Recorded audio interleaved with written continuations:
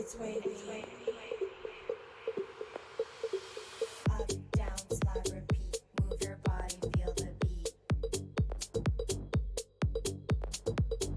Roll your hips side to side, wave your hands, feel the vibe. Move it on the floor, feel the rhythm, dance some more. Shake that ass, hold it tight, move your body, dance all night.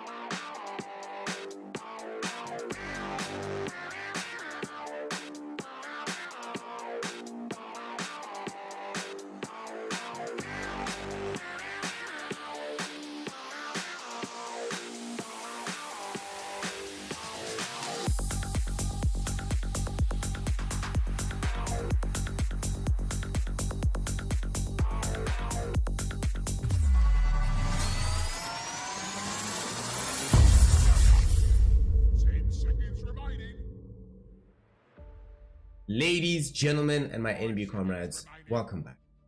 Yesterday, we were befallen by electricity woes, but we are. Welcome. And we're going to be continuing with some I-League action here with Team Aster taking on the side of Vici Gaming in another BO3 showdown. The exciting thing about this match, y'all know how much I love these matches that matter, that have a difference, that have the potential to change the standings, have the potential to change how the entire tournament goes towards the end of it. And right now, what's really exciting Vici Gaming, Team Aster have exactly the same score. Yesterday, after Aster lost to IG, this puts them exactly on 7-4 apiece, third and fourth respectively. I believe that this is the only way to guarantee yourself upper bracket placement. So this match will matter quite a lot. Let's see what the two teams have got for us. Team Aster versus Vici, a young BO3. Hey Sandy, I'm glad you feel it's official, fam. Part of the reason why I actually try to make sure it's as official as possible and I get myself used to it, because the idea, the game plan, long term of course, is to do this long, like full time, professionally, you know, has to see a man's name in the lights, gotta be out here on the big stages, and gotta get used to the culture of doing this at a high enough level to be ready once I reach that place. So, get into it. Team Aster, GG, well played. Let's all go home. They got the Lanem Tree and Protector. Well, alright, we're done. It's all good. We're done. We're finished. Lanem Tree, oh god. So terrifying. Tree, we see the other heroes, right? And we spoke about this the last time we saw Team Aster play here on stream. That when you play against Team Aster, you have to ban Tree, Abaddon, Nyx Assassin. But one of these heroes is going to get picked. Which one is going to get picked is up to you, but you just have to decide. Every now and then he'll let you off the hook and he'll play like an Elder Titan or something, or an Enchantress. But for the most part, this is his core trio, and the core trio is very, very strong. The side of Vici Gaming though do choose to deal with this by grabbing themselves the Phoenix as well as the Axe. So more sustain coming in from the Phoenix for their team. So they're not just stuck in a situation where the enemy team has much more sustain than you in the middle of the fight. You now have this Phoenix and you have the Axe, which can help not only protect the Phoenix egg, it's a very good lane with the Phoenix, but also if you're about to kill a target and then they just get hit up with the living armor, you can still use Culling Blade. You can still bring them down from very low to 0. I really like this Vici Gaming Axe pick here. This is, by the way, this game is going to be amazing. Like these two teams, whenever I watch them, I've never seen it be boring. That's what the fun thing about these two sides. Morphling, of course, picked up by the side of Team Aster. We've seen them do this of late, right? Where they're first doing the Monet hero and doing everything in their power to protect it with the future bans. As we see now in this stage, they ban Ancient Apparition, they ban Zeus, they ban PL, everything possible to make sure Monet has as good a game as humanly possible. At the same time, Vici, they took out the Snapfire, of course, to protect this Phoenix egg. The TA ban presumes to me that they want to pick Puck on the side of Vici, and then they, of course, went ahead and banned out that Timber Saw. So I'm thinking, what, some Strength Core, or maybe even an Illusion carry in the safe lane for Poyoyo. Could be like some Terrorblade hero that he doesn't want to play into the Timber Saw with. Also, I'm pretty certain they're going to pick Puck now on the side of Vici. Them also, Puck or Storm Spirit, them also grabbing Lion after having banned out the Templar Assassin. One of these two heroes for me for Ori. I mean, it could also be the Leshrac, but Ori isn't as gung-ho about the Lesh as a lot of other players in China are at this point. The Kitty now emerges for the side of Team Aster. Okay, so not much setup for the arrows, but I imagine that this is going to be for the lane down in their off lane. So I have to see what other hero they're going to get for XXX. Mag Mirana is decent. Well, there is a Morphling, so I don't know if he wants to play Mag. Centaur Mirana, always, y'all know how I feel about Centaur Mirana. I love that combo. And Vici will go for the Leshrac. Okay. This time around, it doesn't have the Abaddon or the Oracle or the Tree to heal it up. It does have Sunray, which is a little bit of a kettle of fish. Nonetheless, can still get the job done. Yet another hero which gives you a lot more magical damage and another way to protect this Phoenix egg. If you don't have BKB, there's just no way you can approach the egg and kill it in this game. Despite the fact that you have this Mirana with the bonus attack speed from the leap, it's going to be very dangerous for her to actually get close to the egg. Everybody on the side of Vici has some kind of disable. Axe can call you, Lime can hex you, Earth Spike you. There is Split Earth in the Leshrac. Not to mention a ton of magic damage happening in the meantime. So it becomes rather difficult to assume we can reliably make the jump and get the Phoenix egg brought down.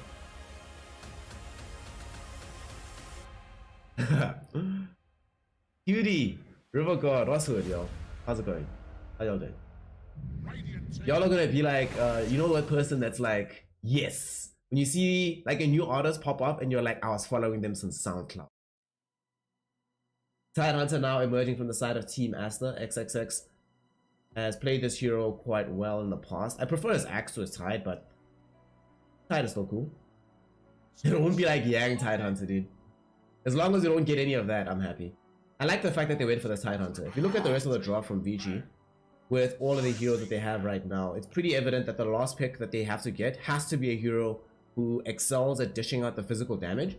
So you already preempt that by grabbing yourself the Anchor Smash, making sure you have Ravage available for your big team fight. So now you're not just dealing with, oh crap, they've popped Supernova, we have to back. You can actually back and wait. Be like, cool, we're just gonna stand outside of the range of the egg and wait for you. Now what? We still have the Ravage, we still have Overgrowth, we have many ways in order to conduct ourselves in that fight. Gives them some good counter initiation as well. So if Axe doesn't find a call onto, let's say, Tree and Tide, or vice versa, then there's always the risk of counter initiation from Overgrowth or from the Ravage. That being said though, like, it's a lot of team fight right now from Aster, and this morphing is going to help them with the physical damage, but outside of the morph, they're still lacking some burst damage right now. So the hero that goes mid, I would have loved a puck actually, so I think Vici's ban on this is amazing.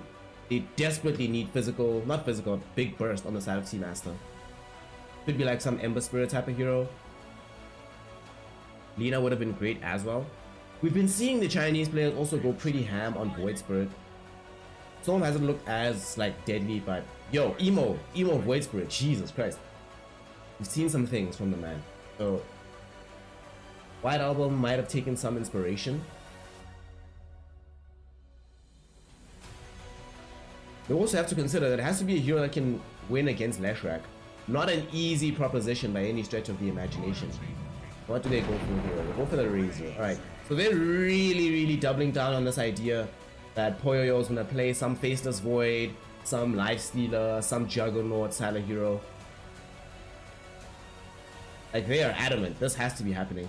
To be fair, even if he was playing like a Medusa or some further back range carry, Drow Ranger for example, we have seen the White Album Razor go for some very innovative roles when his entire job is to make sure that he's getting the drain off with Static Link. We've seen him buy like third item Swift Link for example to make sure he can close that gap even faster, get the drain off, because that's his job in the middle of the fights. If he gets like BKB, one stat item, and a mobility item, he's happy. So now Vici have to ask themselves, what poison are they going to pick here for Erica? What is Poyoyo going to play? Yeah, I'm also pretty shocked that it got this far, the Leshrac. Sandy, me and B-Cop, I actually know B-Cop. Benji's cool, I like that guy. I mean, it would be dope to custom with him at some point. By the way, bets are open. Oh wait, no they're not. Hold on, my bad. Let me open predictions and bets right quick while we wait for this last pick from Vici. And it is going to be Centaur from Vici. So safe lane Lesh or safe lane Axe? Safe lane Axe. I was speaking to somebody about this, right, a couple of days ago, offline though, about how I'm actually expecting this Axe to start being picked in the safe lane. In large measure because of the build that Axe has been going for. Axe has been building a lot of Mantas lately. And you know, the amount of freedom that these Axes get in lane and throughout the game overall led me to be like, yeah, I wouldn't actually be surprised to start seeing this going into the safe lane. Alright, cool, there we go. Bets are open, predictions are open, we Gucci, everything's. GK now, Geno's, Geno's, I'm from South Africa.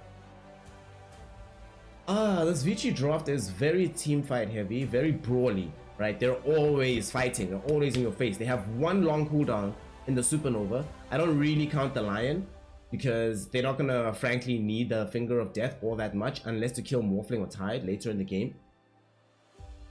Very low cooldowns, very high activity, very high tempo from the side of Vici. The actual real carry, the proper one position of this game is the Leshrac. To be fair, a lot of the games we've seen Lesh find itself in come down to the Lesh being the one at the end of the day is going to win you the game. So it's not too surprising to see that Team Aster, though they've drafted this very balanced lineup, they're just going to be running headlong into the Ori Leshrac. Can they do it? Can they stop the Ori Leshrac?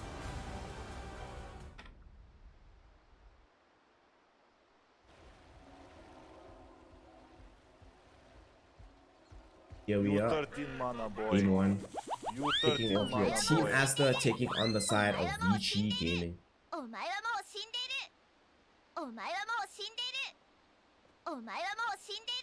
So let me know what y'all think. Vici Gaming, trying something innovative right here. with this particular draft. The thing is as well, like, if you're able to make this draft work, right now, we've been talking about this a lot, about how Dota at the current moment seems to favor teams that are able to press tempo, press their advantage as often as possible. So if you can make this work, consider how difficult it will be for Aster to actually get farm past the laning phase if these lanes go well for Vici, which they actually have a lot of potential to do, right? They have very powerful lanes. Poyoyo, whether he has the Lion backing him up or the Phoenix, I suspect it'll be the Phoenix in this game. Then they leave Lion bottom with the old 11. Either way, that lane with Axe is very, very strong, can actually deal with the Tidehunter. Yeah, sure, Tide will have Pack and Shell and Anchor Smash, but that's not how you really find your farm in the lane as the Axe. You're using Battle Hunger and the Spin, so Tidehunter won't really be able to threaten you all that much. Simultaneously, mid lane should of course go well for the Leshrac versus Razor.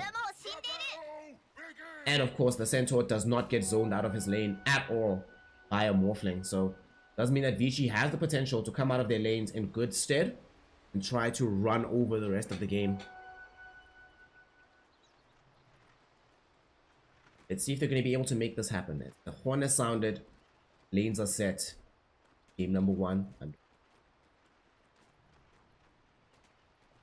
Alright, his job in this game, because of the fact that there's no like real physical damage dealer on the side of Vici Gaming, the drain target can actually be anybody. So as a result of that, it means that he just has to make sure that he gets tanky this game, so he can survive through all this magical damage. BKB is an absolute must here. However, once he has BKB, they don't have that much to deal with him. All they'll have is the spin from the axe. And unfortunately, Vici literally have no late game. Like, all the late game is Leshrac. Leshrac is the late game. To be fair, let me not lie to y'all, right? This isn't actually as one-sided as it may look. Primarily because of the amount of interference that the rest of Vici can put in front of the Leshrac by committing their own lives forward to ensure that the Leshrac actually doesn't get encroached upon. They have a lot of fighting. I cannot stress enough the fact that Vici's draft is terrifying to engage into. I mean, consider it, right? Team Aster can only really feel comfortable fighting when they have Ravage. Vici Gaming do not have such restrictions on their ability to go ham in this game.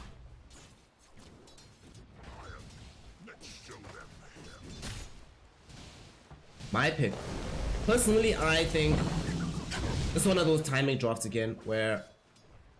Actually, let me not lie to y'all, right? Outside of this tree Morphling, I actually really like Vici's draft.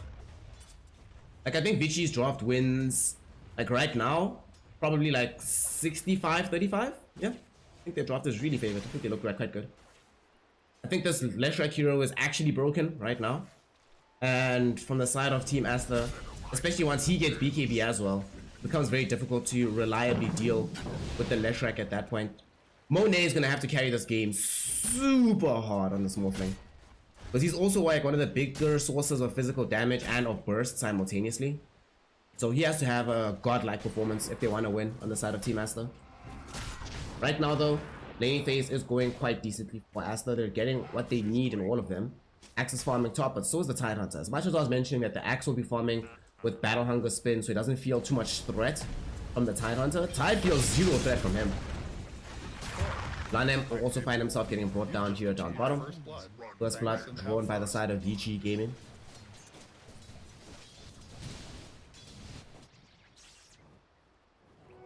The prize is mine.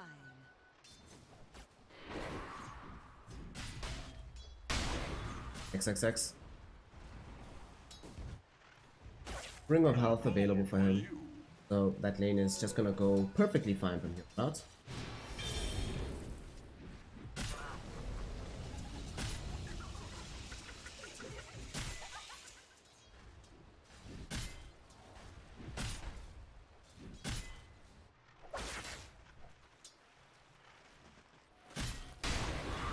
XXX. Just out here on top. Life becomes a little bit more complicated now that level 3 has been reached for Poyoyo, and they want to try chase him down. Battle Hunger will be there. Very nice arrow thrown out. And of course Living Armor will be there as well. But now that we have gotten to the second point of the counter helix, it becomes a very difficult lane now for the Tide. DOI might die top. Yeah, he's gone. Borax will kill him. We'll actually punish him a little bit for having committed the magic stick as well. At the same time, though, they managed to kill Monet down bottom. Okay, Vici Gaming.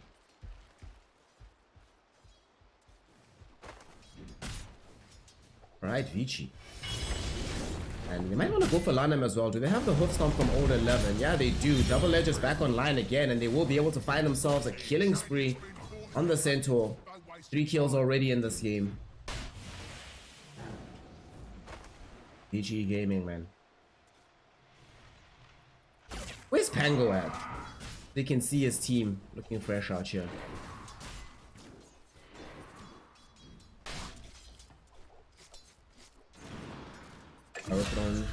My Dom does manage to at least get a kill in the river, killing himself.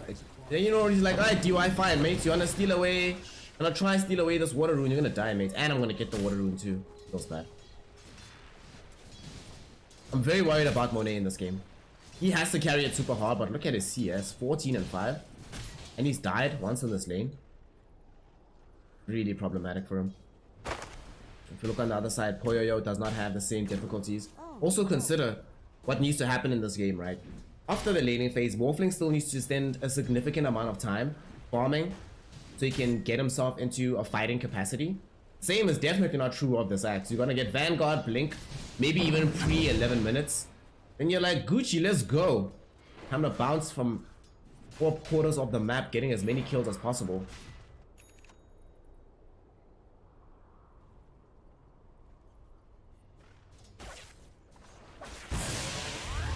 White Album though is having a phenomenal time, Metal. Dude, this White Album Razor has been really impressive lately. Oh god, will there be a hoof stomp down bottom? I think they've got the kill onto Monet again. They caught him. Hi, Agi. And PYW springs the trap. PYW. PYW. Young Johnny! What's good, fam? That's a second death on the Morphling down bottom. Morphling is at least gonna get some help from this Razor. What? What? PYW with the game sense, man. Lays down the sentry ward, intuiting that the Razor is most likely making a movement down bottom. And he didn't even have vision of what ward was grabbed, what rune was taken, but he still has enough wherewithal to lay out the sentry, protect himself, but crucially protect old 11, who now has a dominating streak. That's a lot of gold that could be given away if they do manage to bring down the Centaur.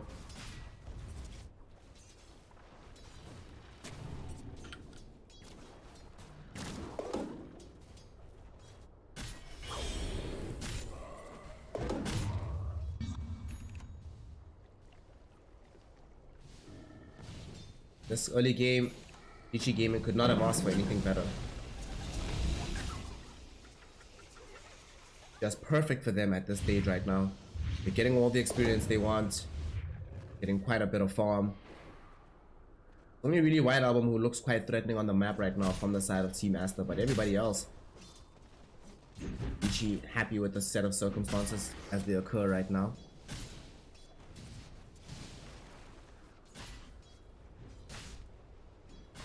So though Aster will still, oh, bottom.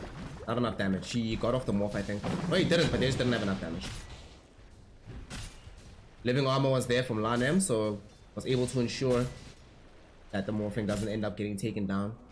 Poor Lanem has been spending so much of his mana just on the morphling, nobody else. And they actually might kill Lanem now. Yeah, he's dead.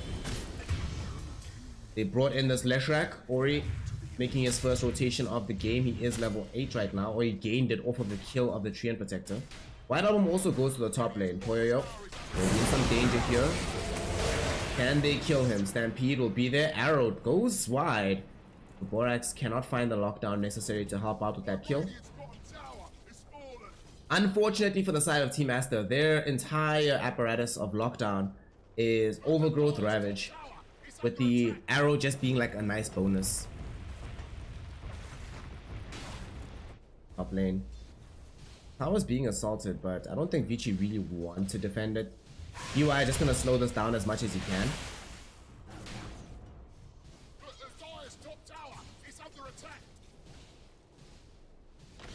buying so much time. Oh god, they actually might kill the Morphling. Split Earth, will it be here? Yeah, Morphling's dead. Like, they have a lot of damage. Yeah, they got him. Hashtag what, dude? You lose the tier 1 top, but who cares? Got the Morphling kill, now you're about to pick up the tier 2 middle, potentially. Or the tier 1 middle, excuse me. And you also got a Finger of Death stack out of that. The first usage of the spell by PYW. As the T1 does fall. Lanem had to make his way towards this mid lane just to ensure that his presence here would be good enough with constant heals and the like to make sure that nobody else feels comfortable running into the area here. Yo, PYW, man. What a player. Do y'all remember, we were speaking earlier about like how y'all want to be the first in line, be like, oh snap, I was there at the beginning of Snare. Yo, this PIW guy, when he started popping off on Team Serenity, I was so happy. I was like, yeah, this guy's gonna make it. An easy shot. That old that old Team Serenity team was stacked, y'all. Do y'all remember it? Think about how many of those players are now playing for top shelf teams. Chin Q's or out here on LGD killing it. The God King is, you know, making RNG win games they shouldn't. Yeah, ouch him.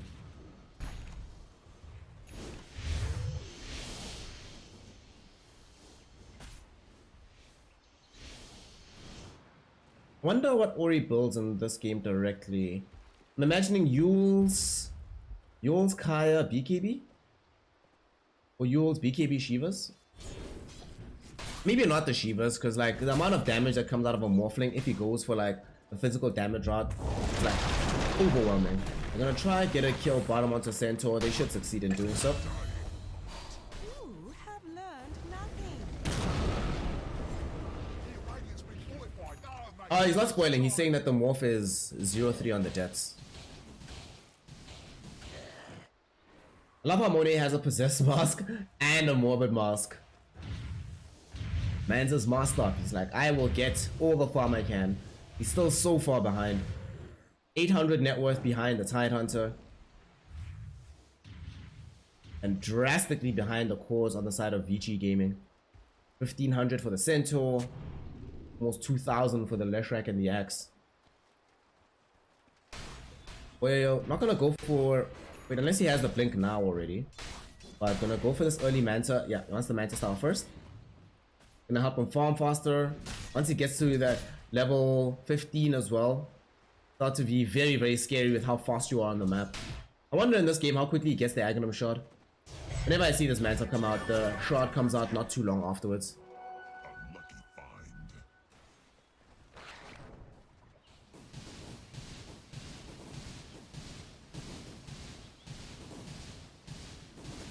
Monet, just farming. Trying to buy time. The one bright spot for the side of Aster is that they can buy a lot of time. They have Tree and Protector, they've got White Album Razor. Very difficult to secure towers against these style of heroes. And they're actually going to go top and try and deal with one of their problems. White Album has been continually pushing out the top wave. And he might actually TP out to safety. No, he's just hiding in the trees. But they might find Morphling as well. PYW does not have the Blink Dagger as of yet. And Lanem will come to the side to break the smoke. Oh, they see the courier. They know he's here. They know he's around the area. But their smoke is about to break themselves. He's seeping out. He's seeping out. Yeah, he's seeping. Radiant's courier has been slain. Take out his courier. Unfortunately, the smoke from Vici will fail. This buys so much time for Aster. White Album now can finish his Yule Scepter. They actually might have already finished it if not for the courier being taken down.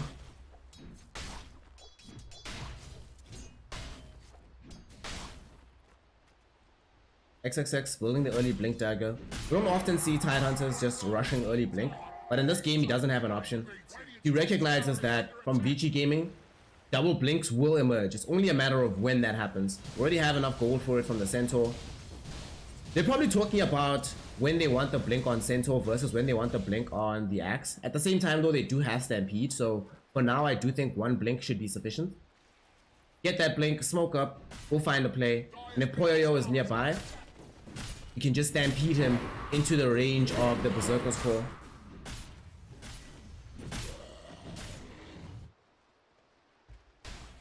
Movement from Aster down bottom. They were smoked up. They are smoked up. One of them did pop it. They're not going to be able to come close enough to actually threaten anyone. And counter smoke yet again from Vici. Still though, it's always rough when this happens and you don't have that much vision. The only hero they see on the map right now is the Monet Morphling, who obviously is going to play that area as safe as humanly possible. He knows that Vici Gaming at this stage of the game want to hunt him, want to kill him. They want to be able to keep him depressed.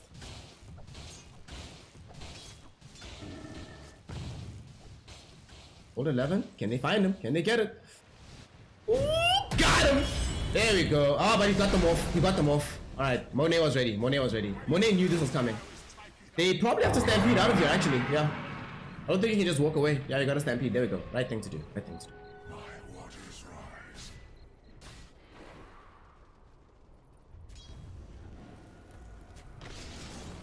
Radiant's top tower is under attack. In answer to your question about the Manta style, the thing about Manta on Axe is the illusions can still proc the counter helix, and if you get the Agnum shard, they also proc the attack counter helix. So it's a surprising amount of push potential and farm available from that Axe. Also, this makes you tankier, more difficult to kill, things that Axe loves. Gives you more attack speed, so that once you get the Agnum shard as well, you do more with it. Hold 11, blink in, they find XXX, Kraken Shell will be there. Overgrowth does come out, connecting onto 3. There's gonna be the Supernova. Hold 11 in danger of dying, waveform away, and he does die. However, the Supernova forces the rest of Aster away from the fight. However, with the Supernova being popped and them still having access to Ravage, they are certainly the stronger team on the side of Team Aster, so they will continue to press their advantage towards the tier 1 tower middle. They did a really good job there, making sure that XXX was the only one on the front lines at first. Even though Monet is the one dishing out the damage, you want the Tidehunter to be the one that soaks up the initial stuns, because you know he'll survive them. And the fact that he has Ravage makes him a very unappealing target for the rest of Vici Gaming. Dire's middle tower is under attack.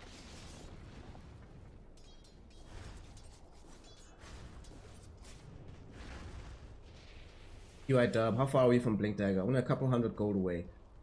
They will need that Blink Dagger to help them deal with Monet. Monet has proven now that he's pretty fast on the fingers, and he's building this Lincoln Sphere for some defensive prowess. This does complicate life somewhat. Oh, bottom. UIW. Nice. Not enough time for an arrow to come through.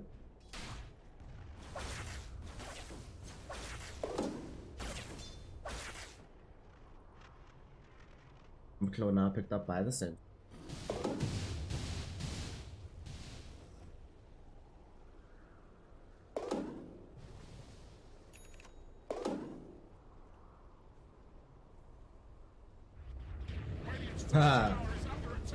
Check my boy Ori, just trying to backdoor the tier 1 tower.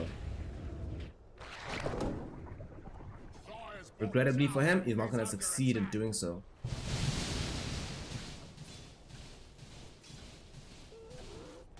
Monet getting closer and closer towards having that Lincoln Sphere. Unfortunately for him, they still have plenty of stuns that can deal with him anyway. The only thing that won't get him is going to be obviously the Blink Hex after that point. But can still get Blink Cold, can still get hit with the Split Earth. Like White Album for example. This Yule Scepter, yeah, not going to protect you my friend. You are so dead. But Vici deciding they don't want to take this fight. Moonlight Shadow was made use of, and they're afraid of the Ravage, so they're gonna try back away, Stampede. And they pop Ravage, and they will use it to get a kill onto old 11. Hashtag worth, dude. DUI? Okay, very nice hex out onto Lanam. They will be able to find the tree kill. Okay, so DUI was actually just debating them, and Team Aster took the bait, come up the hill, and find themselves losing a tree and protector. Might not seem like a big deal, but it actually is. The fact that they were all drawn top to help save White Album's life. White Album wants to be able to sustain himself in the top lane, stay around for as long as possible. However, if this tier 1 tower goes down, that becomes much more difficult, and their failure to win the subsequent fight because they lost the tree means that the tier 1 tower is guaranteed to die there. UI Dub.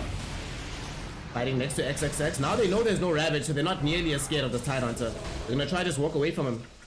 This is the thing, whenever there's no Ravage, you don't fear XXX at all. Remember, the way that they drafted, the last hero pick they went for was the Poyo Axe, so he doesn't have like this physical damage dealer who's afraid of Anchor Smash, afraid of the Lance or the Leash coming in from the Razor. He's not scared of any of that, so if Tide is there, he's like, whatever, dude. I don't care.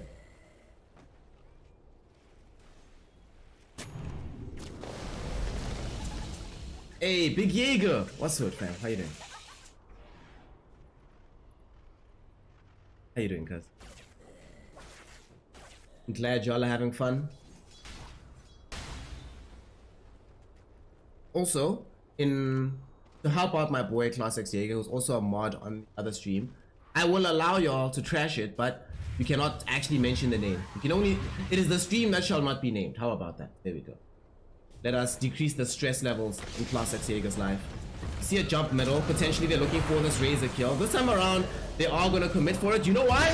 No Ravage. What are you afraid of? No Ravage, man. That's what I was saying in the draft about how afraid I am of their subsequent fighting ability for Aster once Ravage is down. What do they actually do without this Ravage? They actually might end up losing this Mirana. She managed to leap away from the hoof stomp from Old 11 quite well. Unfortunately, there's just too much pressure from the side of Vici Gaming. Their chase is way too amped up. Now they can begin to build into the Blink Dagger for the Axe. They'll have the double blink between Axe and the Centaur. And at that point, game is extremely difficult, even for Monet. Like, this Lincoln Sphere hasn't died since the beginning of the game. For the laning phase, his team has done everything in their power to prevent him from suffering the same fate he befell in those first couple of minutes. However, it still doesn't feel dangerous on the map. Lincoln's into E-Blade. I don't feel it. I think the thing about Morphling started to become a hero you could pick again when you didn't have to go for this Lincoln's into E-Blade build. Oh, Old 11. Not even nearby, but gonna help with the Stampede so that they close the gap onto White Album's Razor. That will allow them to get the kill. XXX does have Ravage now, but without Razor, doesn't seem as scary. They do at the very least find the grab and the kill onto PYW. Will they find the next one? XXX with the Ravage. Catches 4 heroes. Okay. Poyo though gets off the Berserker's call. No Ravage means there's a lot of damage coming in from Ori and the gang. XXX might be the first one to fall. Gets brought down by the Pulse Nova Diabolic Edict combo. Do they want to stick around for more though? Poyo fairly low on the HP. He's tanked the Spirit Vessel as well, so I doubt they want to allow him to stick into the fight. Doesn't find the call on the corner, and Morax might manage to escape this fight as a result. Indeed he does. So it's only the 2 core heroes on the side of Team Aster who have to go down here. Nonetheless, Vici Gaming happy with the bounty and will go home happy.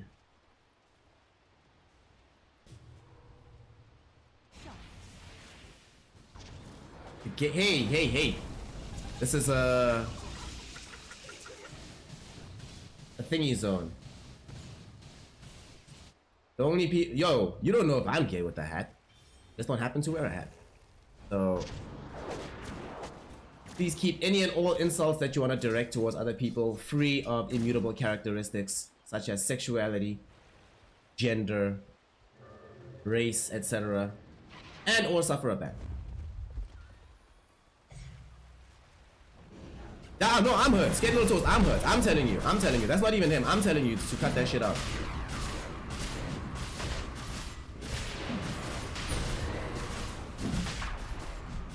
Roshan being attempted right now because there's no Ravage, there's no fear. This is the big issue with the draft that Team Aster has.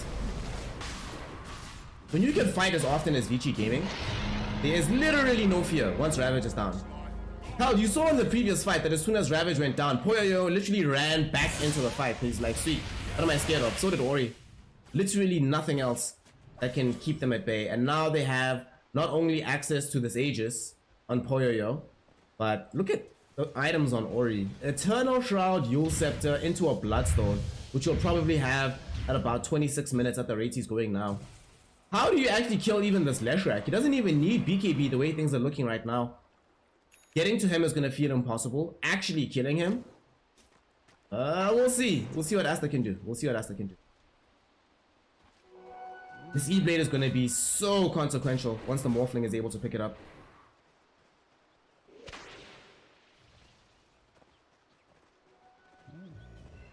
What sort of prize is this? Ori leading his team with the charge down bottom to try and take this tier 2 tower. Diabolic Edict is at the ready, but they would rather have Poyoyo be the one that tanks this up. It might only say 3k in the gold lead and the experience might only be just over 5, but it's a lot right now. It's a lot. Like right now, Vici will respect Ravage. Look where PIW and Ori are positioned. The two heroes that might actually die underneath the influence of a Ravage are the only two that are making sure to stay as far away from it as humanly possible. PIW does have the Blink Dagger as well now. He's staying on the outskirts and understanding his purpose in this game, that if he dies early, that's a major source of disable that's not available for Morphling. He's going for this early Aeon Disc. That way, even if he does get ravaged, who cares? He's still been around for the remainder of the fight.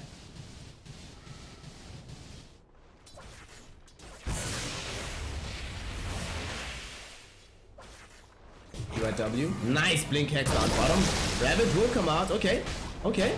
Do they take the next fight? They back off. Oh, White Album. That was a mistake, my friend. You shouldn't have popped the BKB. That was a mistake. That was a mistake. That was a mistake. Huge mistake. Now they have to back. Despite having the numbers advantage, they actually can't stay in this area because he doesn't have BKB anymore. Are you sure you want to stick around, White Album? Bro? I don't know about this one. I think you let this one go. Supernova gets popped right in front of the tier 2. And the blinks onto XXX. XXX will get stunned out by the Supernova. Ori running forward as well. Do they get the damage necessary to finish off this kill? Sunray burning down the tide. He gets chopped down by the Cunning Blade. And they will be able to find a Monet. Stole away the hoof stomp of a Centaur. But you just put yourself in doom, my friend. Surround yourself with 4 enemy heroes from Vici and you will undoubtedly get brought down by Poyoyo. With 2 having fallen, the Marana might follow them into the grave. White Album, BKB still on cooldown for 23 seconds. Can't be involved in this fight. Yule Scepter with the Lotus Orb tosses him up as well. Poyoyo gets himself a triple kill. The Manta Illusions doing the God's work on Borax. Once they also secure themselves the T2 tower. Vici Gaming. Wow. Only 5k, really? Okay, these graphs are kind of ridiculous. Right now, I really wish I had Dota Plus because I am fairly confident it will show like an 85 plus win percentage right now for the side of Vici. White Album pops his BKB to run down PYW. Hashtag what, dude? You mean to tell me I'm a support Lion who just died, but my death guarantees that Razor only has a 7-second BKB now, and he's used this item twice to no real avail? Hashtag what, dude? Now he's gonna die despite having BKB? Hashtag what, dude? Okay, he doesn't die because Poyoyo doesn't want to blink onto him.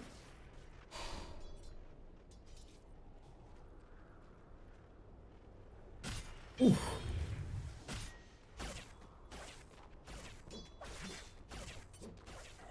Nice and lovely.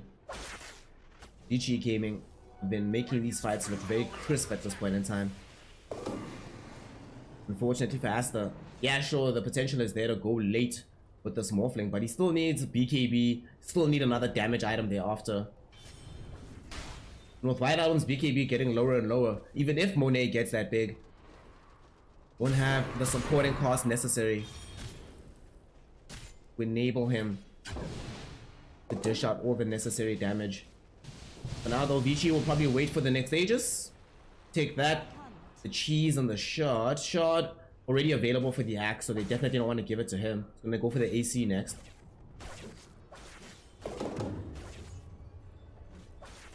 This shard plus Manta combination is absurd. You're gonna see this axe staying at the top of the net worth for the rest of the game. Because why not? Why not?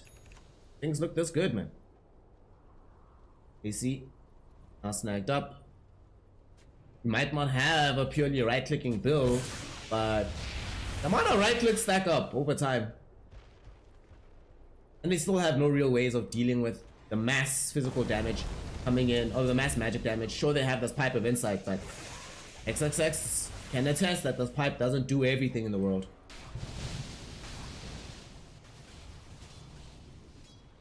Moody, it's not necessarily a thing to run this axe in the safe lane normally.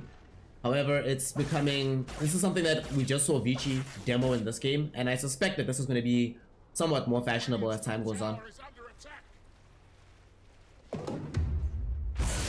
Especially in drops like this, where the actual carry hero is Leshrac. And Leshrac can carry a game by itself. Oh! Based! I'm happy, dude. Sure, we don't get a kill on the smoke, but Razor's down to 6-second BKB. Doesn't cost us anything. Awesome.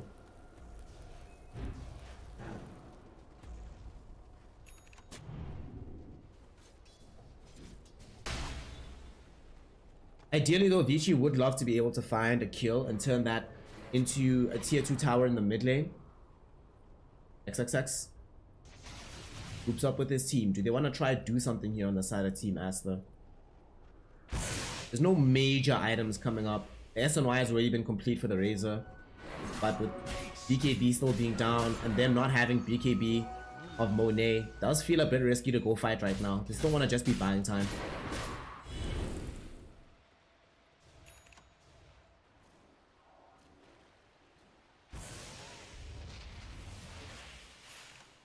BKB. One item away. Looks like Monet also wants a BKB of his own. Oh, Poyoyo, excuse me. Yikes.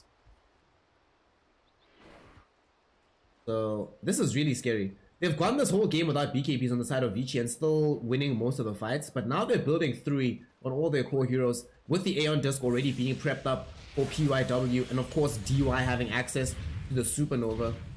At this point, how on earth does Aster take the upcoming fight if it breaks once these BKBs are available?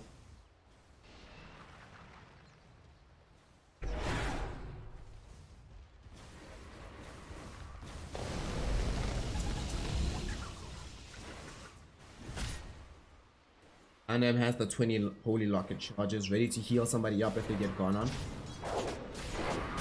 Axe Manta, look at this. This is crazy, dude. Wild stuff.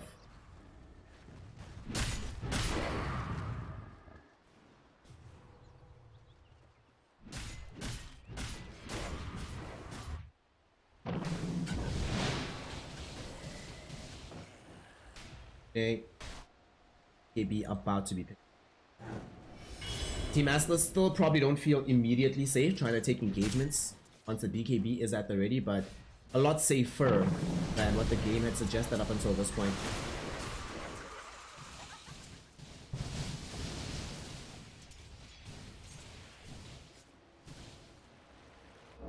$8K gold lead, experience just over 10K. Let's actually see what the levels look like right now. 2 heroes over 20 for Vici Gaming and 3 approaching 20 for the side of Team Aster. Let's take a look what talents were gotten. So Leshrac got himself the Pulse Nova damage, which of course you do. The bonus culling health, definitely want to be doing as the axe. Monet will probably get himself the bonus strength in this game because tank ability is necessary to be able to survive through this. You of course want the... Actually no, I think you want the minus gush armor on this one. You can increase the amount of damage that Smurfling can dish out. Razor, okay, Razor's about to get 8 armor. You need the armor. I don't think the Eye of the Storm is that useful in this game, but with BKB, actually no, he might have to go for the Eye of the Storm interval because the bonus armor is not gonna help him that much. He gets it anyway, but the only physical damage is like from the Diabolic Edict.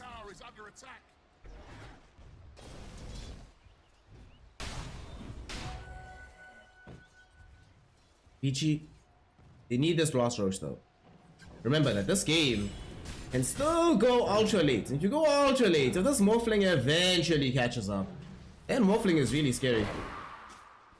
So, it's something of a window that Vici Gaming have to be playing into. And eventually we will have double Ravage on XXX. White Album will have like an actual tank ability item. He's building a Satanic right now. So Vici do not have unlimited time. They have a decided lead at the moment. They need to play proactively with it. They've been pushing the tempo throughout this game thus far. You need to see them continue that trend. Man, if not for Lanem in this game, things would be very different for Team Aster. However, the tree has been ensuring that they have towers basically.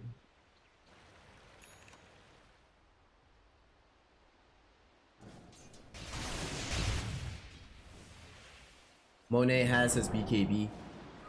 Poyoyo has BKB. Old 11 has BKB. As well as Ori having BKB. All of them are available. Ori's now gonna start turning towards the Shiva's Guard we discussed like a while ago.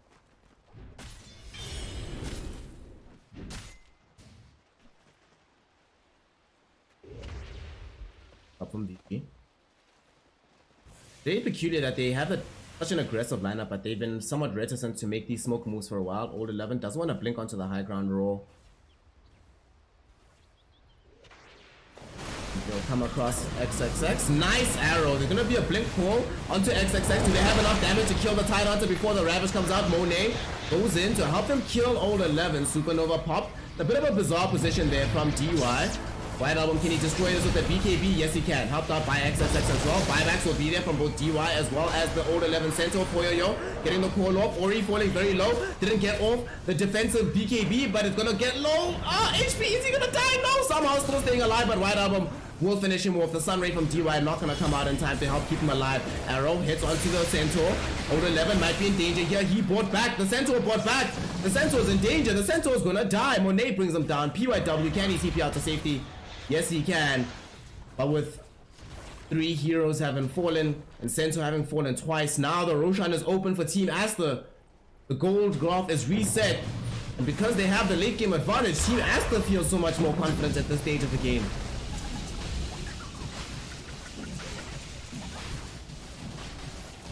Oh boy. Oh boy. Oh boy.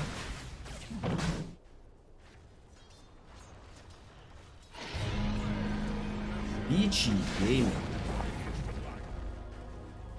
Unfortunately, in that fight, unable to find a good way to win it out. Old 11, unfortunately, because he's the one that got caught out with the arrow, the stuns and all, it meant that they actually didn't have any additional lockdown onto XXX. So they can't actually kill the Tide Hunter. So when the Ravage does eventually come out, it's so game breaking. And to make matters worse, because of where they were positioned on different parts of the fight between Poyoyo and Ori in the Leshrac, they weren't able to play in tandem with each other to defend the Supernova of DY. Instead, it ends up just going down. Now this game looking extremely difficult for the side of Team Aster to lose. Huh? No? You thought I was gonna say they were gonna lose. Now they can't lose anymore. They're like very much ahead right now. Cheese on XXX, Aegis on Monet. Who did they give the shot to? Or there was a shot or the Aghanims. Let's see. Oh, it's the second one, right? So then they only got Aghanim shot. Okay. So who did get the shot? Let's see. Razor.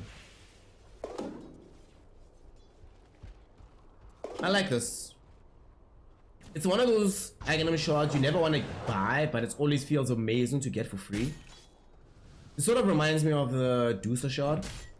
I mean, Deucer shard you get rich enough to just buy anyway, but...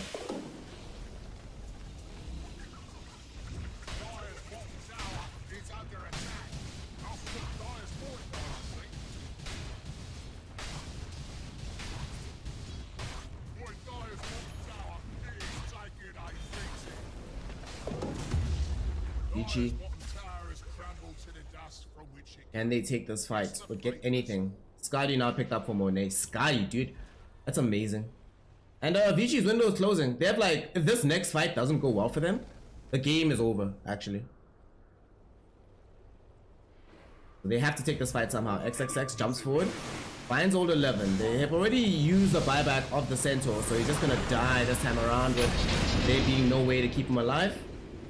70 seconds in the grave, no buyback on the Cent.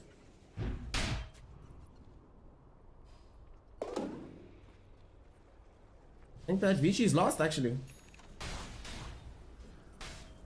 think yeah, the game has gone away from them. They've bought enough time on the side of Team Aster to allow Razor to actually come back into the game with the Morphling as well. Monet doesn't get caught with the call from Poyoyo. I don't think he dies anyway. Got so much HP.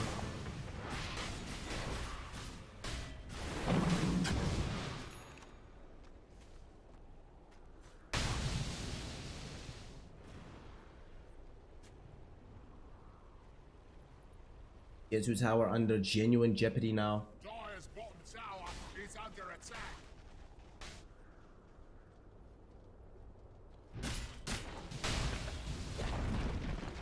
Oh, gotta love to see it, man.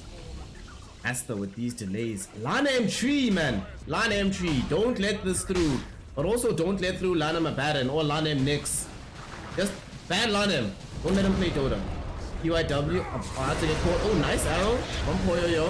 With the core. They get the hook stop out as well. Do they have the damage to claim the first life? 4 staff away. Morphling. Still in decent stat. Overgrowth from Lana M buys a little bit of space. They just back off and reset.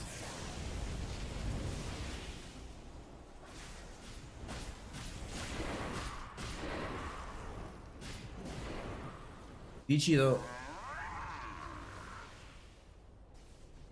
unfortunately in this situation, not really much they can do, right? Part of the issue is that we're past the point where these Aster heroes die quickly. So now they have to commit pretty much all their chain disables onto one target, instead of being able to spread that out across 2 or 3. Means that, and of course with Monet being as big as he is, the time it takes him to eliminate a target, definitely not as long as it takes Vici. So whenever he engages in a fight, quite easy for them to just eviscerate a target. Now though, he is about to have his Aegis expire in about 15 seconds or 20 at this point. So if Vici were able to find a good smoke gank, could potentially make use of this timing for themselves. Simultaneously we see Team Aster were trying to go for a play themselves to use the last vestiges of the Aegis. It is about to expire in 5 seconds, so it's too late now.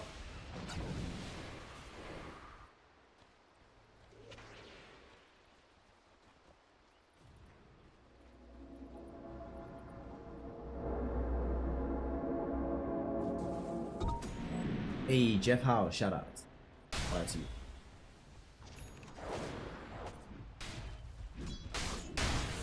Aster now take control of the outpost on the Dire jungle.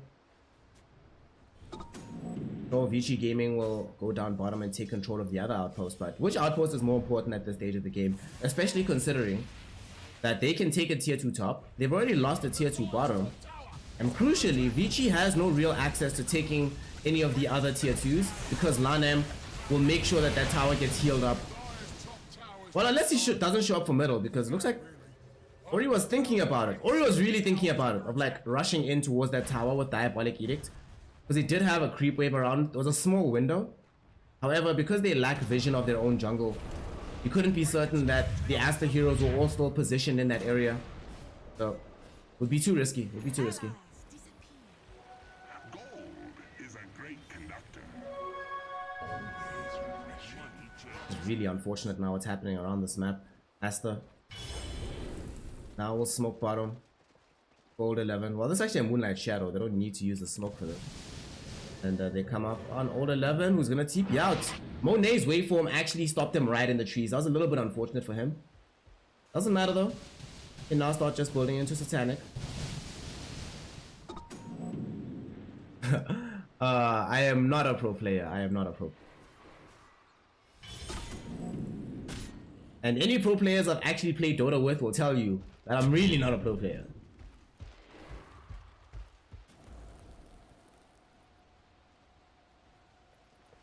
QIQ. I don't think Axe needs Blade Mail. I think we're past that point.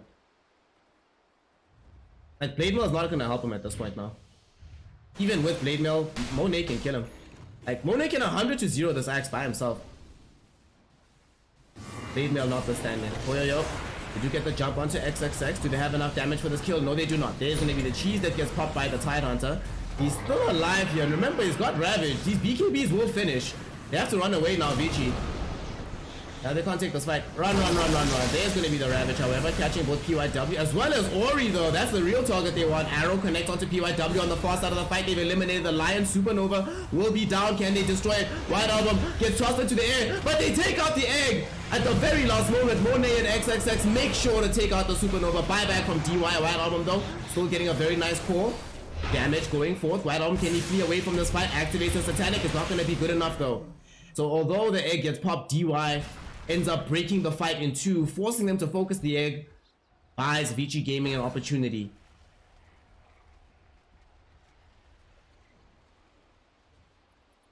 Okay, okay. Haste. It's still amazing to me that we're 44 minutes into the game and we'll still have these sort of catch-22 type fights where once Ravage is down, as long as Ravage is up, Team Aster seems so threatening.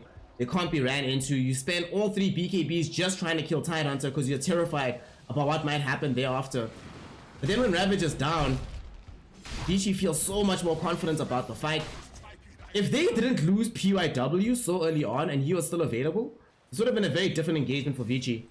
Ultimately though, Aster were still able to eliminate the Supernova, cost the life of White Album, but it saves the rest of the team.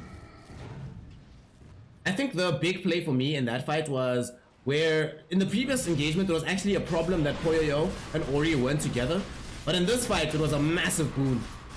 Made sure that the two of them were never poised to catch the same Ravage. Now they're inside the Roshan pit, looking for the Sages. Is it gonna come with Refresher or with the Aghanim Scepter? Let us see. I didn't see what was picked up. Poyoyo, Refresher Shot. Right, so now we have double Supernova, Cheese on Old 11, Aegis on Poyoyo.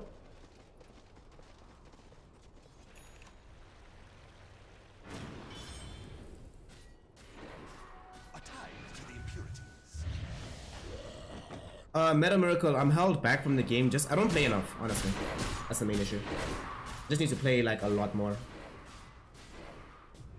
in order to become like a proper pro player.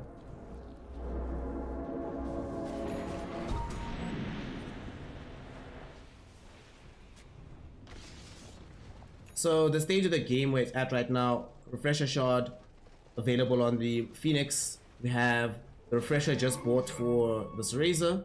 No buybacks for anybody except for the Lion having buyback in 9 gold, Tree having gold, buyback in 40. Nobody else has real access to the buyback. So 1 lives is all you get. I think on the side of Vici Gaming, they need to sort of, if they're gonna initiate with the BKBs, I think they need to change target priority away from the Tidehunter. Because of the Kraken Shell, the fact that they always find him with the initiation, say, from PYW, but they never have the lockdown necessary to kill him. If they put that same effort towards maybe killing Razor, I think that has better potential for a fight going well for them thereafter. Poyoyo, the only one that's exposed right now from his team, but got the Aegis, so quite unlikely that they're going to be able to jump him and kill him. Radiant's middle tower is under attack.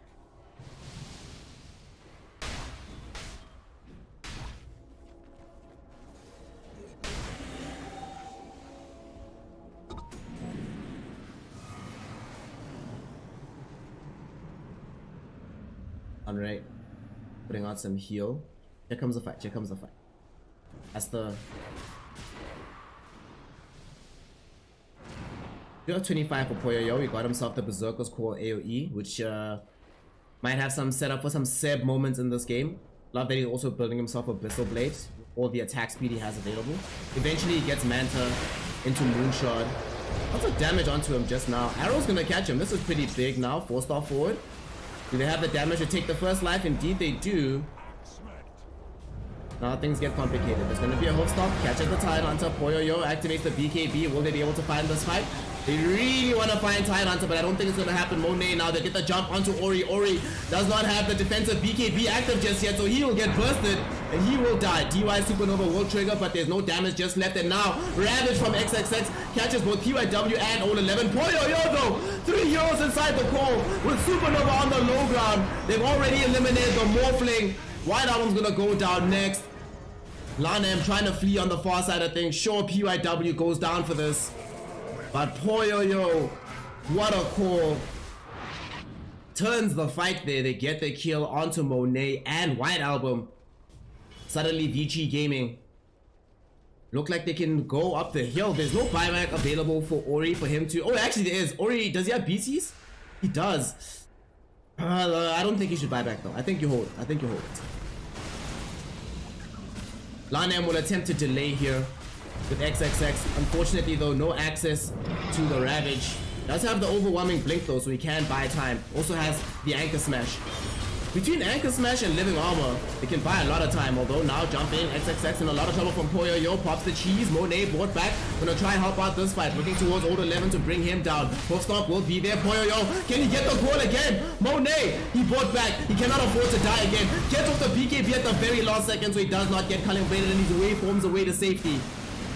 Poyo and Old 11, they do not die, but nor can they get a kill in the situation, so they will have to just retreat. Jump in, Old 11, yet again finds Lanem, Poyo, one more call, gets out onto Lanem does die but has buyback, so back into the fray almost instantly. Waveform forward from Monet with the hoof stomp onto Old 11, trying to put out this damage, E-blade shot, Old 11 so tanky, just not dying in this game. There will be a split earth, nicely done from Ori, and Ori with Poyo, they found Monet. Monet will die again, that's a dieback, and that should be the game. GG, well played, it's called. Woo! Axe, Poyo, man. One more call for the road, come on. Doesn't get it off, doesn't. What a wild game of Dota 2. But Vici Gaming come away clutch with the victory and secure themselves game number 1 here. Woo! Yo, that was lit. That was a lit game of Dota. That was a lit. That was incredible to watch. Vici Gaming, baby. Vici Gaming.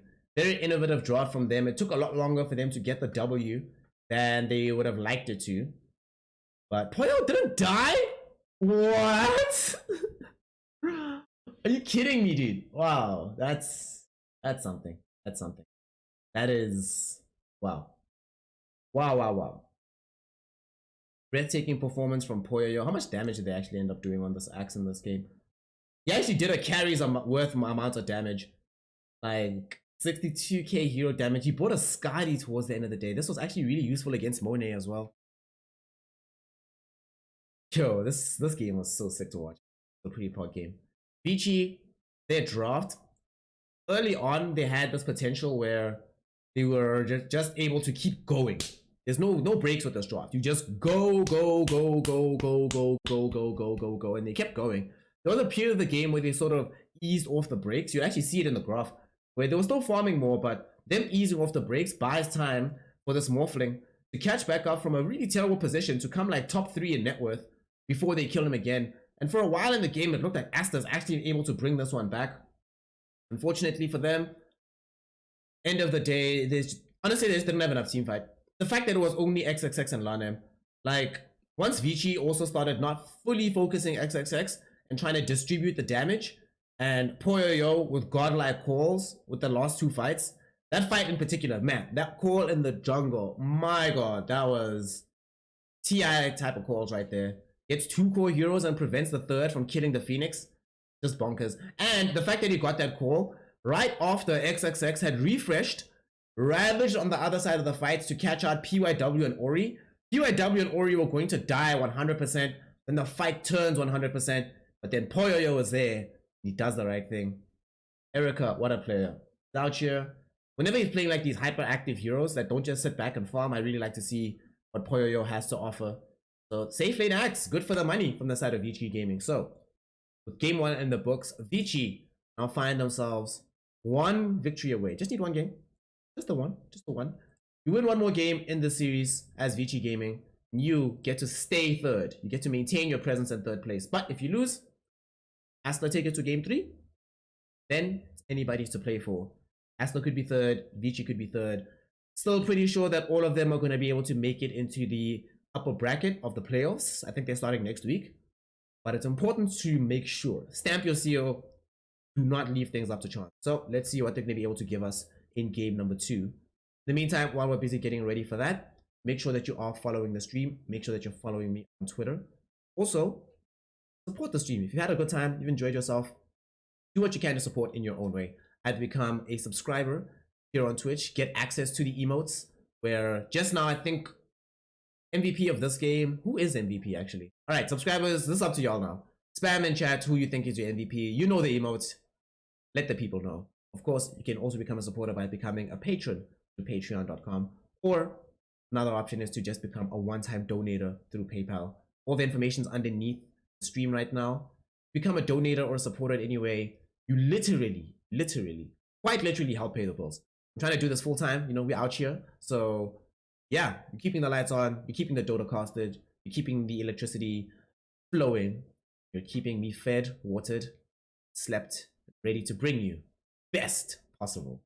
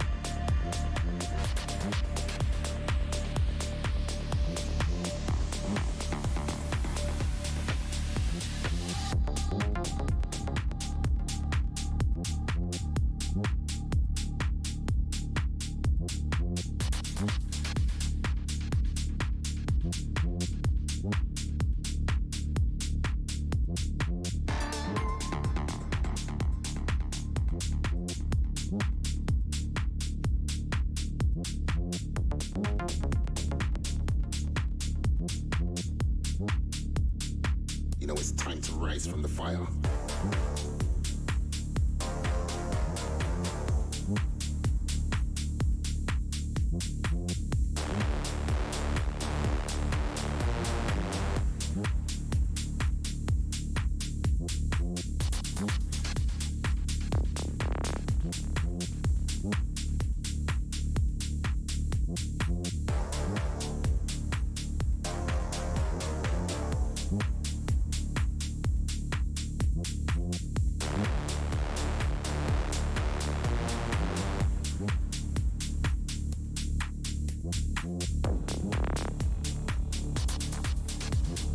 Rise from the fire. Time to rise. Rise from the fire. Time to rise. Rise from the fire. Time to rise. Rise from the fire.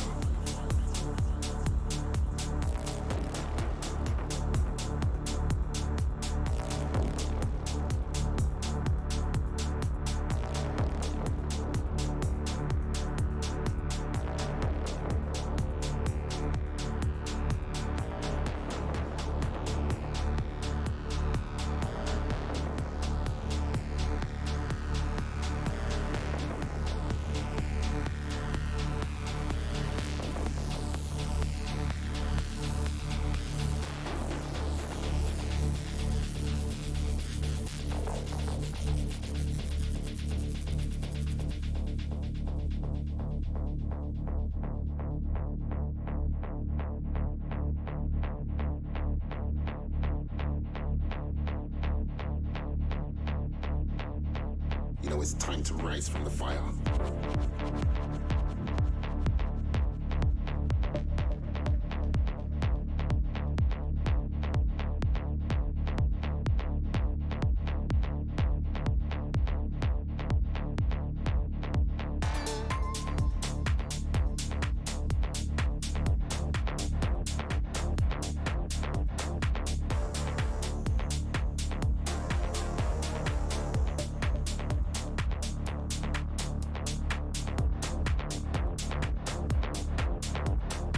You know it's time to rise from the fire.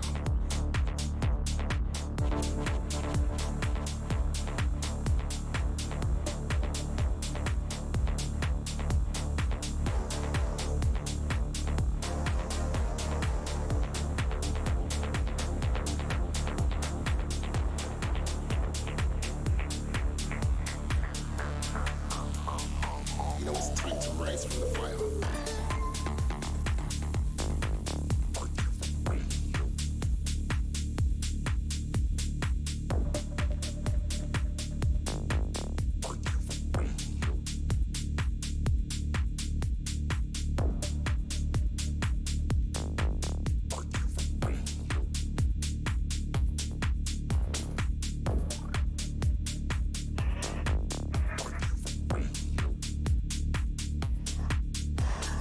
You know it's time to rise from the fire.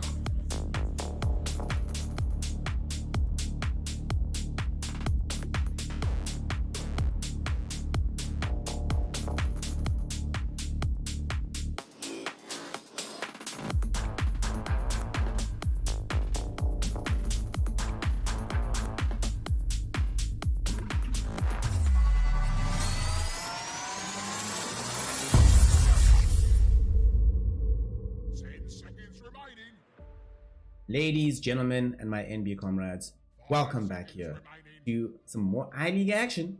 Team Aster taking on the side of Vici Gaming. VO3 to determine who takes third place in I-League, who stays fourth place, and who is most likely going to make sure that they get themselves that much needed playoff berth. Also remember that the way things are looking right now, right? Aster only has 2 more games after this. Vici only has 2 more games after this.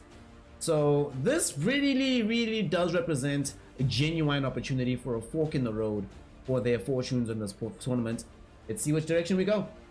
Team Aster playing on a Radiant side. Vici Gaming on the Dire. Vici...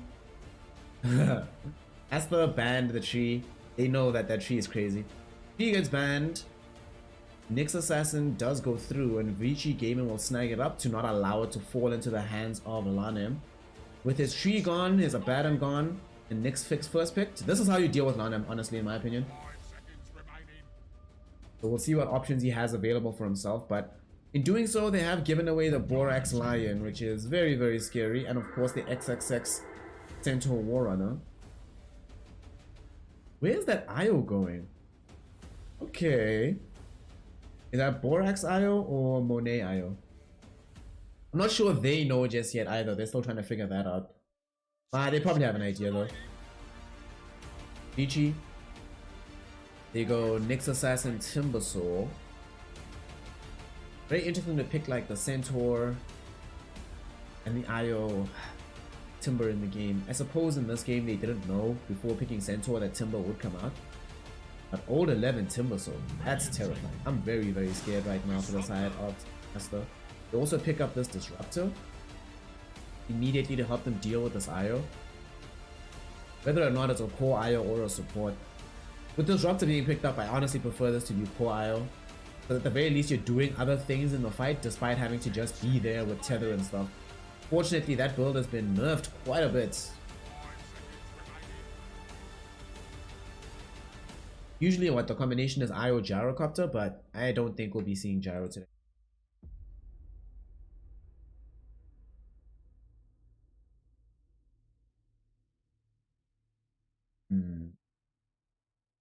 What do we put into the safe lane though to back up? To have backed up by the IO? Could be Huskar maybe? That would be a fun lane. Playing Huskar into Timbersaw would be hilarious.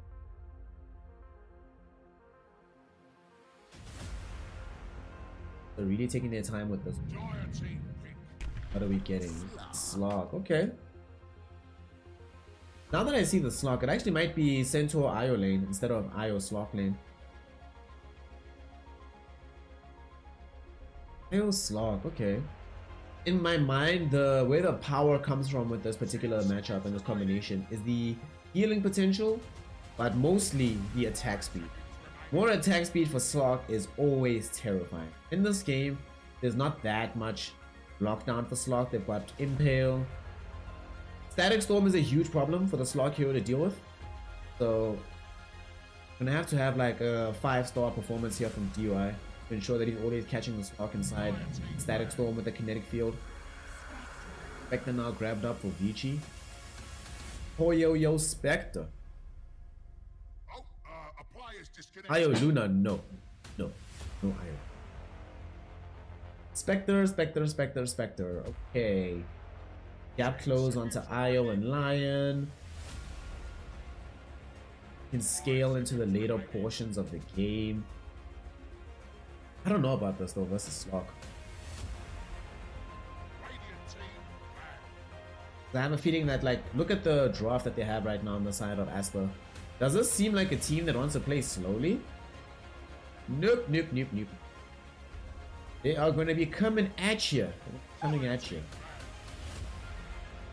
So, generally what I've seen these Spectre teams beat these Slog lineups, and they're able to take the game later and later. Game ends early. Slog is a problem. On the bright side though, as the Slog gets bigger and bigger, you will have Dispersion. It's a bit more difficult for Slog to just quickly kill you. This Vici gaming lineup is fairly beefy right now. They're similar to the previous game, want to take like longer fights. Not that much like immediate burst and move on to a next target, but able to sustain a long drawn out fight.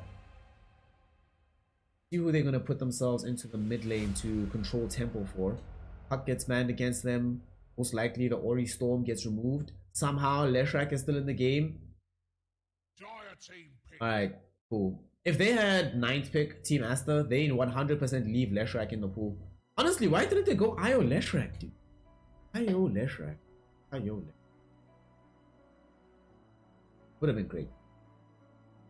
But they need damage on the side of Team Aster.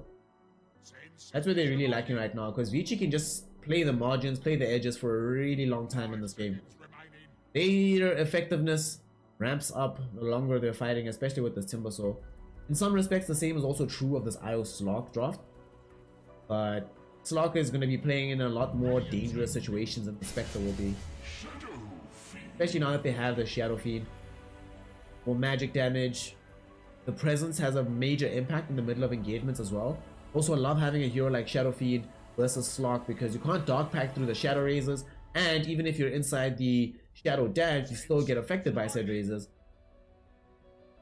Also, sometimes a Slock, when you're feeling like, okay, I'm very low on HP, maybe there's a target I can kill, just like I pop dog pack just before I die, use the Shadow Dance at the same time, go kill the target, and then afterwards I'm like at like half HP, 40% HP. Against Shadow Fiend, that's a risk you cannot take because you're gonna get blown into oblivion upon killing him. Man, their Vici teamfight is absurd yet again. Timbersaw, Disruptor, Spectre, and Shadow Fiend. Good grief. Team Aster, what can you pick to hold this all down for yourselves?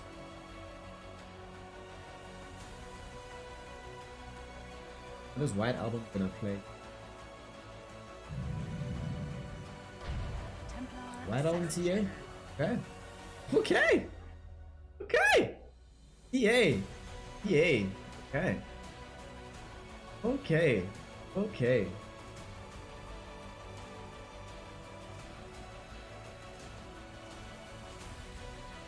White Album TA. This is the SF counter. We've seen this hero demolish Shadow Fiends in the past. And of course, we've seen this Templar Assassin almost solo win games by itself. This time it does have backup from the IO as well. A very interesting thing to watch. Expecting a lot of kills. We're not gonna have like a major farm fest, I don't think. We might have like some dead periods of the game, but both sides have lineups that want to fight as often as humanly possible. Okay, alright. Like what Aster's got. I still favor Vici though. I really think Vici's team fights is, even despite having the counter of TA into SF, the overall team fight from Vici still seems too difficult for me, for Aster to deal with. I think we might be looking down the barrel of a 2-0. I hope I'm wrong though, because then we get games. So let's see if Aster can do it, if the White Album Templar Assassin have got what it takes, or if Old 11 gonna yet again carry a matchup on his Timbersaw. Do it. Game number 2 getting started.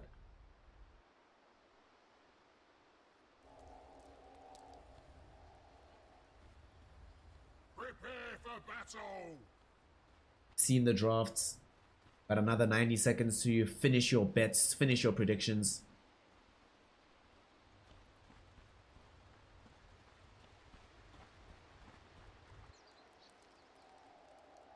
Aster. We'll see if they can make it here. Game 2. Don't think White Album scouted out this ward being placed, so we will not be able to get rid of it.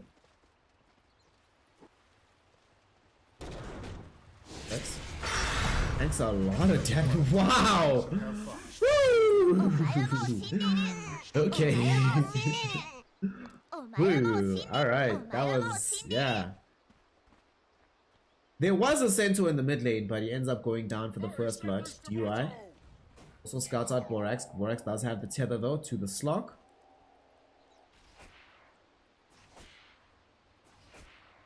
White Album, I think suspecting that they scouted out that this ward was down, was trying to de-ward it in advance, but unfortunately for him, Vici rolled through. Vici have gotten everything. They get a de-ward in the mid lane. They have a ward still sitting on the high ground, scouting out quite good vision. They got the first blood onto Old 11. They got everything that they need from this. The game getting underway. Are they trying to jump Slock down bot? I don't think he does. Right? SF. This is where it's going to be really interesting. SF versus TA mid lane. You see Borax took some damage, but we've been seeing the SF's level 1 go for raises, of course, and doing everything in their power to wave through the whole wave. Let's see if White Album is going to be up to task here. Fraction will of course emerge at level 2, so for now, Ori is going to be claiming the advantage in this lane. Once level 2 does emerge, things get a little bit different, but Ori playing very well at the moment. It's imperative, I think, on this first wave to make sure that on the first two waves as a Shadow Fiend, you need to be able to get the gold for the bottle. Like, it has to come in those first two waves. You cannot hit level 3 not having the bottle gold completely ready. Bottom. Block farming. And they decided to aggro try this, actually, on the side of Vici Gaming. This is the second time in a row that we've seen this. We saw this yesterday as well, where the aggro try... I think it was Aster playing against RNG, right? Where they aggro tried into RNG.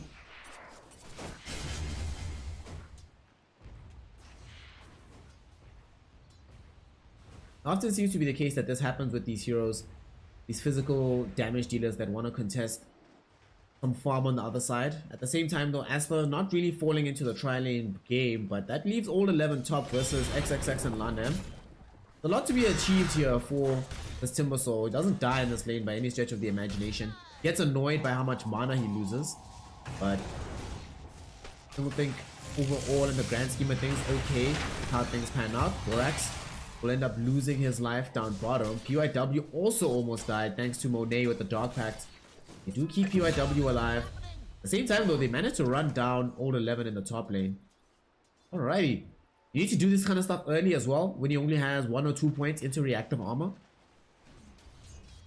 The more this stacks, the more difficult it becomes, so get the grab now. Get the job done early in the game, man. XXX. We'll still be dealing with that Timber in the lane. No, now, middle though is where things get interesting, because White Album has now cracked level 4. So we can go 2-0-2 or 2-1-2. Monet actually gonna rotate off bottom. He's like, I hate it down bottom, I'm not living life.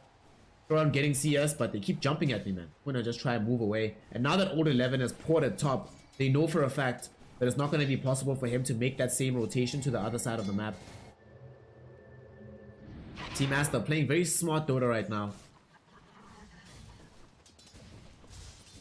Vici will have the capability of staying a bit more static with the Spectre.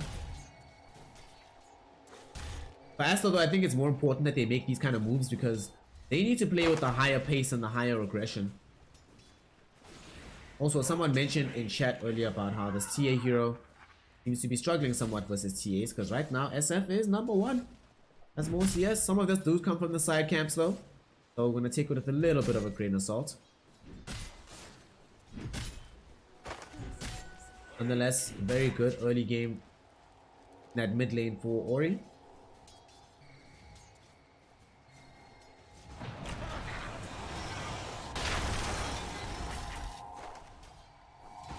This lane can actually be problematic for the Timbersaw. I mean, he does have points into Timber Chain and Whirling Death, but because of their permanent heal in effect being there... Oh, White Album trying to run down Ori. Will he succeed in doing so? No, he will not. Razors, oof. They do connect through the trees, but he doesn't find the vision with the meaty rays, only with the long range rays.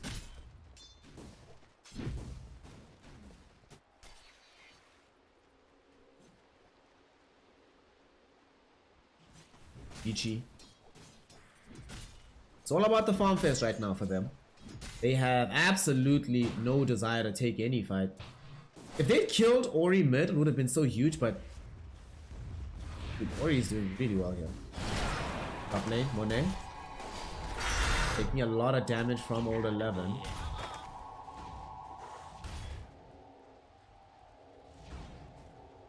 With Borax, as long as Borax is here, Monet, this is such a fun time to play into the Timbersaw. Just get free damage for yourself. Vici's even abandoned the idea of going for this tri-lane. They're just gonna leave Disruptor bottom, but Nyx comes top. They're like, hey man, this lane sucks. I can't play against Slock and Io by myself. I just give Slock free damage. I can't really threaten either of those heroes by myself, so what can we do? Yeah. Just farming up on the spec. Might be able to kill DUI. They do. They even threw in the Psionic Trap from middle, so that technically counts as an assist for the Templar Assassin.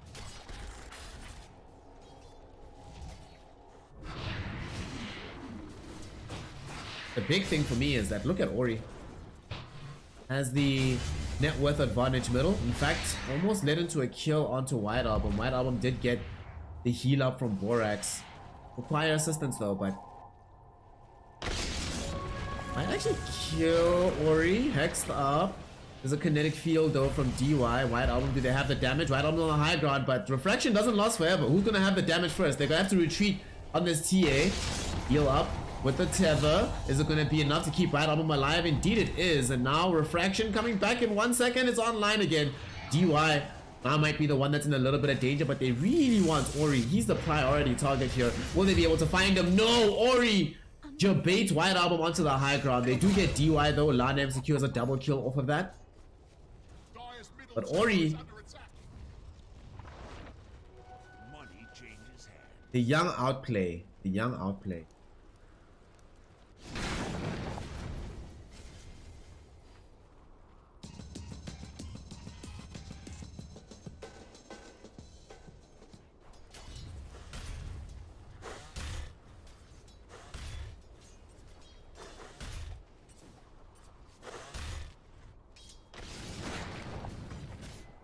And I'm draining mana from Poyoyo, just keeping it chilled. Oh, they made a Reddit for Jeeves. Wait, like an entire subreddit or just a page on the normal Dota 2 sub? Let's see, let's see. Top lane, now that Old 11 has gotten himself level 3 reactive armor, finally feels okay with this lane again. Still gonna end up losing stacks to Monet, but he can now threaten Monet back with the Chakram as soon as Monet tries to make a jump onto him. Monet, in fact, a little bit of danger here. PYW had access to Vendetta. Might have been able to find him from the other side. Speaking of PYW, evades taking damage from White Album twice. Once with an Impale, the other time with the Spite Carapace. Big plays.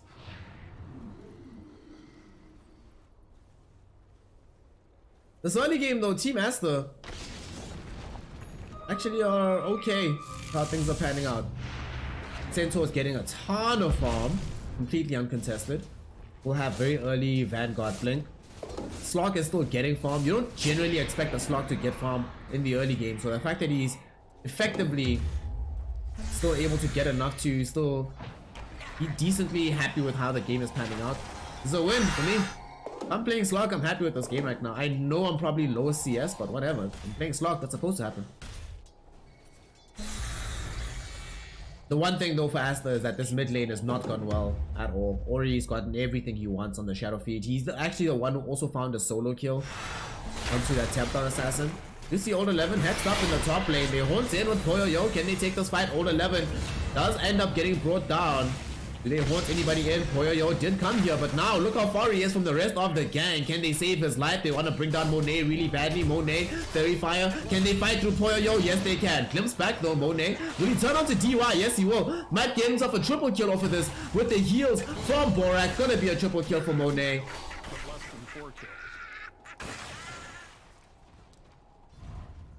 Oof, oof, oof, oof, oof. Massive, massive, massive. Triple kill for a Monet Slog? Are you kidding me? That is incredible. So much damage. Of course we can. Sandy, of course we can look at the thing.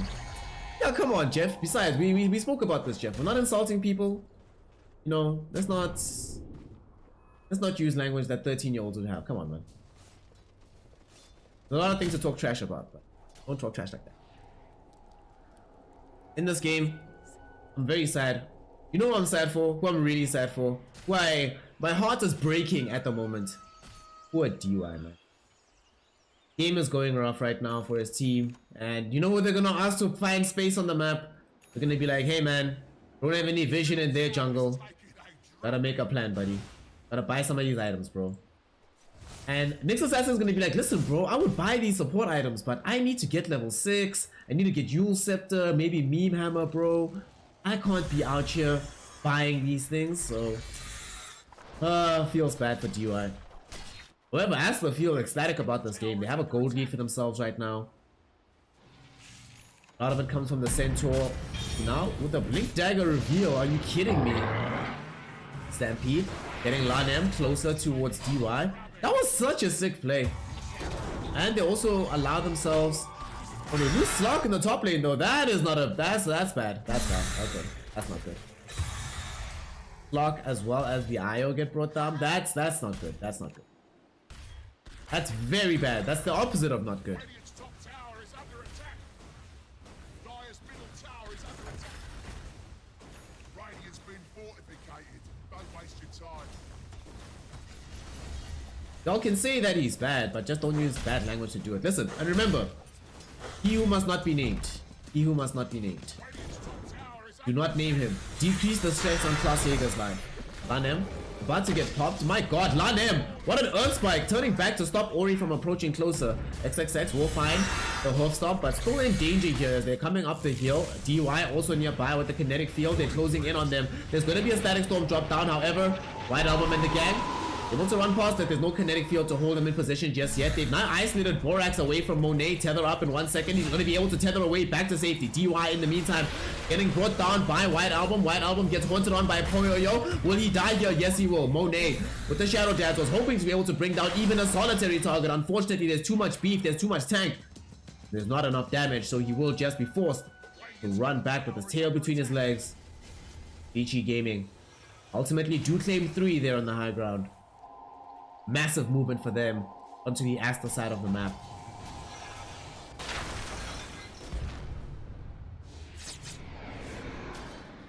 Nice try. Oh, below top. Do they find all 11? They really want this kill. Oh, the pounce doesn't connect. They need this hex. Okay. They do still have the follow-up hoof stop, so they can hold him in position. Monet, pounce him. No! The pounce went, but the reload came first, so they do not get the kill. In fact, all they end up doing is losing Lanem.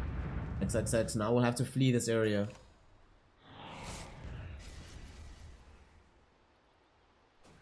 If he had Shadow Dance there on the slog, Borax would have left him behind.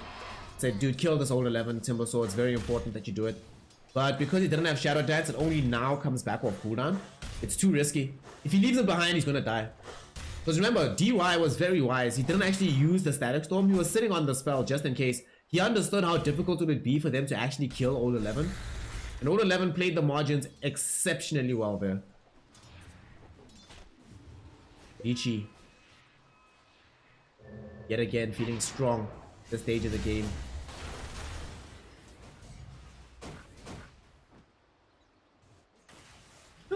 Snare is here for you, don't stress.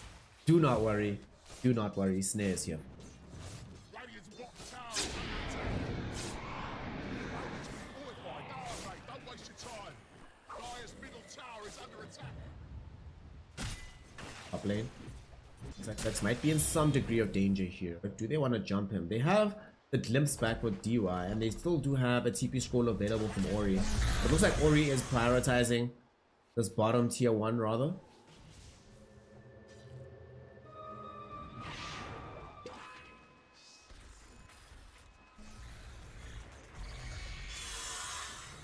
Radiant's bottom Ori. tower is under attack.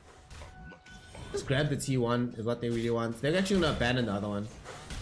DY is like, yeah mate, I can do more for the team elsewhere on the map right now.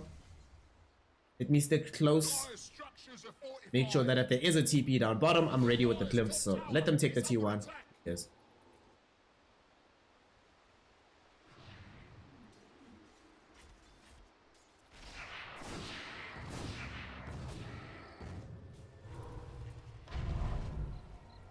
The Dire's top tower is under attack.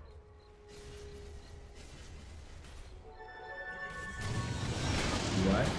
Comes back. Oh, nice. Oh, finger. DY is still alive though. Inside the static storm, they haunt in with Poyoyo. Lanem is gonna end up losing his life. Monet, will he be able to get anything off of this? Any revenge for the side here? He's been stunned up. Spike Carapace was down. They can't pick anybody else up. Borax manages to evade the whirling death like a boss. Borax actually baited Old 11 into a bad position. Now Monet will be able to lead out. Beautiful impale from PYW, but White Album still there with the blink. They're doing so much to try and kill Old 11 and they still haven't managed to do so. Stampede will eventually come out. Whirling death will be there. Glimpse back on Monet, not allowing him to close the gap. They even freaking reload forward, but yet another impale. Coming in from PYW, Monet desperately wanting to close the gap, does have a diffusal blade, so able to slow down PYW. Hoofstomp will be there onto the Nyx Assassin. That does enable them to find something. And DY will pay for his sins by getting brought down by White Album. Vici Gaming lose 2. Team Aster finally managed to strike back, but man, what difficulty was presented to the Aster lineup in order to be able to do so.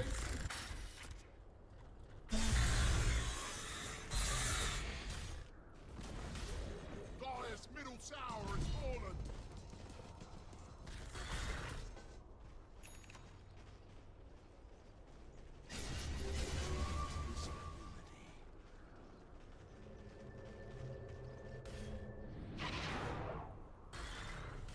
Whew. Vici won't feel good about that fight because they desperately want to avoid feeding the Slog anything. Real talk, I still favor Vici, right? I still do. But Slog can chow this game. Slog can become like a monster. It's gonna take a long time before we get to that point, but that point is still there in the game. White Album and the gang, can they kill Poyo in time? Poyo still alive. He will go down, but Static Storm with Kinetic Field down onto both this White Album as well as the Centaur. White Album does get tethered up by Borax, but sadly the IO not going to be able to save him. Might have been better served with a relocate, but that's still on cooldown for another 2 seconds. So they dangle the Spectre, and they wind up losing said Spec, but it ends up being worth it for Vici Gaming. It was a trap that they sprung, big smoke wraparound. And there's no Treant Protector for them to deal with in this game, so they will happily and gladly go back towards taking the Tier 1 tower in the mid lane. Radiant's middle tower is under attack. Radiant's middle tower ain't radiating. You know what I mean?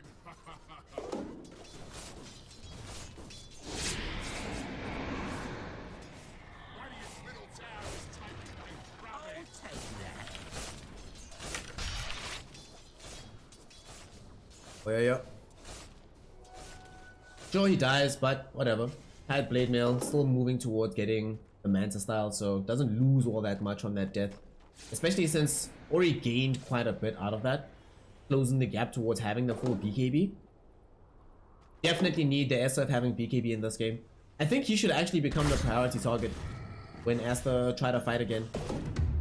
There's a lot of commitment that they keep throwing out onto old 11, but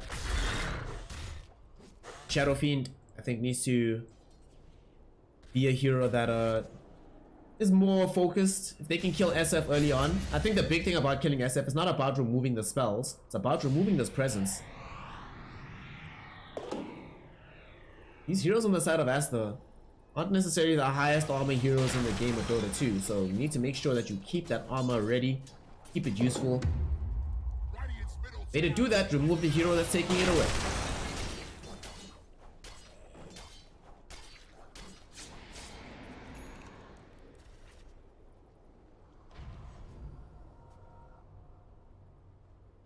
Top lane, White Album. Dude, look at the boss, dude. White Album is just buying so much time. A gift from the tempest of battle. Also, if you look at the farm on the side, oh, what's in? They find Lanem, quick kill. This is gonna be Roche. Alright. Can they actually? No, they can't take it, can they? They can. If SM comes there, they can take that Roche. Timbersaw can tank it up. I feel like they should go in for this. Even if it's just to force a buyback out of them.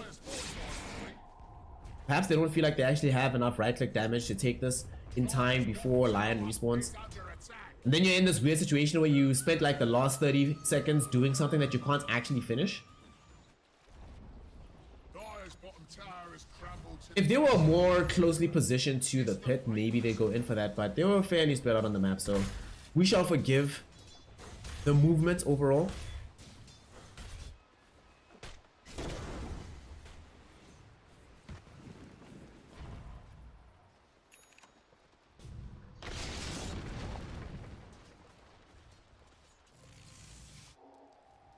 Okay. What do we have next coming on for the Slok? With the BKB at last.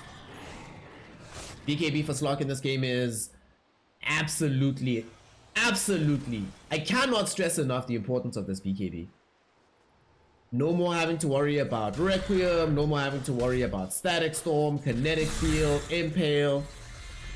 Let you actually play Slog. I wouldn't actually be surprised if the first fight after they use the BKB on the Slog, they actually tether somebody else just to allow Slog to really run rampant on the backside, and then the tether maybe goes out onto the TA as she's eviscerating the front lines.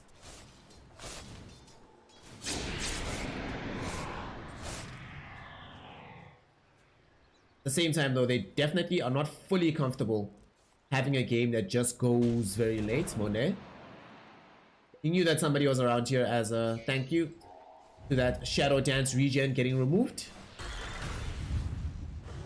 Top lane. Looks like a fight is starting for both teams here. DY getting a glimpse out. Blink away by White Album, but the rest of the gang is coming. Here comes Team Aster. They want to close this gap. TP out from White Album. He will be able to do so, but they still want to look for a fight. Oh, there's the Blink Hex. Lanem. They find the Shadow Fiend. Shadow Fiend is the big target. The big cheese is down. Monet also activates the BKB, brings down DY. It's double kill so far for the Slug. Wanting to go for more. XXX losing a lot of health to Old 11. Old 11 will find himself pounced out right now. The Horse Stomp will be there. Do they have enough damage though from Monet? Monet just happily stealing away Agi though. Already at 19 stacks. Although the damage, if he gets abandoned by Borax, is too high even for him to deal with. Couldn't get off the Shadow Dance. So he ends up losing his life. Borax will go down next. With 3 heroes taking a tumble. God damn. That is pure pain. Hashtag not worth. Not worth, not worth. Any fight you lose Slog is not worth. They should have backed. Next time they'll back, they'll know that they can kill Shadow Fiend and leave. Because now you definitely give away the Aegis.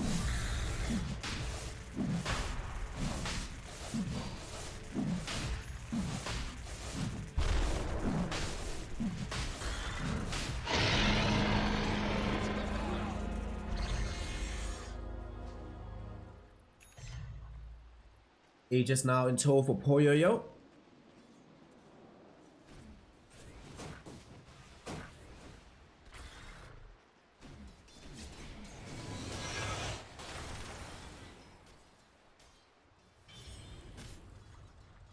At 11.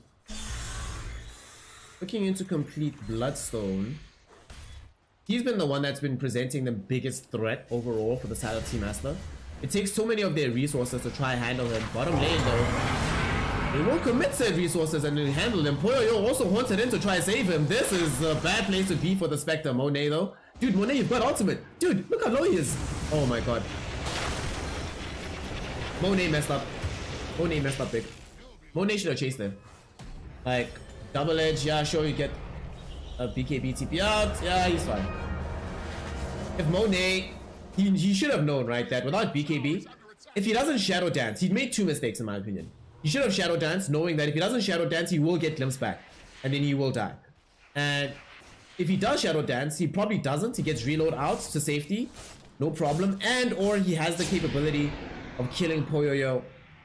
If he Shadow Dances and gets out and then they jump in with XXX and get that Aegis down, that's so huge. But losing Monet, that shouldn't have happened. That's actually the second time that failure to get off Shadow Dance got him killed. That big fight that happened on the top side of the map after they killed SF, he also didn't use Shadow Dance and took way too much damage in like 3 seconds.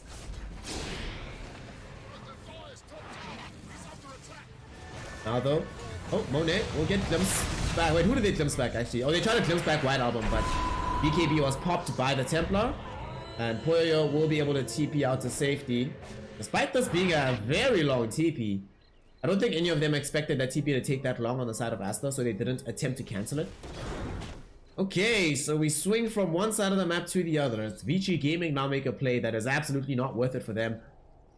Nyx Assassin did something very bizarre. I'm not sure if you all saw it. So PYW was positioned here on the high ground, just behind the tier 2, and he decided to TP out at the very beginning of that fight. Like Lanem, I'm not sure if you saw Lanem, but Lanem was right in front of him, and Lanem saw him TPing out, so that probably gave the team the impetus. They're like, yo dude, they don't have Nyx, let's go, let's go.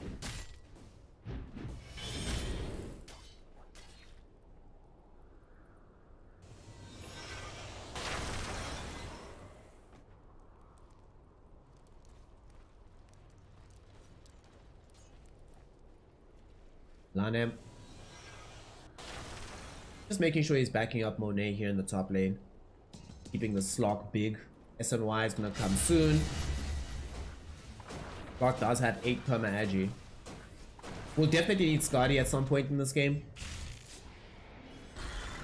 He's like a bajillion stats actually. He's gonna be very squishy up until the point where he's able to complete that.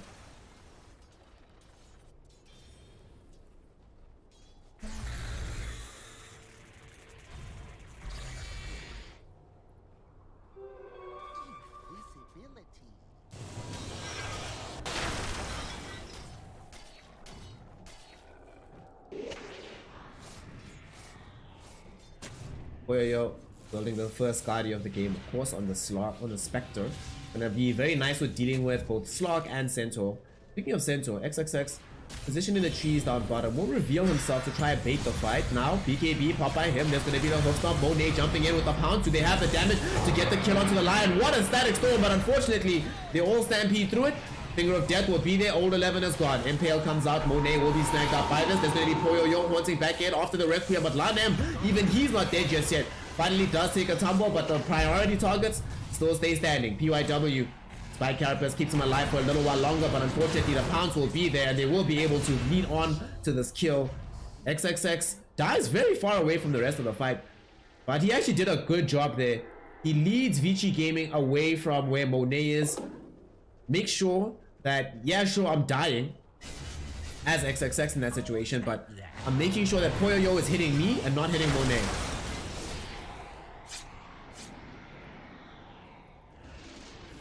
Only a glimpse back onto Borax, but the tether. For all of those budding IO players in the chat who despair about the fact of playing against Disruptor with glimpse and the like, be aware that tether activates before kinetic field catches you. So if you see yourself being glimpsed, don't panic. Tell an ally to close the gap. And if you tether, you will 100% will be fine. Oh, Jeff, no, my friend. You buy SNY. Listen. If you play carry, if you play safe lane, right? You want to buy SNY almost every game. Spectre is sad about the fact that she has to buy Manta Stars. Like, oh man, Manta's amazing on Spectre. I guess I have to get this item. If you could, you would 100% buy SNY on every single hero. This sounds just too good right now in this patch.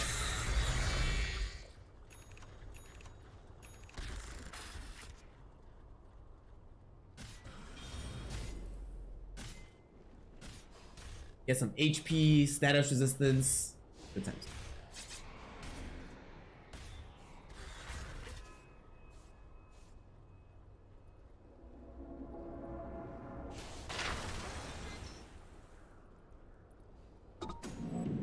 Osh.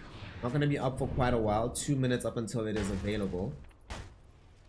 They take out just some vision around the area. They want to take the other outpost, but they don't have any tier 2, so ideally you take that tier 2 in the top lane. Very, very close game here.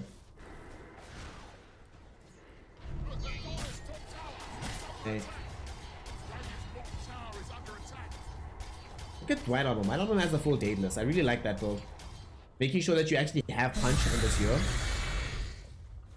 Now you can start building into later effectiveness. We can see Bloodthorns, we can see Hexes, we can see the full Hurricane Pikes. A lot of options now available for the Templar Assassin. But the main thing they want is Roche. That's why they want that outpost. Keep control of this area of the map. Like Vici though are aware that they do not want to let just the game just be a static one. They want to try to take a fight right now. They've smoked up. I guess they're assuming that Team Aster are also going to go for some kind of bigger play right now. So they leave Poyo in a safe place.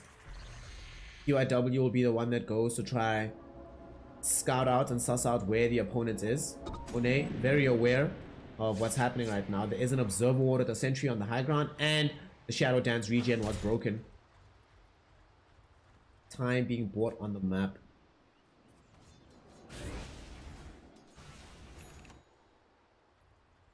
Although Team Aster, I think they are comfortable with their position in the game right now.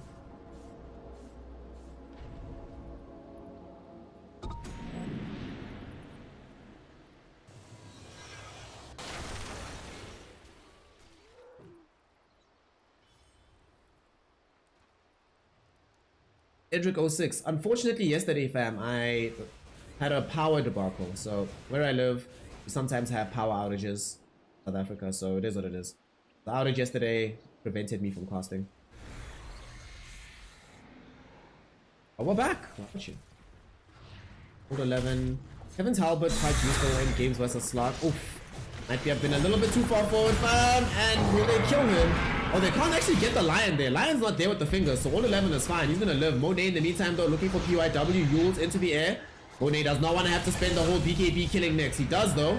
And Static Storm. Oh god, it comes out. He doesn't get off the Shadow Dance again. Borax limps back. They will be able to bring him down. Monet, you did it, fam. You don't want to spend the full BKB duration killing the Nyx Assassin, but you did. As a result, you end up getting eviscerated on the way out. No buyback available for the Nyx Assassin. Oh, actually, everyone has buyback. Never mind. Everyone has buyback. Just got back. White Album.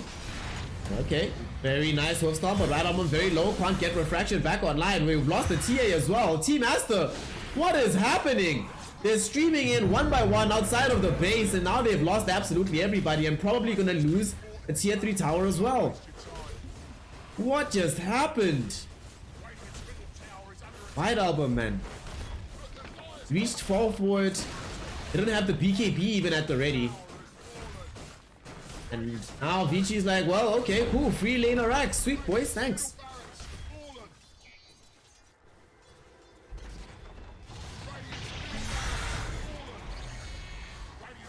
Now suddenly, they can't buy back on White Album. They might have to. Monet limps back again. Shadow Dance will be there with BKB. Oh man. Oh, that hurts. That hurts so much. That hurts so much. That hurts so much. Yeah, now you have to leave 2 lanes to go down. You can't defend this anymore. Man, Monet and White Album lose their heads for about 2 minutes, and suddenly Vici Gaming claim 2 lanes of Rax. They will not let mistakes like that go unpunished. They punish them massively. Man, Monet is really thinking to himself, God, I wish I just let that freaking Nyx go, man. I went too far to try chase down this bug. Yet again, patience from DY. Knows that if he just holds the Static Storm. And DY is using the Static Storm in this game, where he's treating it sort of like Bitcoin, man. Bitcoin 2 years ago. Hodl. Hodl gang. When he does use it though, what an impact it tends to have.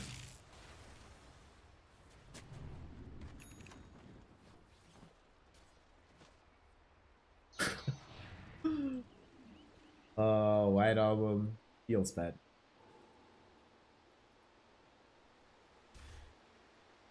Slot is also very far away from having buyback, as he had to commit it, assuming that he was going to be able to get back into a fight and help, but unfortunately the fight in question did not go well.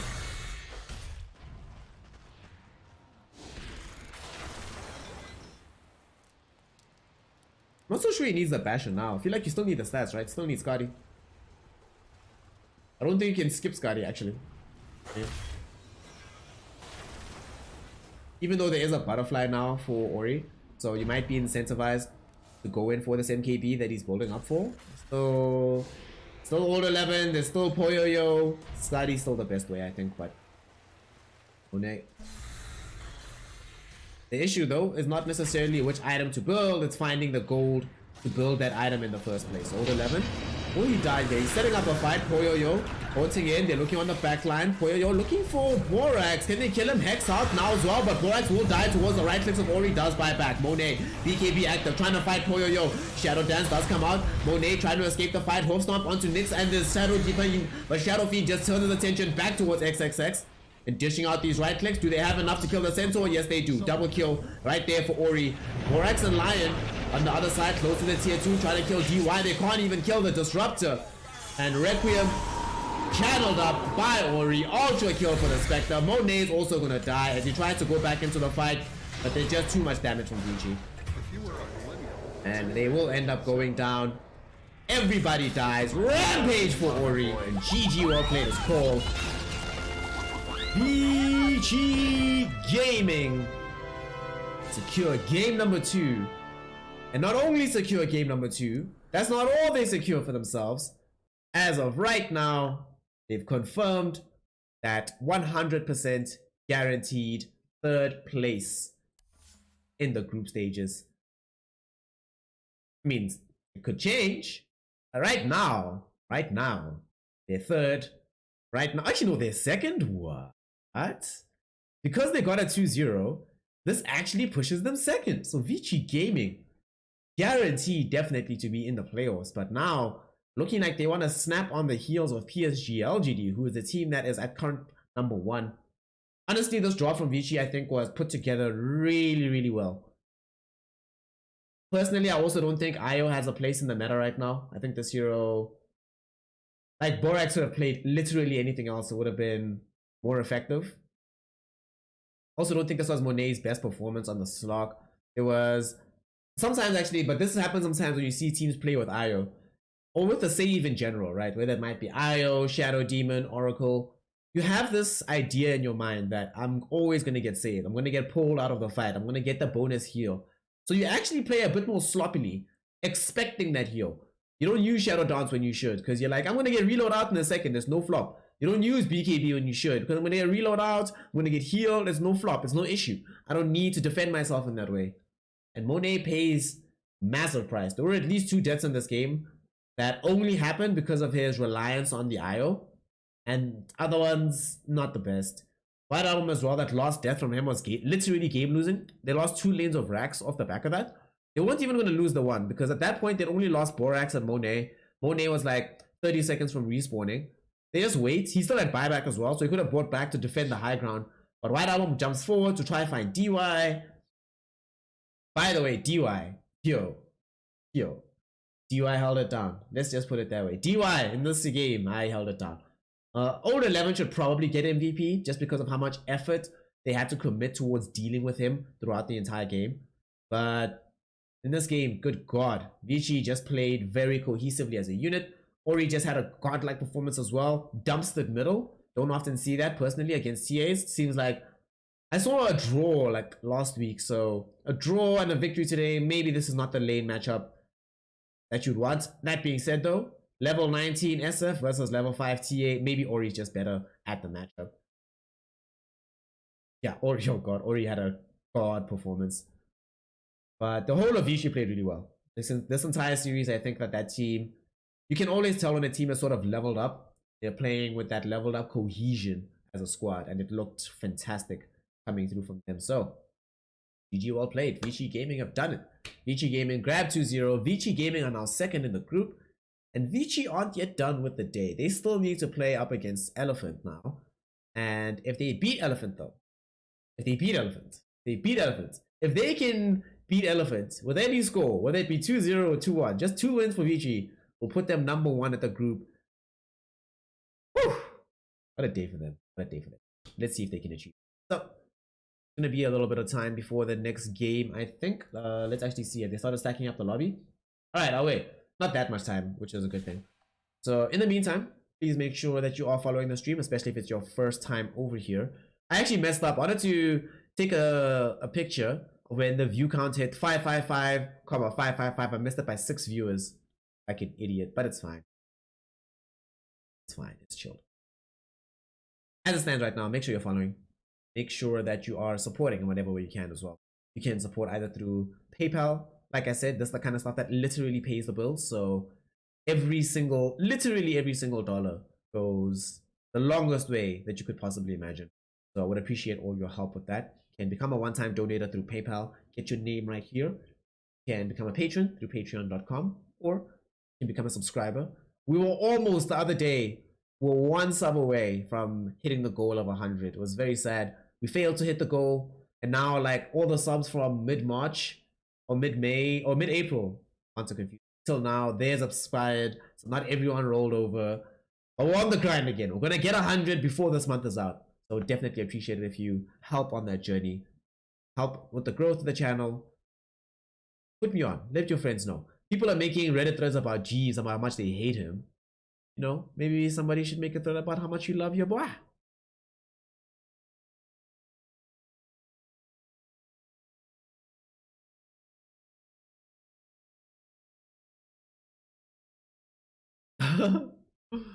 After I League, I'm actually not sure. Not 100% sure. It'll depend. Whatever Dota's available at that point, Mike. So yeah, whatever's out here is out here. I'll cast it. There's Dota, I'll cast it. Looks like this game is also gonna start very shortly. So let's take a quick break. Be back very shortly with some magic. So that you don't go anywhere. Make sure you get some water. Make sure you stay tuned to casting.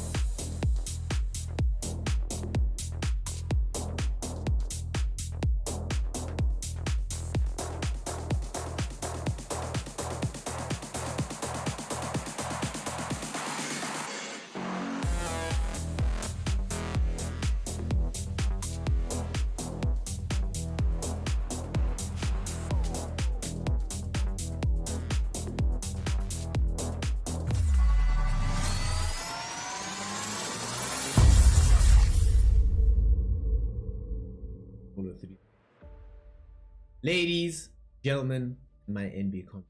Welcome, welcome, welcome. We continue with the My League. Now we are moving on from watching Vici Gaming 2-0 side of Team Aster, and we're gonna see them take on Elephant. This one, it's all marbles for the side of Vici, because if they win, they've gotten themselves to the top of the group stages.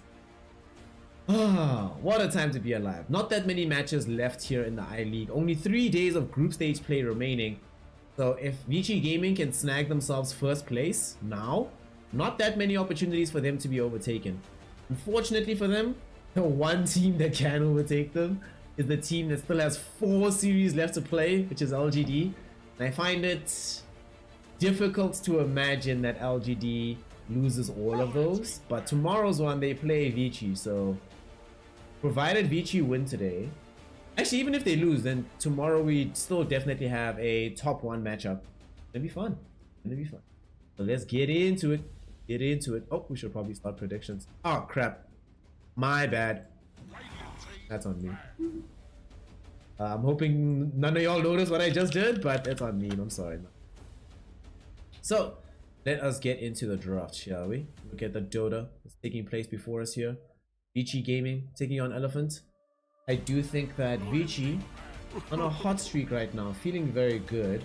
And one of the things about being on a hot streak is that it's not just about playing well, but in particular if you're able to draft in interesting ways, it gives you a lot of flexibility later on into the draft. So here, Vici have access to the Axe, which could be for Old 11 or for Poyoyo.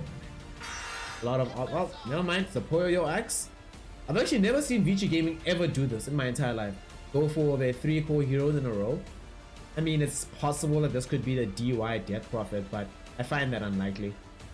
DP, Axe, Timbersaw, lots of beef early on the side of Vici. We'll see if Elephant... I think one of the reasons why they can do this as well on the side of Vici Gaming is because Elephants have already revealed their 2 supports, right? Snapfire, Clockwork. Unless we're going to shift Snapfire over onto a core role, maybe put this hero in the mid lane, then as a result, it means that we're definitely going to be dealing with these 2 heroes as supports, which means Vici doesn't have to worry about such heroes such as Ancient Apparition, for example, before they can go for like Timbersaw, Death Prophet. Now they're like, sure, we know there's no space for the AA, so go for it. And they've already made sure to ban out the Faceless Void, so that there's no combination of Void plus Snapfire damage. This is pretty great.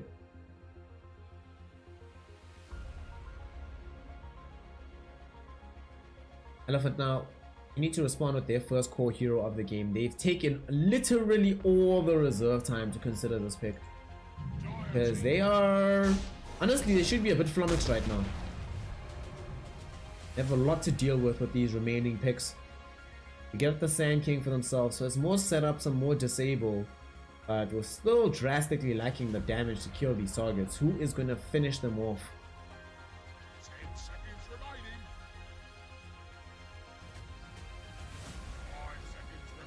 Damn, you're putting it all on Vici. Alright. Alright, Kunwa. Vici. What do we have next? Maybe Lion? Game, yeah. Could be some Lion, Winter Wyvern. Not just like a... Don't need something that's too crazy. Just nice and solid. And a stun. They need some stun. They need some lockdown, definitely. They are lacking in that department right now. I hope they don't go for like Morana. And yeah, just pick Lion, dude. Good hero. Grab Lion. Good hero. Elephant now. The thing about the way that this game is looking, like an Elephant needs to be very worried about this. That the only way for them to win at this stage of the game, the way things are panned out now, is to play extremely fast. But because of the aforementioned lack of damage, they're gonna have a problem doing so because nobody dies, even when they get jumped on. A lot of damage from the side of Elephant. They go for the Morphling. Did feel like one of the heroes that made sense to pick up. Big burst damage is possible with various builds of this hero, or just raw physical damage in case they want to have scalability. We did see this earlier, having a fairly decent impact versus Vici Gaming's Axe Draft. What did All 11 play that game? That game he played Centaur. So the lane versus Timbersaw for Morphling, it's fine. Morphling farms. Whirling Death is a huge problem though for Morph. So that is going to be a bit of a concern as this game gets later and later. I suppose they also wanted a hero that Eurus felt doesn't like max out throughout the game. He knows he's playing against Poyoyo Axe, so he wants a hero that can still challenge and contest against this Axe throughout the entire game. However, Poyoyo has a similar performance as what we saw in Game 1 versus Aster. Yeah, it's not going to be an easy time then for Eurus overall.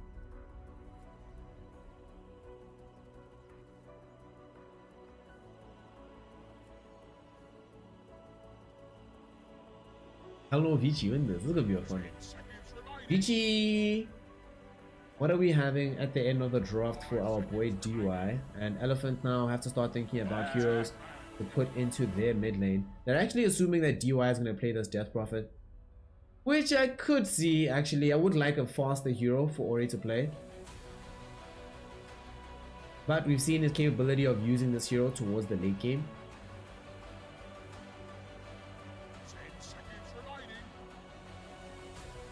IG 1-0 Eho. Alright, sweet. Quick news, thank you. Vibes? Vibe HS, listen, you are now our designated news reporter for the day. So you have to keep us up to date with what's happening in the Chinese DPC. Thank you. Elephant. The Lina for themselves to go into the mid lane. Okay, so this is the Somnus hero. I actually like this Lina. This is a fantastic Lina game, I think. They have some catch, right, with Axe, Timbersaw, Lion, but they needed lots of magic damage, and there's no other hero in the game that can give that to you super fast like the Lina can.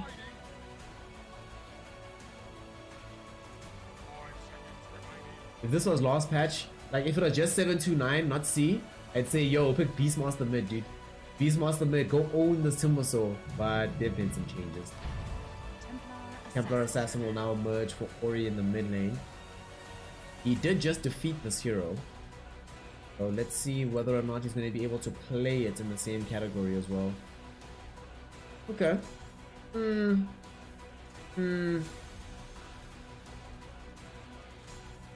do I feel about this?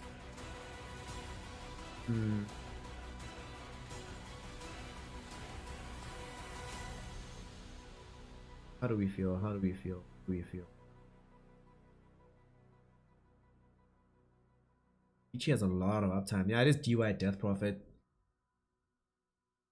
That Exorcism is going to be late, but the big thing for me is that the silence levels from the Death Prophet are going to be late.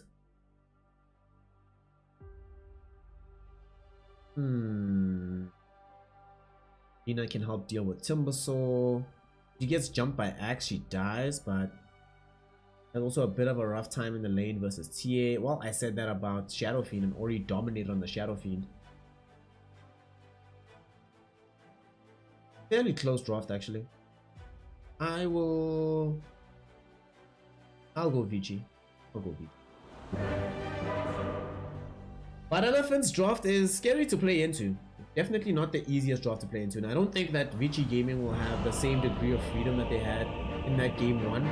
In particular, I think that with having a safe lane Axe, it's a little bit easier when the mid laner is a hero like Leshrac versus Templar Assassin. Will that have an impact in the game? Prepare for battle. Kicking off right now. It's a trap. Should see a quick way for them to try and get all their ducks in a row. Need to push out aggressively onto the map as early as possible on the side of Vici Gaming. Looking spicy. It's looking spicy. Elephant has some pretty late game themselves in this situation. It's looking spicy.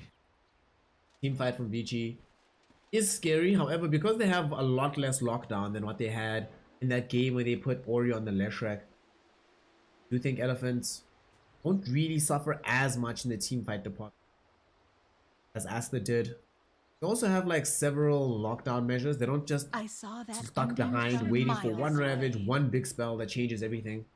They have a lot of options available to them, so see what's gonna pan out here. Game 1. 3 seconds until the horn sounds. Already have an observe ward in the wave. The old 11 knows exactly what's happening. Bottom. Here we go. Good noir. Thank you. Appreciate the comment. Let's get this fight. Let's say drop down. He's taking a spirit siphon and there's a battle hunger to try to slow down this Lina, but she will not perish. She's fine. Thank you. So they do not manage to snag away 3 bounties, so Vici Gaming will be just playing on an even keel here. We get ourselves underway. Game number 1, Elephant versus Vici Gaming. Whoever wins this one, I'm just kidding. Nope, not whoever wins. If Vici wins, they go number 1. If Elephant loses this game, they stay 7th place. They actually need this game a little bit more than Vici, because Vici being 2nd guarantees that they get themselves into the playoffs. But I'm not certain whether or not 7th place keeps you in the tournament or if you get eliminated. Elephants do not have many bites at the cherry left. This is their last BO3, so they cannot make any mistakes here.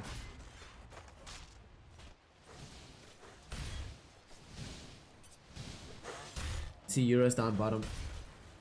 Trying to farm as hard as he can. If they get the 2-0 win here, then it puts them 6th. I think that keeps you in the tournament. It might not, but probably does. Top lane, DUI. Just trying to harass away FY and Poyoyo. The one good thing about this lane for the side of Vici, or for Elephants, excuse me, is that they are more afraid on Vici of the Sand King than Sand King is afraid of the Axe, thanks to Caustic Finale. In that lane, things are a little bit more complicated for Poyoyo, so he just doesn't run away with it the same way he was able to against Tidehunter.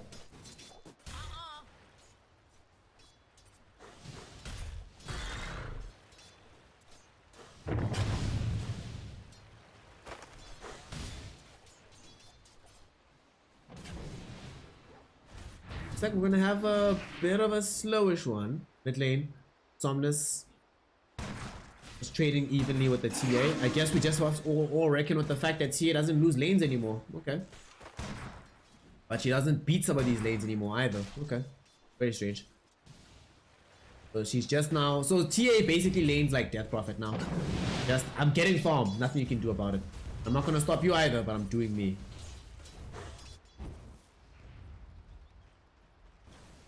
This game as well, whenever Somnus does decide to move off this lane, even if he does it before he picks up the Yule Scepter, every single lane he goes to has some kind of kill threat and kill pressure to apply upon the enemy.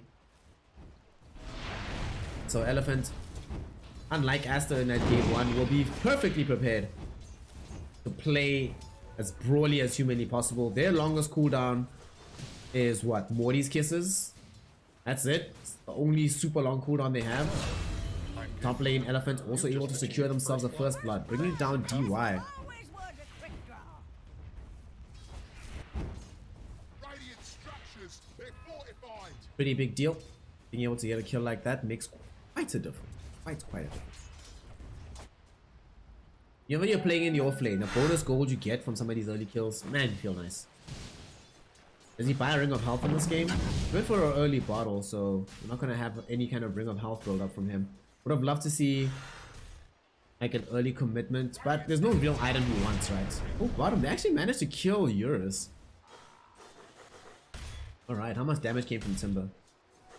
Not that much, just it's the whirling deaths that make the difference. Whirling death sucks so much when you're playing Morphling.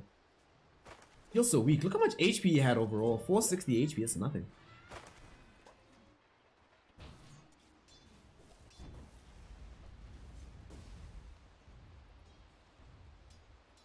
Red Panda. Just trying to make sure that his mid laner gets himself the bottle refill. We'll be able to secure that. Now this laning phase is going to start to get the character of what it's going to look like for the rest of the lanes until they break down. Top lane just going to have Yang pocked. Trying to farm as much as possible with Sandstorm until he gets zoned away with the Battle Hunger. FY is busy trying to stack some camps here, so wasn't really available to offer aid. Yang having to now use some regen in the top lane. Bottom is going to see this holding pattern of old 11 playing as far forward and aggressive in the lane as possible, knowing that if they catch Morph slipping and actually kill him again.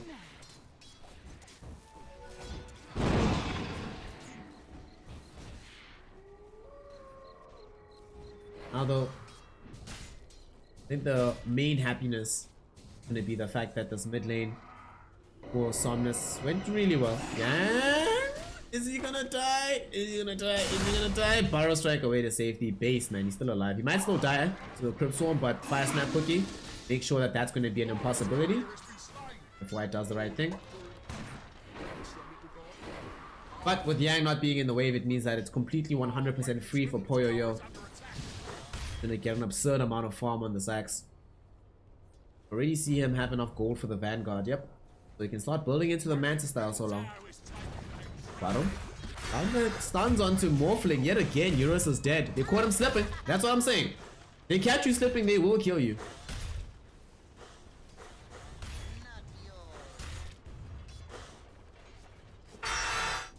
Way to be able to bring down the Morph in that. Okay. Palisade here. And Snapfire Cookie will also be there. Laguna Blade comes out. Do they have enough damage to get this kill? Refraction is up. Can they punch through it? 2 more instances. 1 more. But it's too much. And now, with Psionic Trap being triggered out, Lina might be the one that's actually in danger. DY, TP it in, Spirit Siphon, and they will be able to find the grab. FY not even going to get escape with his own life here. It's PYW. Throws in the necessary right clicks to run him down, and they do get that kill. 2 heroes will fall. Elephants find themselves on the very much wrong side. That engagement. Losing Somnus right after they were attempting to go for a play to bring down the Templar Assassin middle. Skin Little Toast, I am thinking that Vici wins this one, personally. Like, Elephants will make this a brawl, but for 2 reasons. I think the draft is slightly favored Vici, just slightly. Honestly, it's just in draft terms, it's like what, 48-52. But I think that Vici is just a much better team. Also, if Old 11 buys the Pipe of Insight in this game, there's so little damage available on the side of Elephant. Because this lane has gone really rough down bottom for the Morphling, it means that he's probably going to have to buy a Lincoln Sphere or something. Yeah, he's already building it. Needs a defensive item first. So now the main source of damage is going to be coming from this Lina. So if you buy the Pipe of Insight, you've denied not only that, but also made sure that Morty's Kisses don't do nearly as much whenever they get used in the middle of a fight. Would definitely love to see that build being preferred here by Old 11.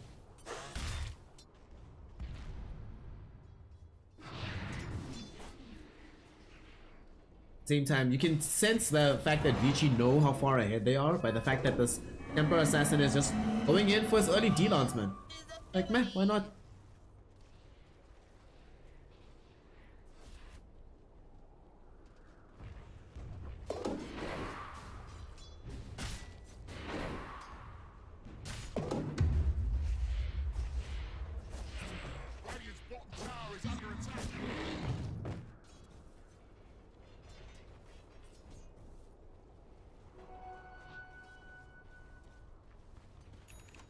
PYW. No, I'm kind of hoping for, right? There is a bit of a concern that I have. Yo, look at this ancient stack. Woo! That's sexy. They need to kill him. Whoever put this observer ward out is actually a god. If they can kill him now, this would be so huge, but Red Panda revealed now, power cogs. Unfortunately, Lina also not necessarily the hero that can clear these out super fast in terms of the ancients, so they might lose Red Panda here. They actually brought in pretty much everybody. They're like, yo, you do not mess with Ori's farm, bro.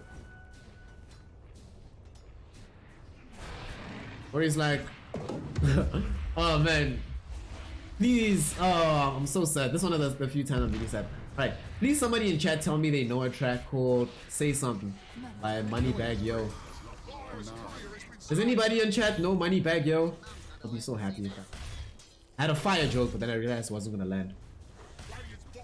Hold 11, forcing out the tier 1 tower in the top lane as Yang and Somnus trying to combo up to kill Poyo Yo. They get the Laguna Blade, still not dead.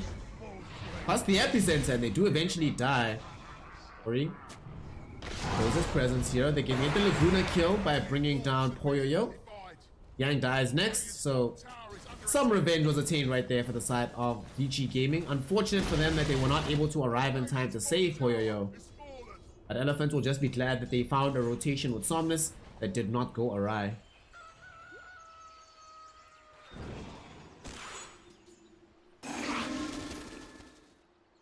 Hey, vibe, my man, my man.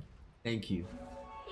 I was about to, the joke I was gonna make there, I was gonna be like, Templar Assassin was farming those ancients, right? Then the supposed gank came, and then after they killed the Clockwork, could have been like, wait, huh? I thought a Clockwork said something. And now TA might actually find herself dying middle. Yeah, I thought a Clockwork said something. Eesh. Eesh. Red Panda shows up middle.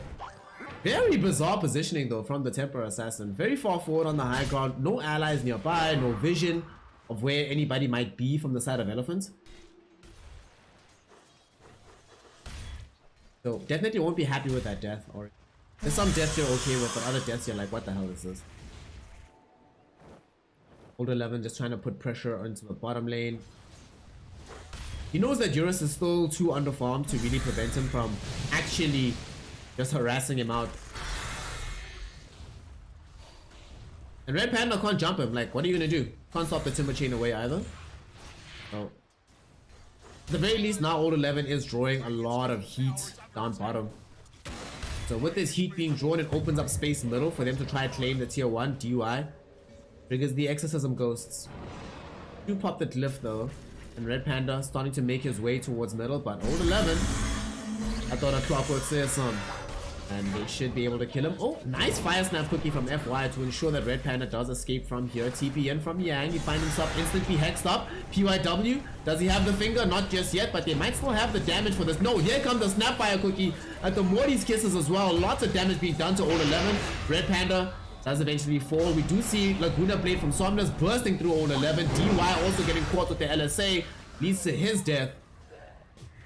As Eurus stole away the Timber Soul form and stole Timber Chain. And now they find themselves a Barrel Strike with the Epicenter. Looking towards killing Ori. And this should be a death that they find quite easily. Eurus shows up, gets himself a double kill. All 2 cores who are super farmed on the map end up losing their lives from Vici Gaming. Only Poyo wasn't involved there. Everybody showed up for Elephant. It ends up being well worth it. Especially with how much gold they're able to get into the coffers of this Morphling. Ha! I thought a Bro Clock would say something. Ha!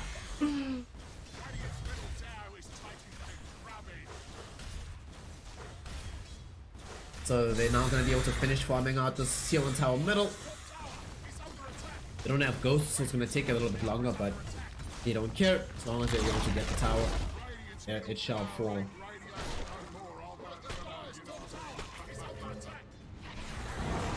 Elephant though, not able to claim map advantage anywhere else off the back of this because they've already stacked up with Vici Gaming to defend the towers on the side of the map. Ultimately, Vici gaining so much right now. And remember, a lot of this has been taking place whilst Eurus has been involved with helping Elephant gain some of this fight advantage, which means Poyoyo is still net worth leader, waiting for this Manta. And it's one thing when you're losing some fights and you feel really bad about it. You're like, oh damn, this sucks. I'm not getting any farm elsewhere. What's going on? But your cores are still all farming, out farming the enemy cores. Dude, you're already gonna have Dragon Lance, Desolator, Blink Dagger in 18 minutes. Watch this space, fam. Watch this space. Yangdo wants to reveal his Blink Dagger.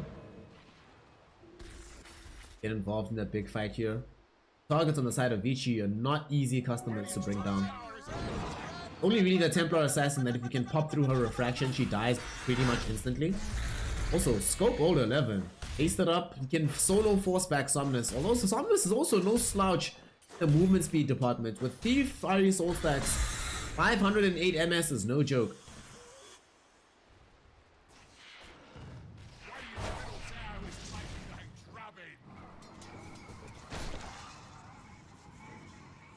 Big Yang. Looks like they're trying to lay a trap for him. QIW. Was scouted out by an observer though, so they will know that's about to happen. Old 11's in trouble. Throw Shredders out. Wayfall forward from Eurus, but DY up here on the hill, throwing out the Exorcism Ghost with the silence. Do they want to jump back into this? Eurus is actually low on mana.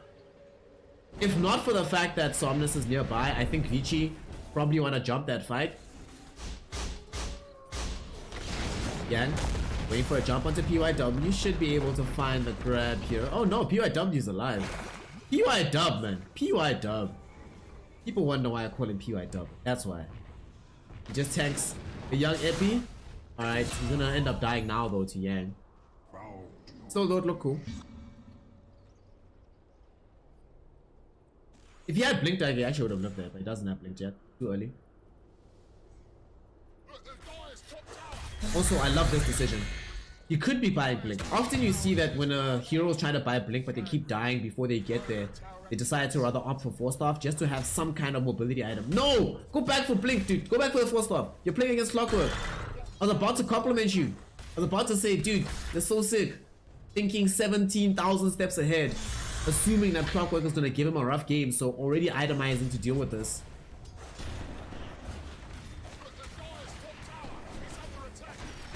Good shot. I'm through from the eponymous Clockwork. Nice silence coming in from DY. And they still have a lot of damage flowing through onto the TA. TA, will she get the refraction? No, she will not. Somnus with the Dragon Slave able to find the kill. Does cost the life of Red Panda to achieve. And then now, okay, Somnus Fire Snap Cookie in the wrong direction with the Finger of Death from PYW. They should be able to claim the kill there. PYW picks it up. And now the carry has come in. Poyoyo with the double damage rune. Wants to try and find an engagement here. Call onto 2. Who they're going to be able to bring down first? It's going to be FY. Culling bladed into the ground. Yang did find a pretty good bottle strike on the backside of the fight to break up the rest of Vici Gaming closing in. Which presumably saves the life of this Eurus Morphling. With the respawn of Red Panda, Vici Gaming not really want to take the fight any longer, so they back off a little bit. But they stay around to potentially put pressure onto the tier 2 tower. Nah, they're going to back. They're going to back in time.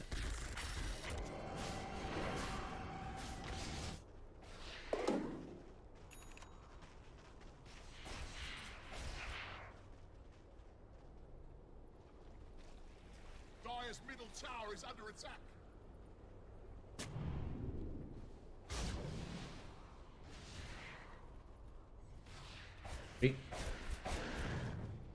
Out here doing his thing, you know, getting closer to Hurricane Pike. He's actually not gonna buy the Blink Dagger at all. Big Hurricane Pike, man. Alright, so he is remembering there's a Clockwork in the game. And Lion already has, dude, Blink already. Alright. I mean, I suppose you were instrumental in killing Somnus. Wait, didn't PYW actually get the Somnus kill? Oh, yeah, he did. Yeah, okay, so that's where all the gold came from. Okay. I was wondering, why does he have Blink so soon? Didn't get himself hookshot into, and Somnus will find revenge, bursting him down. Red Panda will die for this, though. Beautiful Power Strike from Yang, though. Sure, Red Panda does die, but can they take more off of it? Unfortunately, they only get DY. None of the cores are in real capacity to die, maybe except for Old 11, who's eating these whirling deaths from Eurus. A lot of damage from this Morphling who steals the Timbersaw form. They've routed Vici Gaming. Don't think they'll be able to pursue any longer from here. Somnus, though, very happy with the grab from that one. Sure, they lose Red Panda, but get revenge on PYW and you get to bring down DY. Also, Morphling having the Timbersaw form. He's already expired the Morph, but it's actually quite useful. If nothing else, just for mobility. You don't have to commit the waveform as your primary mobility spell. Mid lane, Barrel Strike came in. Old 11 was the target of this, but looks like the damage also there from his team. Unfortunately, not enough. Eurus able to secure the killing spree by bringing down that Timber. Yang showing they picked the Sand King for him for a reason. Utilizing this hero to good effect. He's slowly but surely getting Eurus back in the game. Now that he has this Lincoln Sphere, can pursue the E-Blade. Feeling a lot better about himself. I don't think there's a Pipe of Insight coming anytime soon either for Timber. Nope. He went for just Hood of Defiance, straight into the Sanj and Kaya.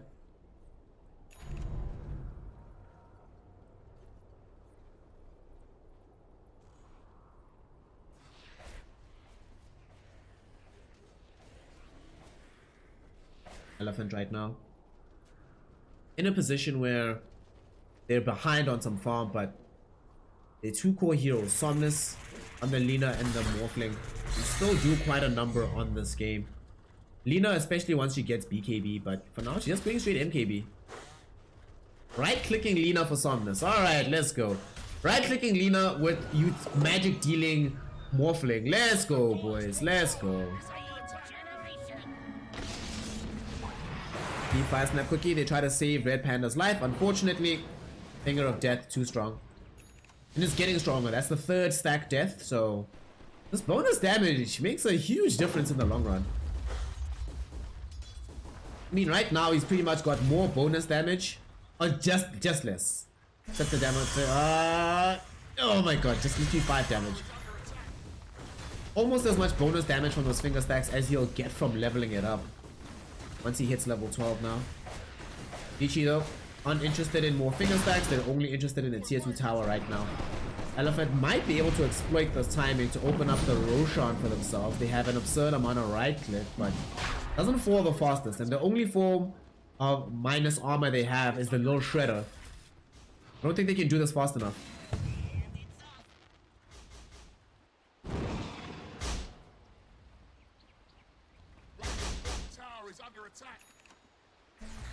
Play very carefully now on the side of Vici. Because of the smoke, they don't have clear vision on these heroes on the high ground.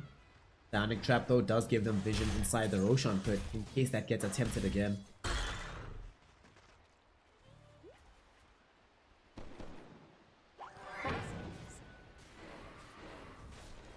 Radiant's middle tower is under attack. Players here. MKB. Give me MKB.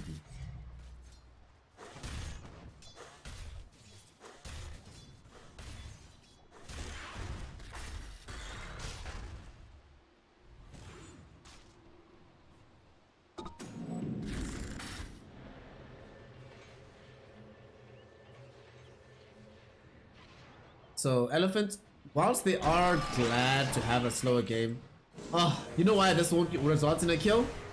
Hurricane Pike Lane, it's all good. Barrel Strike will come out, but I don't know if this is a fight you want to take. Yang get himself hexed up immediately, they're gonna burst him down. Good god, that's a lot of damage. And now Poyoyo wants to look for a call. Doesn't have a Blink Dagger just yet, so it can't really Blink Call. Whew. Red Panda, can he survive? Barely. Barely. On the bright side, so you lose Yang there, but you do force them to commit the ghosts. If they don't take the Roshan using these ghosts, or like a tower or something, you're okay with this. Although now that they have Blink Dagger on the Templar Assassin and on the Axe, it does become a lot easier for them to just filter into the pit, and indeed they do. They feel, yeah, let's go boys. Have enough of an advantage that they can't really force us away from this pit right now, so let's make this happen.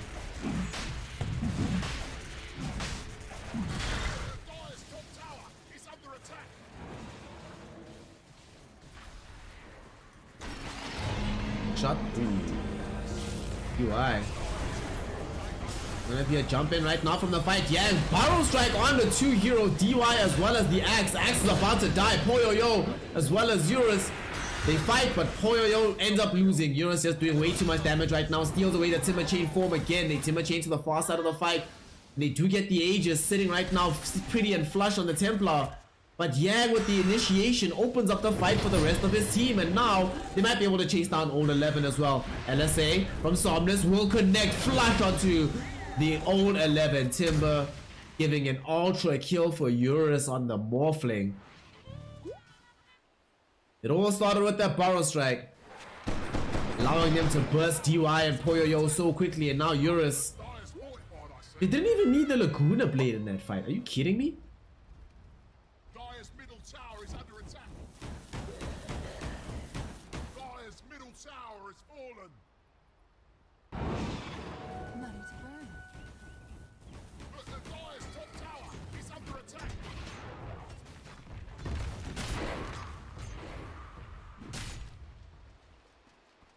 Oof. Vici. After that fight, though they have access to this Aegis of the Immortal, but they're definitely going to feel to themselves that's not how they wanted it to go. But that is proof of concept of Elephant's prowess if they can split the fight. The main power that Vici has is if they're fighting as a unit, they feel incredibly scary. But if they're being split apart here and there, Elephant heroes have enough. Burst through them.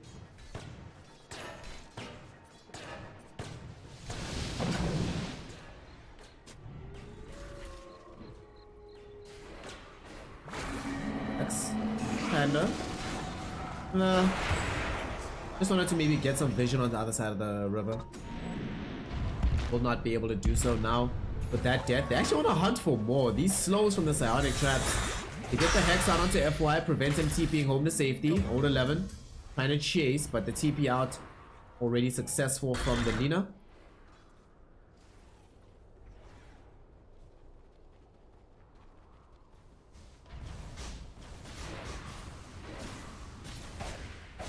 Vici just picking off these heroes. Radiant structures. They're fortified. That's one thing about their draft as well. It's extremely difficult to run away from them. Is taking a Old 11 can chase you all across the map. The psionic traps to slow you down. Like this team, how many blink does they have there? Poyoyo has blink, PYW has blink. It's only DY that has no mobility. They've got 3 blinks in the Timber Sword. Lots of movement on the map. Now they're going to be able to look for Red Panda, find him, easily kill him. Oh boy. Elephants haven't been able to replicate the success that found them a good fight around the Roshan pit. Poyoyo, in fact, is actually going to get the core. They found a Morphling. Morph! Put in the trees. Are you kidding me? Do they have enough to bring him down? Surely they do. Where's the finger? They don't have finger. Oh god. And they don't have blink core just yet. Oh god. They don't have finger or cutting blade, so they didn't have enough damage to actually get the kill.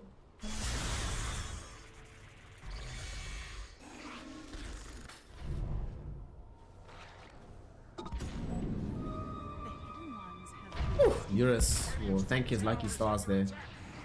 But will be very unhappy about how much damage he's taking whenever he gets blink called. Especially considering this doesn't really necessarily represent the peak of what this Axe is going to want to do to him. Axe, wait for this early Blade Mail. Now, Blade Mail late I hate, but Blade Mail early, this is how it goes. Good job. And in this game with the Blade Mail, he's playing against Sand King as well as the leader. Being able to throw Blade Mail back onto their spells makes such a huge difference, especially Laguna Blade. Because remember, Laguna Blade does have that one little moment before the damage actually pops through, and you can Blade Mail there. Just focus on the Lina. Can look quite good.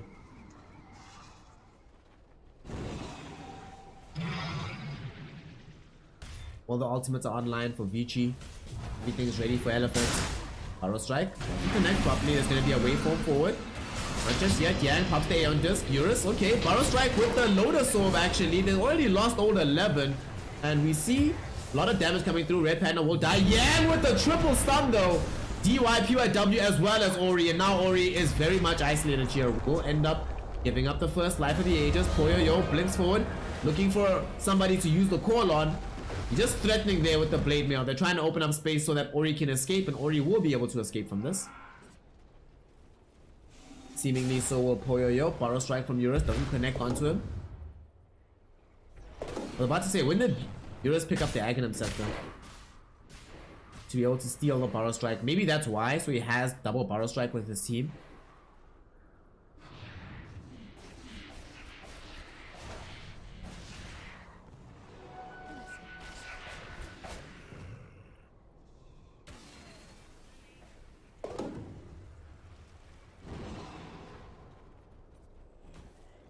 Haunted Quiver picked up by the Temper Assassin. Get towards getting a full Daedalus. I'm gonna smoke up right now on this side. Elephant. Illusion. See where they go with this. Somnus is not revealed. He's still sitting on the high ground, but he's not smoked up either. Moves very, very quickly, so he can close the gap without too much difficulty. Putting AC next to make sure that he's the attacker of his team. Also look at the talents that he's gone for. Damage and Fury Souls per stack once we hit 20. Somewhat reminds me of those games where he plays the Morphlick for his team. Eurus really is just focusing on more effect. BKB next, not gonna just go for raw damage. Leave that to the leader.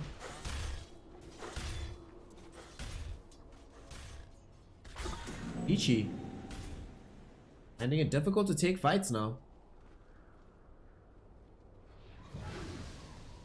And playing very intelligently on the map. There's no farm that these Vici heroes are taking, and the team is 6k gold up right now, but that net worth lead has plateaued for a while and is slowly but surely gonna start reversing trend. Experience seems about dead even at this point as well. If not for the fact that Timbersaw can outfarm Sand King so well, this would probably be a more even gold game. The big difference honestly is between Timber and Sand Kings, like 3k, and these supports. Like Red Panda, yo, Red Panda's just had a rough game. 9 deaths, bought everything for the team, feels bad. Has allowed FY though to get fairly high leveled, have the Yule Scepter with the Solar Crest, so they got something out of it. Power Strike now, moving on to Old 11 with the damage from the Morty's Kisses, more than enough to kill Old 11 there. Ori will 2-shot Red Panda, but Elephant will take it.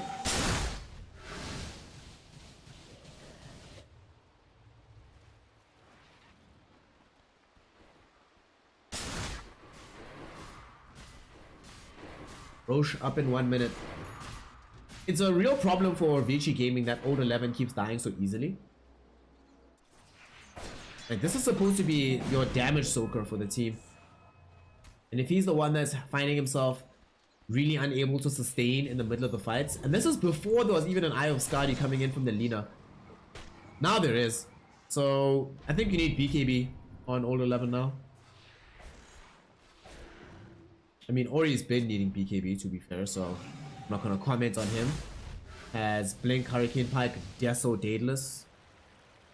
It's really, really hard. I mean, we saw that demonstrated on the poor carcass of Red Panda. But not very survivable right now, Ori.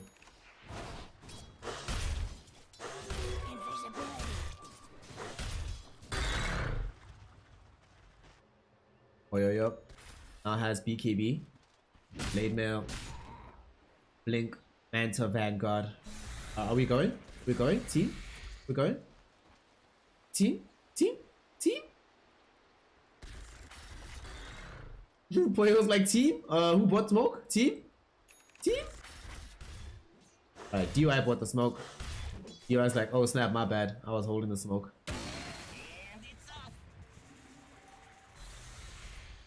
Now, Old 11 though is still dangling in front of you, so he might be the one that commits forward. Very scary to be the team plays 4v5.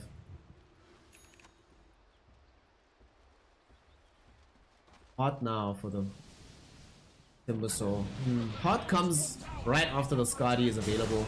And Burrow Strike, they caught Ori. Double Burrow Strike will be there. Snapfire's throwing forward the Morty's Kisses. It's gonna land mostly onto PYW. As Red Panda also hookshotted onto the Lion, so they are able to claim that life. Koyoyo was hoping for the call, doesn't manage to find it onto Somnus. Exorcism, Ghost are still here. What a barrel strike from Yang, catching 2 heroes yet again. DY is dead, no Ghost available. Eurus now jumping in onto Poyo. BKB will be caught by the axe. Old 11 still here in the vicinity. We see Ori able to take out Somnus as well as Red Panda on the far side of the fight pretty much by himself. Now they're gonna come back looking towards FY. FY will die. Yang, barrel strike, epicenter combination, able to kill and bring down Poyo on the axe. Only Old 11 as well as Ori surviving this fight, and on the other side only Yang and Eurus surviving. Both teams will call it quits. More gold filters the way of Elephants since there was a buyback as well on Lion.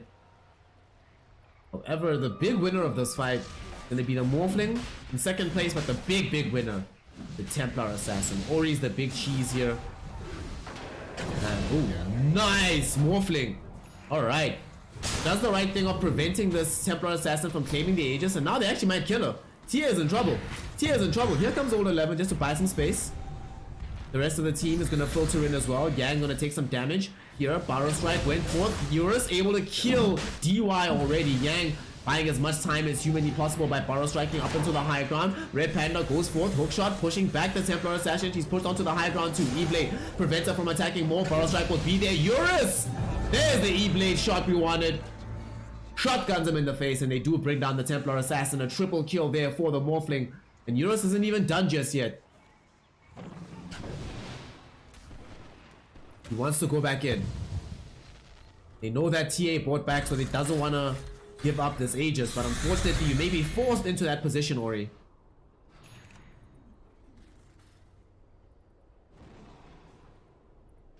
This Aghanim Scepter changed everything, honestly. By him buying the Ags with the Sand King made such a difference in this game.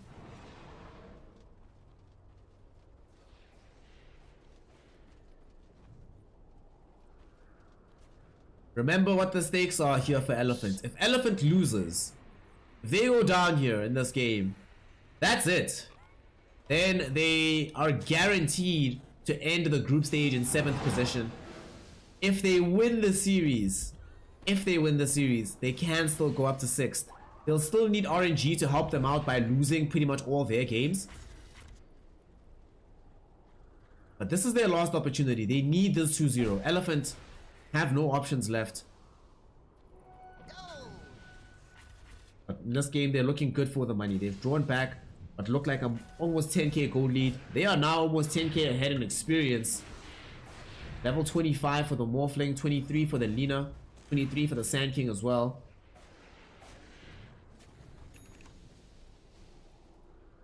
On the bright side, for the side of Vici Gaming, they did not lose the Aegis itself. That is still available.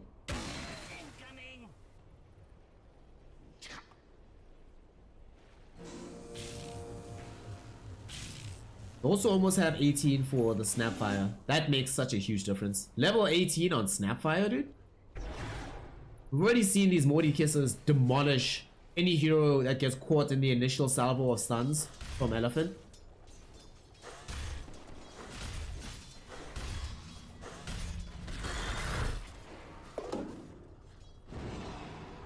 Looks the cloak found by the TA. I think you still stick with the Enchanted Quiver as TA, right? Maybe give the cloak to like Axe or something. Well, Axe has Sliver. Okay. Cloak. This always sucks when you get neutral items, but the items you already have are so good. Like Ceremonial Robe, so good on the Timbersaw in this game. The other side though, we see some incredible items emerging from Elephants as well. Leveler for Morphling. Insomnius is just gonna chill with the Gropo. No need to change that. That item's incredible. Anything else that's amazing? I mean, Illusionist Cape for the Axe is pretty good since he has already the Aghanim Shard and Manta. Even more illusions coming in from the man. Regeneration.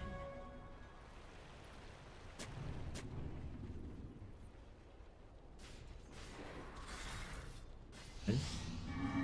Comes across DY but doesn't see him. Burrow Strike still does connect. Good job. Eurus also follows it up with his Burrow Strike. They should be able to easily get the grab.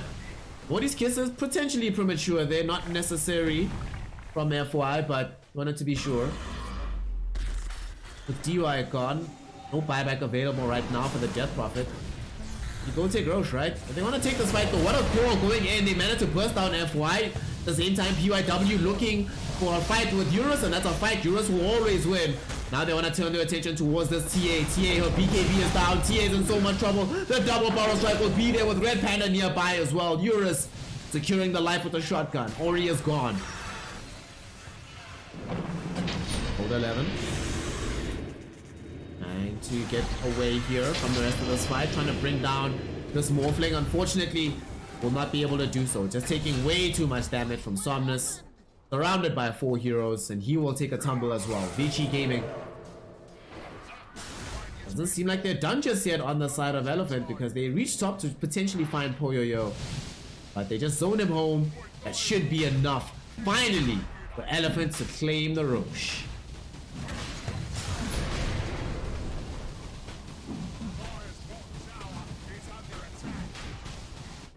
Vici Gaming, this style of draft I think can work very well with a hero like Leshrak, but I think it works very differently with TA.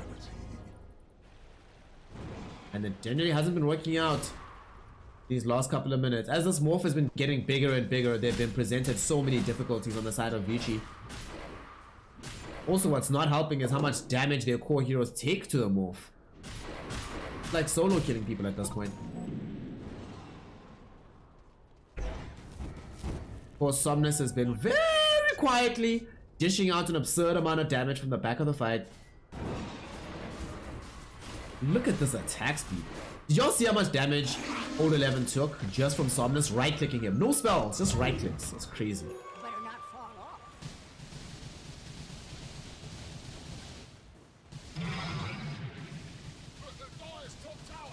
Eurus now building into a Satanic. After the Daedalus for Somnus, I imagine, what, AC in this game?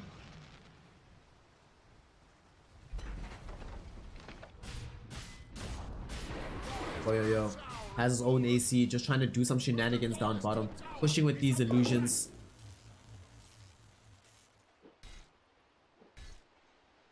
Doing his utmost to keep sides of this map split.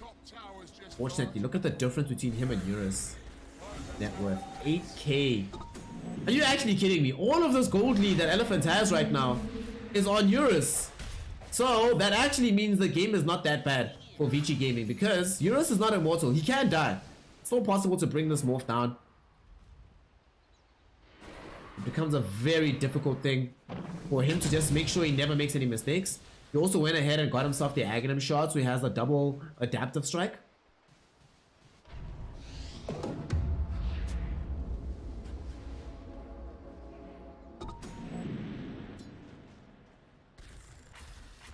Somnus is a large portion of their damage, but all of their lead sitting on this Morphling. So Vici, they can find him.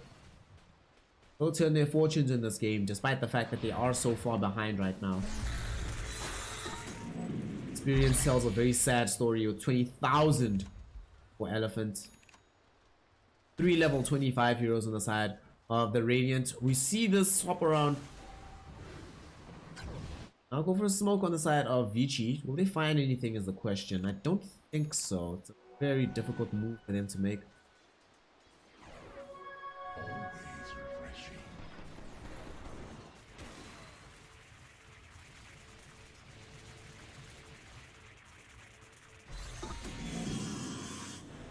Seem like they can get all that much by this. DY at the very least will snag back the outpost.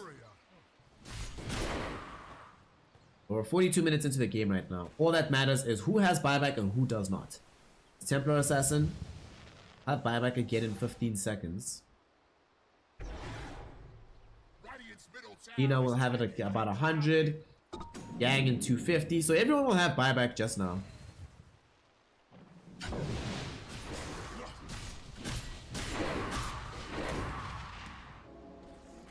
Means if we have this many buybacks, we definitely wait for the next Roche. Even though Vici Gaming will feel hard done by, be like, man, it's difficult to get the next Roche on. Still, no other option but to try and wait for Elephants to approach you in that area of the map. Hey, Vibes, thank you for the news update.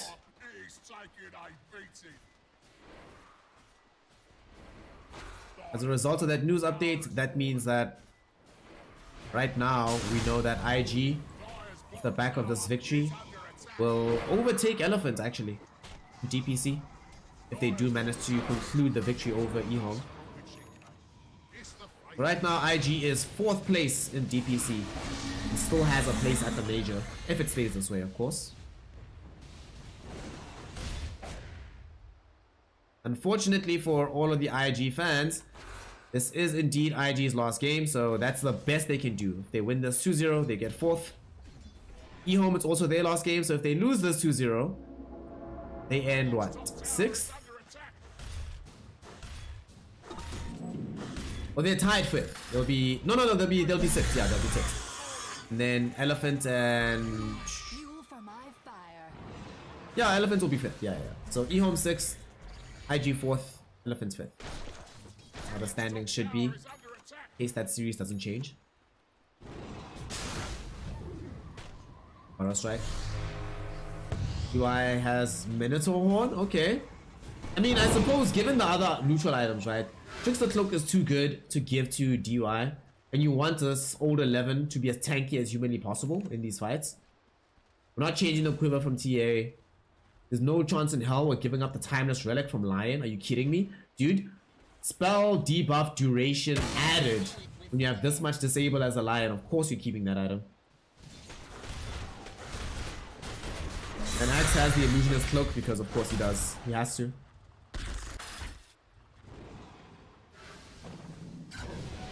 Looks like Morphling also opted for an Illusionist Cloak. And Sand King dropped his previous item. Let's see what's arriving now. Alright, also got the Relic. So his initiation is even stronger.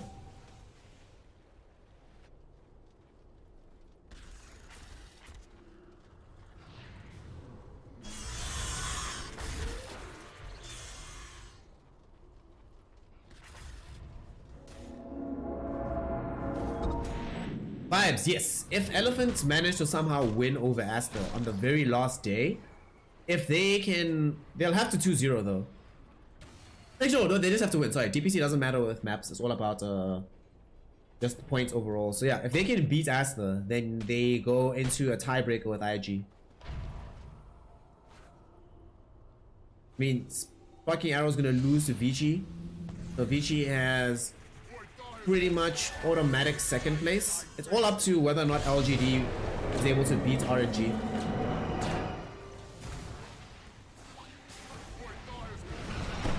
At middle? Ooh, old 11. Damn! If this is the Elephant that plays Team Aster, they have a pretty good shot of things because they've just taken out this Timber.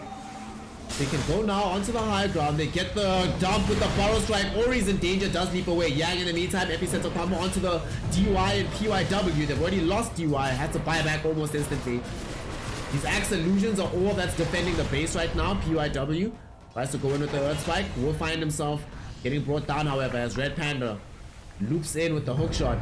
Buyback available from the Lion. No buyback on the Timber right now. Somnus has been dishing in damage onto the tier 3 tower this entire time. Throwing in salve after salve. Slave, not salve. Giant slave.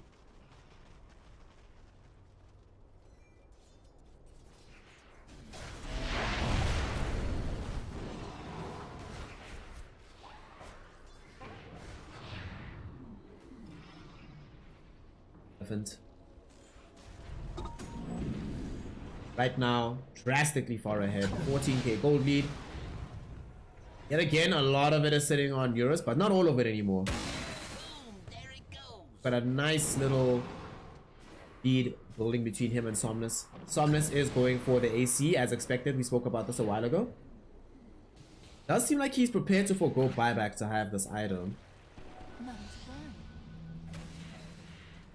Vici are not a team that GG's out, so very difficult to secure a victory against them. You have to play for quite a while.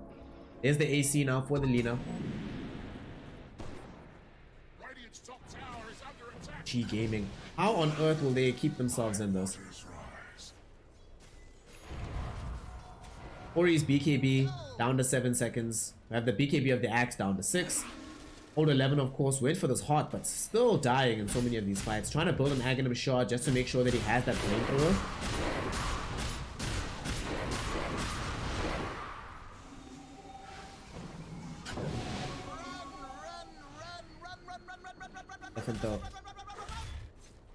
The one thing that Vici will still have, if they can ever win a fight, if they ever find themselves on the other side of the map, they have Exorcism Ghost, whereas Elephant does not. It is slightly easier to push on the side of Vici. Rosh is now up. Rosh is available. Vici have to be the one that's careful because both of their supports lack access to buyback. So if a fight goes badly, it guarantees a numerical disadvantage. Okay. Maybe some damage. They were maybe trying to bait out the positioning of PYW as this Lion. We're playing very carefully. Oh, Red Panda actually might be a call out here. Borrow strike from Eurus. Okay, catches out onto Ori. Ori's in trouble. There is going to be Morty's kisses. However, BKB refraction keeps him alive for now. The Ghost forced away the rest of the team. Red Panda going to be the first person to fall. Yang with the borrow strike, epicenter combination. They're going forward. DY not dead just yet. Red Panda does die, but Ori takes too much physical damage from Somnus and they'll bring him down. Forced to buy back. Poyoyo using the Berserker's core, but there's just too much damage from the rest of Elephant. Yang did a good job continually stunning him out.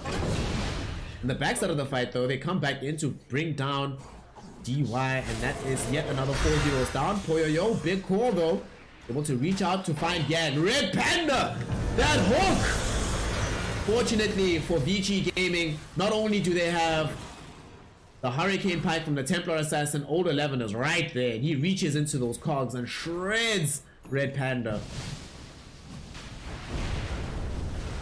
Still though, they have the numbers advantage. They know this on the side of Elephant. So with Lil Shredder and right click damage, it is enough to secure the Aegis. Eurus will pick it up. They grant the cheese to FY to potentially hand over to Somnus. And he'll also pick up the Refresher Shard. Make sure that we have the double Morty's kisses in the fight.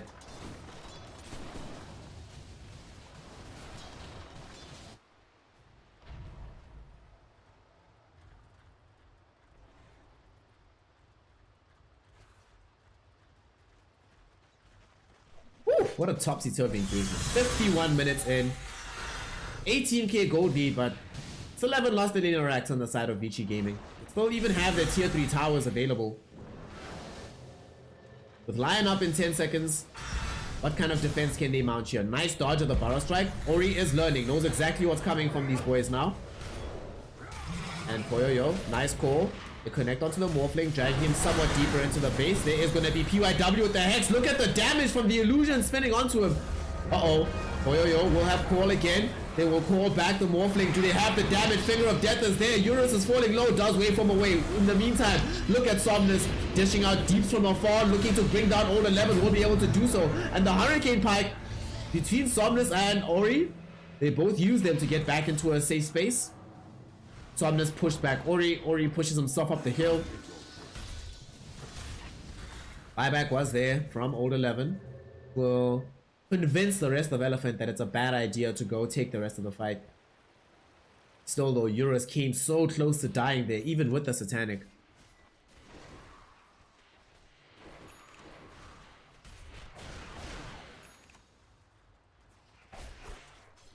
Like the Swift Blink pickup for the Axe. And he's gonna go for the Abyssal Blade next. They need more lockdown. Definitely need more lockdown. Also now, they bought back on Axe, they bought back on TA, they bought back on Timber Soul, they bought back on Lion, they bought back on the Death Prophet.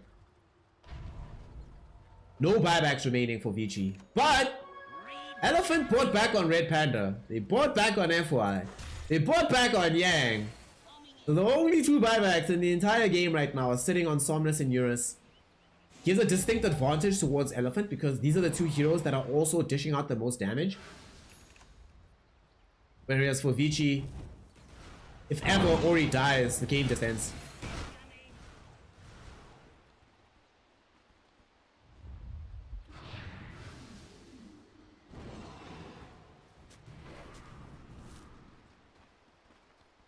Big play. Red Panda doesn't find the hook shot. Oh, Poyoyo actually finds the call onto Red Panda. They burst the clock. Okay, DY will be the next to fall, giving up a gem as well as using the ghosts there. I don't think Vici are going to want to force a defense of that gem. They'll just allow this to be a 5-for-5 trade. DY dub. Almost died. The beautiful call from Poyoyo! They bring down Somnus and now they're going to bring down Eurus as well. Okay, wave from away. Morphling is alive. Snapfire, Morty's kisses. Convince the rest of Vici to back off. Poyoyo yet again finding a call It keeps this game alive.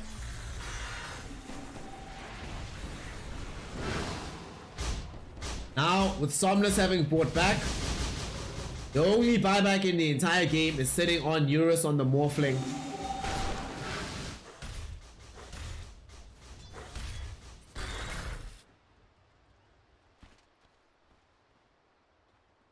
What's crazy is how much damage is coming out of these calls, even though Poyoyo already sold his Blade Mail a long time ago. It's not even bouncing back damage, this is just from spins. Whew. Now the game is delayed. There's no way they want to actually push up the hill without having buyback on Lina. So they're going to want to wait until they can give an Aegis to Lina. That's going to be at least another 3 minutes.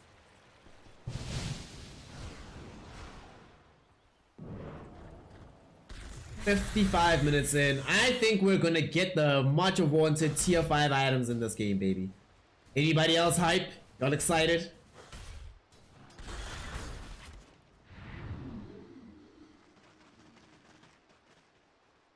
Right. The game has gone long enough that the buybacks on the Vici supports have cooled down. So they are now available on both DUI and PYW. Neither of them have spent frivolously in saving specifically for these buybacks. DUI going straight into the Aeon Disc. Already have Aeon Disc on the Lion, so we want the Aether Lens next. They can maintain their patience. They're getting buyback in another 2 minutes for Axe in the TA. But not enough gold available just yet. Ori can farm quite quickly. So can Poyoyo. Ori also building into an MKB. Realizes that Morphling has this butterfly and they need more damage to deal with the watery one.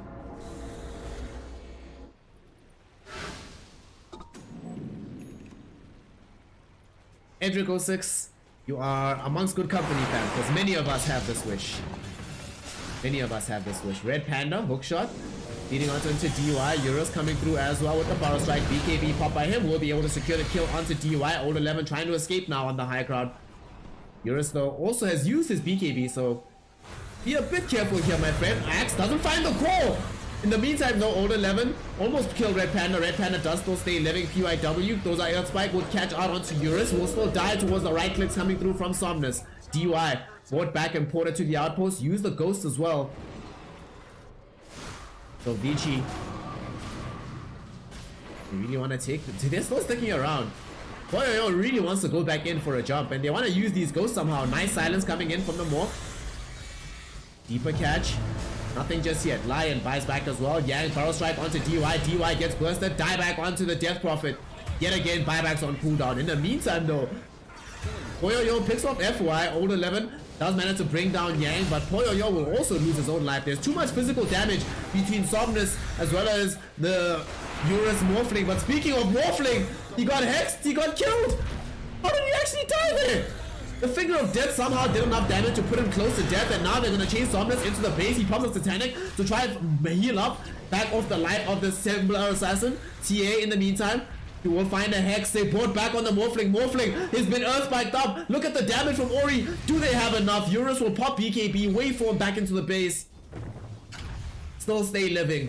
Old 11, remember, he does have heart, so if he stays outside of the fight for a little while longer, all the regen on Earth comes back to him, and now the regen onto the high ground. PYW found the Hex combo, found the Air Spike, and they find the kill. Ori brings down Somnus. No buyback for the Lina. Are you freaking kidding me? Is this actually gonna happen? Elephant might have given all they have to give. And after a fight that starts God knows where, they lose the first lane of racks. They lose more. They know for a fact on the side of Vici that there are no buybacks. Yang can buy back. Red hookshot coming in from Red Panda. Push back onto the TA. She does manage to blink away to safety, however, leaving a Hex in her wake because Old 11 trying to protect her.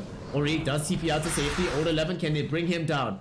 Does not seem so. PYW is nearby to potentially supply some support to help him escape. Doesn't need to. They had to commit the buyback on Yang as well. So no buyback on Yang, no buyback on Somnus, no buyback on Eurus. Vici Gaming, without even having access to the Templar Assassin Full combo with the Death Prophet, dishing out everything with the ghosts. They just take a fight clean. DP died early on, but still ultimately ends up with them on the high ground, taking the first lane of Rax in this game. It is a 58-minute game at the moment, so a lane of Rax is not nearly as game-changing as it otherwise might be. And TA coming close to the Roshan pit. Are they actually going to initiate here with the epicenter? Yes, they do. Vici get the BKB off on Ori, and here comes Poyoyo. Poyoyo gets the call onto Eurus. Morphling used into the air with the Wind Waker. FY doing his best to try to keep him alive, but it's not going to be alive just yet. Oh no, Snapfire. The Morty's Kisses doing all the damage on Earth. Hasn't found a kill just yet, but it is enough to make sure that they run away from Eurus and keep the Morphling alive. Done his job, kept the Morphling up. The fight is still going. Now suddenly the Roshan tanking some damage from the ghosts, but I think everybody just wants to reset. TA running home. She needs to regen. He's the only one now not around this Roshan pit. Old 11 gonna try and put his own body on the line just to force them away from this area. And look what desperation looks like. Eurus has had enough. Eurus is pissed. Like, alright, I'm level 30. Maxed out everything. Sure, I can still build like Moonshot, but in terms of progression, I have nowhere else to really go. So let's go, boys. Divine Rapier. I don't have buyback. Give me a Moonshot as well. Let's go. That's what I'm talking about.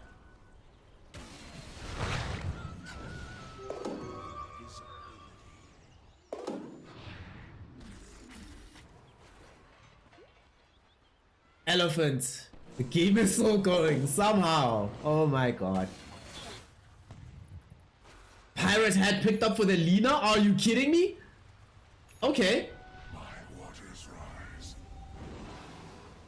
They're giving the Pirate Hat to the Morphling. Okay.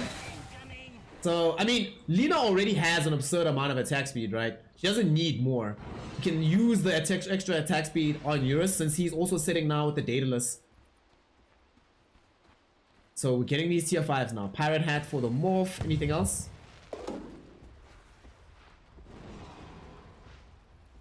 Not just yet. Just yet. At least not for Radiant side.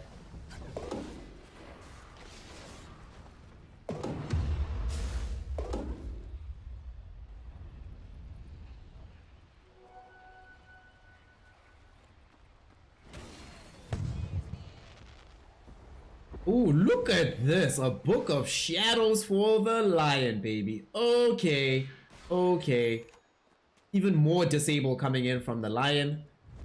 We have ourselves this young Book of the Dead too for more push from the Undying Death Prophet. I'm just meaning about Undying because she has 13 deaths low. Nice Apex for the Templar Assassin. Very, very useful. Even more damage coming in from her. Oof. Morphling, they gave him the Apex. Alright, so Pirate Hat can go back to the leader now. Yeah. So with the Pirate Hat, we've got Apex, Rapier. Let's go. Let's go. The whole game can still turn right here. And they need to be careful on Vici because remember, buybacks will eventually come back. Old 11 taking so much damage. He's already gone. Poyoyo found the core. He found Somnus. He's also found the Eurus. Eurus able to jump away, eats the cheese, still alive with the Satanic, staying up in this fight. Can he keep things going? Poyoyo taking all the damage from the epicenter and he will eventually fall. Almost killed Eurus, but Eurus with the Satanic also now waveform down with the shotgun bringing down DY. Old 11 brought back, needs to be able to escape this fight. They interrupt the Timber Chain. They're gonna get the kill. Old 11 will lose his life.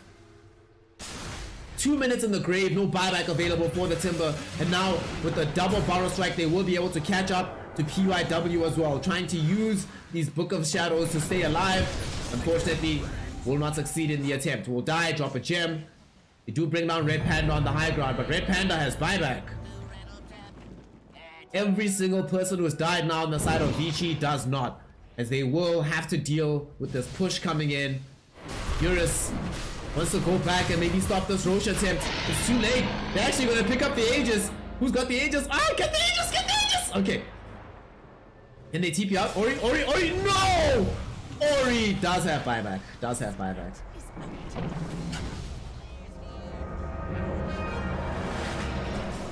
Oh man, that is pretty bad. If only they still had access to that Aegis. If he was able to escape with that Aegis, the game is very, very different. But now, really is just a countdown to the end. 60 seconds. Not having the Timber Saw, your primary frontline tank in this game, there's no way that you're going to be able to win this one out. Now, they just want to reach for the end of this. The core, they roll from Poyo. Is this going to be the core? Doesn't seem so. There's not enough damage because they've already lost Ori. And as Poyo dies without buyback, that should be Vici throwing in the towel. And GG is called. Game number 1 goes the way of Elephant as they keep their hopes alive to stay in the freaking tournament. Elephant on their last series, backs against the wall. Absolutely no room for any kind of failure. And they go the distance, make this map theirs. Woo! God, that was lit. What a game. What a game. What? That was Dota 2. That was Dota 2. Vici went in with his axe carry. It went the distance. I think a couple of different decisions made by Vici and they could still have won this game, honestly. I don't think it really can just come down to us saying that because axe went late, they lost. Elephant, some amazing play from them. Eurus, yo. When was the last time we saw this Eurus? This is the... Remember when Eurus, back on Vici Gaming, used to just own every single game? Ah, I miss this. Went the distance, an hour plus, but Elephants will stake their claim to game 1, keep themselves in I-League, still hold on to the hope of remaining in the playoffs. Yeah. Oh, wow. Wow. Yo, is Elephant gonna do it? Is Elephant gonna do it? Remember, again, right? They can't lose. They can't lose a single game. Like, they cannot lose. They have to win both games. It has to be a 2-0 here. If it's not a 2-0, then they get like 5-10 as the score. But then all RNG has to do is take one game in any of their remaining series and they're okay. And they do better than Elephant. Ooh. This is going to be fun. Game 2. And Elephants actually do this. Is the dream actually real? Is this actually going to happen? I don't know. But that was... Ah, what a game. Elephant betters, congratulations. One of the few times in your life that an elephant bet is actually going to go in your way. It's in this game. Woo. Woo. Kimmy Pop. Oh, thank you, fam. Appreciate that. This game was incredible to watch. Honestly, I don't even have words. I just want to see more of this. More of this. So, let's take a break. Oh man, let's take a break. We'll be right back. Game 1 in the books. Vici did everything they could, yet again showing us the safe lane axe. This time around does not go the distance. The Eurus Morphling finally shows off. Somnus is able to pop off as well. Have a ball game on our hands. In the meantime, while we're waiting for game number 2 to get started, make sure that you are following the stream. Make sure in your own way, in whatever way you can, if you've had a good time, you've enjoyed yourself, decide to become a supporter.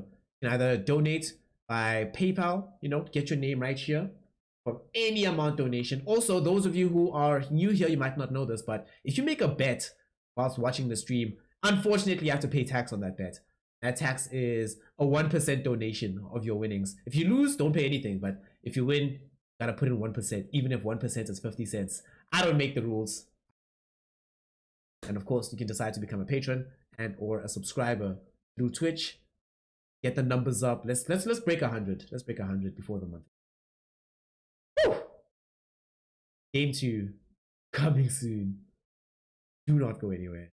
See you shortly.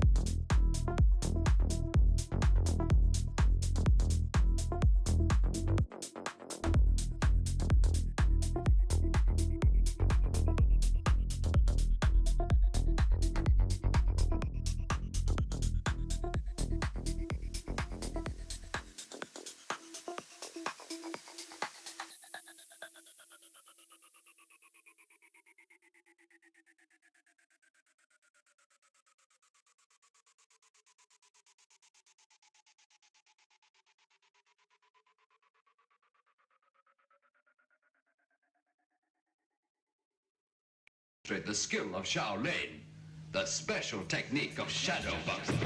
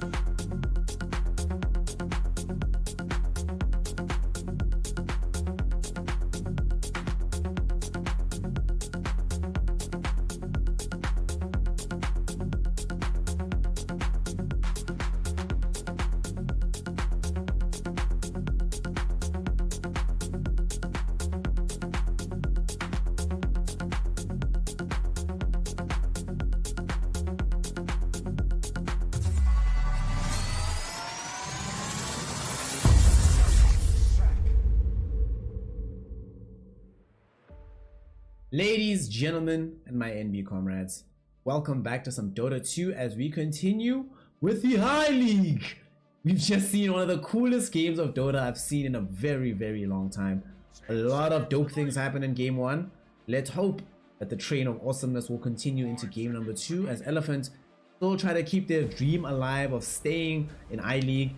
I mean, wouldn't it be great for them if they manage to get a 2-0 over Vici, stay in I League, carry that momentum, right, into their games in DPC, which they play in 3 days, and use that momentum to beat Team Aster and then still keep their place in the major That would be awesome. That would be amazing.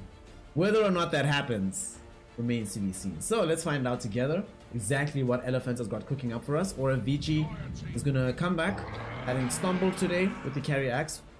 Will they find a way to make it work in game 2? So Vici v Elephant, game 2 in the I-League.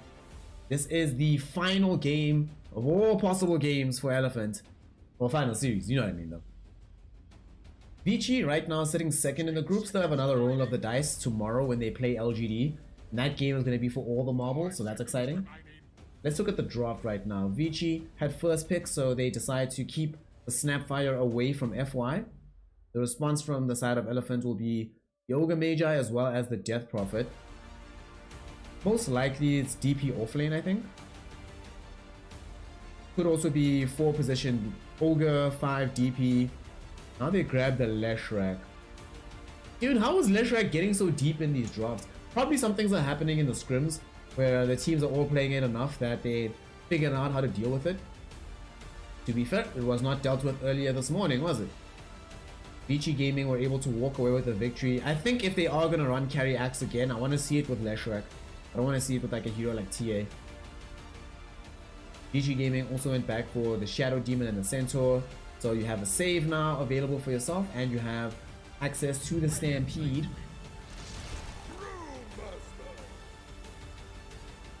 Brewmaster also getting snagged up by the side of Elephant. Okay. I like the Brewmaster pick. I feel like this hero is actually a little bit underpicked. Not massively, but maybe like 10 to 15% more games it should be in.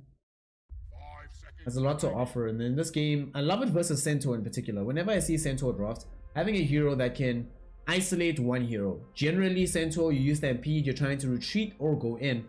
Brewmaster can frustrate that by making sure that a retreat is very difficult to successfully do, because you catch one hero, keep that one hero there, or you prevent the one hero that should make the initiation work out for them from actually entering the fight.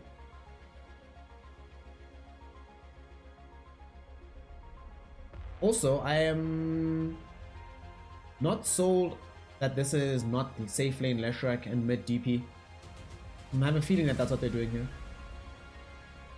A lot of magic though, so I would like to see them try to figure out a different way to also ensure they have physical damage. Vici Gaming will go for this TB hero now. Terrorblade, in terms of illusion carries, doesn't get as affected as say the PL does by playing into Leshrac. Still not the happiest about it in the world, but we move, we deal. 5 seconds remaining.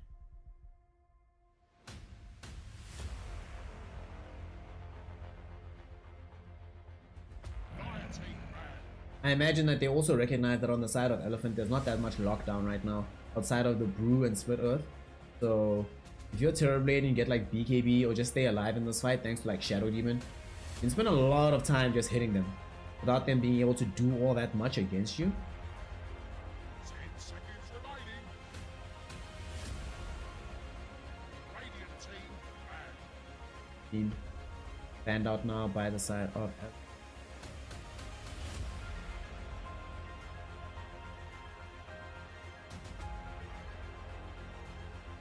The prodigal hero returns. Near on it. 10 seconds remaining. It's not deciding to ban PL and Morphling. They're seeing the heroes that are available for Euros, and they want to make sure that Terrorblade is as covered as humanly possible. You know what's actually really good against Terrorblade? What's really good against Terrorblade? Axe. Watch Elephant be the ones to play safe lane Axe now, boy. 10 seconds remaining. In terms of like real heroes that they could play, 5 seconds. feels too dangerous for Drow. I don't think you want to pick like Lifestealer, Jug, of course. Void is banned already. What do you play in the safe lane here for Elephant? Vici need a hero to go mid right now for Ori. So we want to have whatever hero that can play against both DP and Lesh, just in case they decide to flex either one of them. 5 seconds remaining. Dire team pick. And they can go for the Void Spirit. Alright. I'm glad they didn't go Storm for Ori, but this makes sense to me. Getting it's banned, that's why. One thing about this hero in this particular matchup in the game is that he'll be the one that's able to reach to the far side and connect onto... Oh, they're actually going to pick tier. Alright. He's going to be able to reach onto the FY Death Prophet. You can sort of get to Yang. If you get Aghanim Scepter very early on Ori, then you can actually get to the Yang Brewmaster, trigger off the Resonant Pulse, and make sure that the silence is able to keep him away from the fight for a really long time. If we look at this draw from Elephant, they aren't that beefy. Only really the Ogre and the Brewmaster who have anything resembling true tank ability. So these heroes from Vici can tear through these heroes of Elephant. I like the Vici draft in this.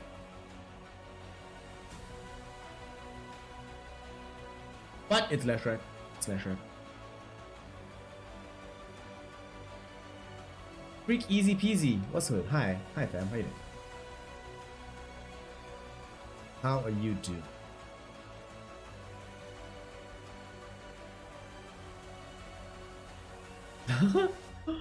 Johnny! Oh, Johnny, fam, you pulled through!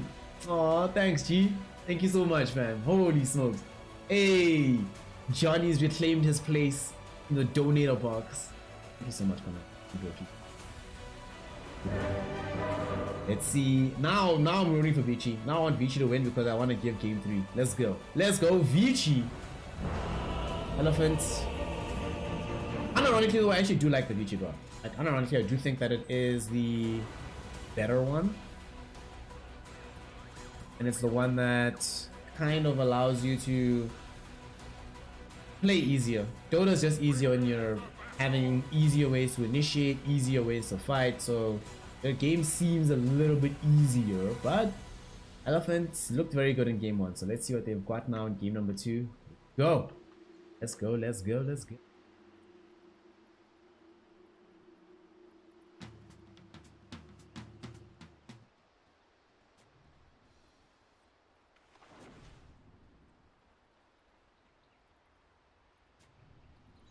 Rest easy, child. Now we are in the game, Why, thank you. doing our thing, getting underway. Why, thank you. I'm dead. I'm dead. Kind of think that the way this game is looking right now, one of the things we're going to need to see, we're definitely going to need to see in large measure, right? And I do mean in large measure, where we have to see the side of Elephant come out of there. Like they can't afford to sit back and farm. This is a team that needs to be out here all the time. Pretty much all the time. You know what all the time means? All the time. Like, be out here. Be out here. Show us what you got. My body is ready. Vici, in the meantime, don't necessarily have to play like as much in that direction. They can play just a more stable game. Get farm for the Terrorblade. Hope that that farm transitions into useful things around the map.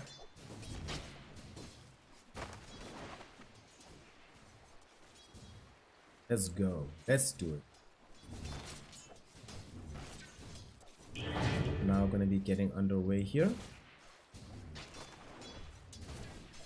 I do think one of the things I'd also like to see, in particular here in this mid lane, Somnus is gonna have to do everything in his power just to make 100% sure that he's able to. It's not just about like being in this lane, getting farm. Nah, you need to be consistently applying pressure in the game. The pressure game for the most part. Top lane, they did decide to actually put Eurus on the Leshrac, of course, with the last pick on the Temporal Assassin. That's the one thing I wasn't convinced by, because I've seen Eurus play this Leshrac before. So I had a suspicion that it might emerge once again.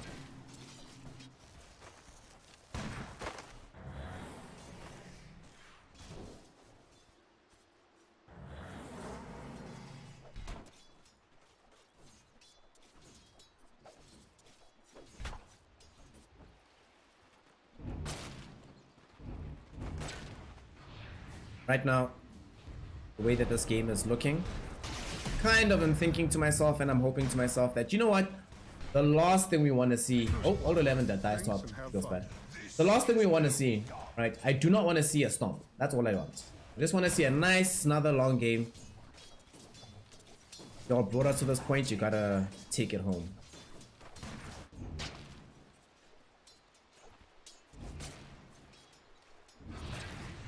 Somnus. Just doing his thing. Enjoying life. Has a CS advantage middle. Not applying as much pressure as I'd like, but it's a little bit difficult. Void Spirit can sometimes be a tough customer.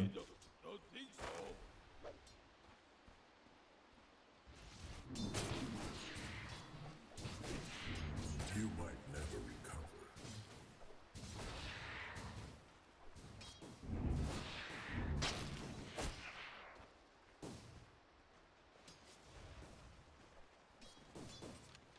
The beginning of this game, yo, Eurus is... This is a bit of a problem. One of the reasons why I'm glad that they did decide to put Leshrac top is the Leshrac lane versus Centaur is completely free for Lesh. And I think Lesh needs a kind of free early game. All the games we've seen Lesh look really, really strong. Haven't been the games where the Lesh is out here catching up. Need to be playing from ahead as that Leshrac, and they're giving that to her now. But the big deal is also what's happening down here in the bottom lane. Yang.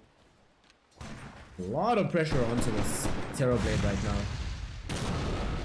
Top lane also have a lot of damage going on into PYW. Will he be able to walk away safely? Does snap fire cookie, but still dies. And old 11 might get ran down as well.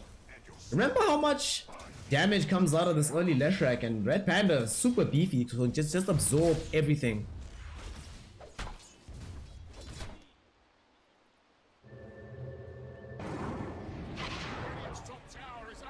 Elephant getting a pretty massive jump to the top lane. That gives Eurus even more farm on the Leshrac.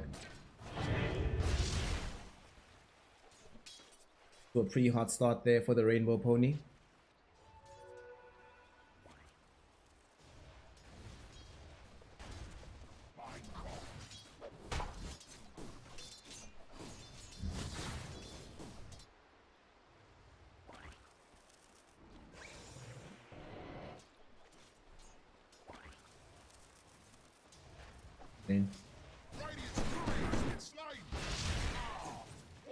Yet again, things have just slowed down a bit. Vici definitely feel worse for it if Elephants are playing quickly, but the game is slowed down. They're like, whew, thank God.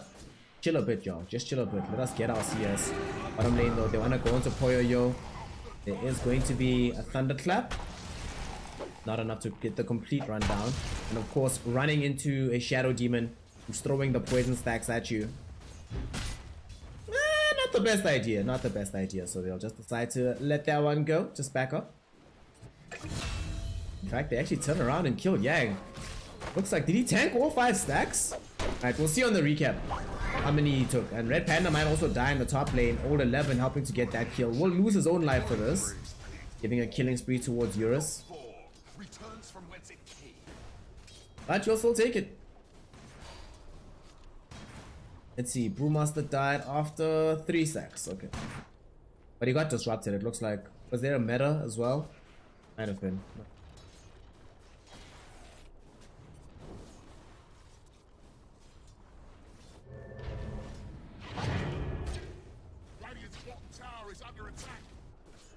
Vici Gaming now starting to farm up a little bit more, and with that kill that they've been able to attain bottom, it's going to be a little bit more complicated for Yang to return to the lane, but more importantly, it's space opened up for Eurus to farm for free, and for Poyo necessarily to do the same on the other side of the map. UI the disruption out onto Templar Assassin, but that's just to bother Somnus, to waste his time for a second because they know there's a regen rune in the top lane. You know how many of these lanes I've seen just be uber dominant from whatever side has it? Like the Snapfire Centaur lane can feel so crazy strong, but in this game, being effectively dealt with because this Ogre is just too tanky to suffer too much damage. UI, will he save Poyo? Will be able to do so. Him just showing up is enough to find the save, but at the same time, Eurus. Oh boy. Man, this Ogre is really doing a number on this top lane. allowing them to get yet another double kill onto the Snapfire and the Centaur. Eurus now top of the net worth by quite some distance.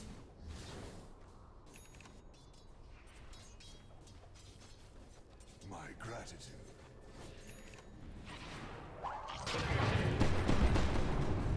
The damage going in now to Somnus. Does manage to one through it. Ah, he's fine. He's fine. He's fine, man.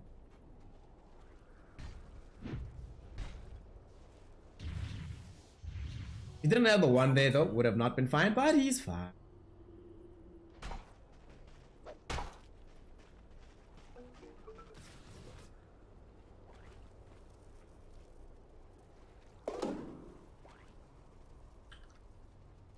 Blessings.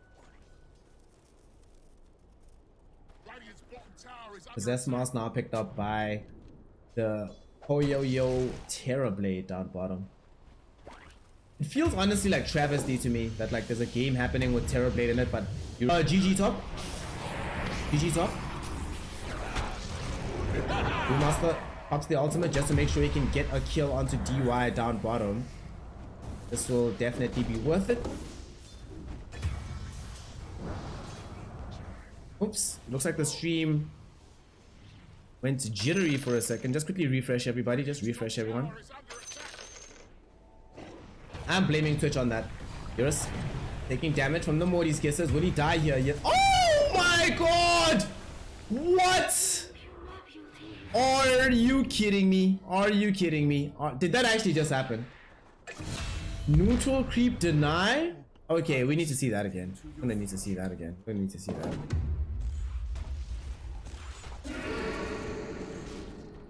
Alright, so first we see this play middle.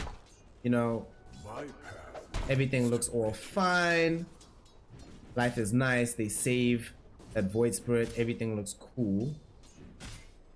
But okay, that's huge. That right there, what just happened, right? Losing Centaur with him not having access to TP is absolutely massive. I cannot stress enough just how big that situation is. The fact that he ends up not actually being able to get back to base is pretty massive. You know, we see all these kills happening, but the big play is coming up now. It's coming up now.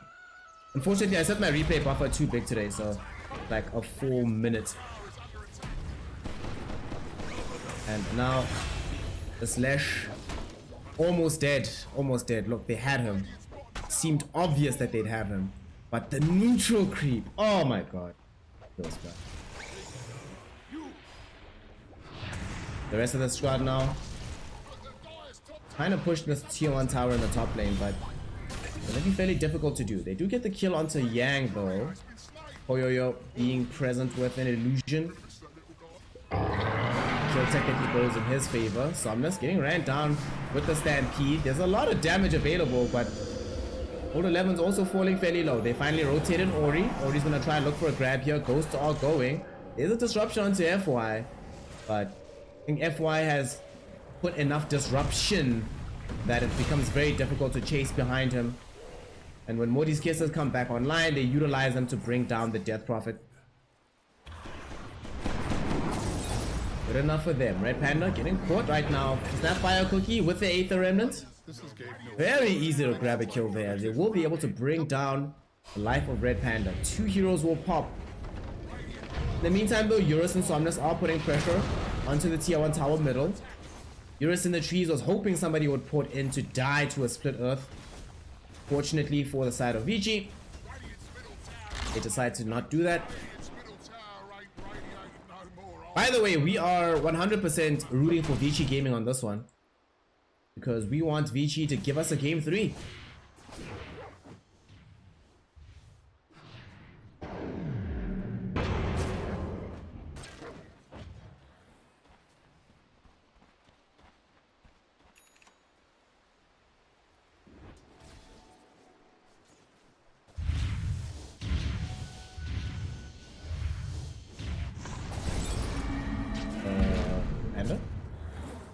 Somewhat dangerous place to be, but This will hasten my footfall. tried to interrupt Ori from snagging away that haste rune. Unfortunately, not gonna be possible.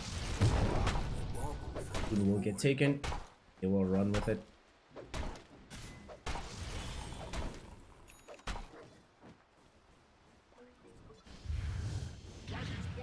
tower is under attack. Brewmaster did pick up the Hand of Midas as expected, coming in from Yang. Generally, Midas straight into Aghanim Scepter. Nothing else I've seen that has the same degree of impact, so let's go, boys. Let's go. Give it some more.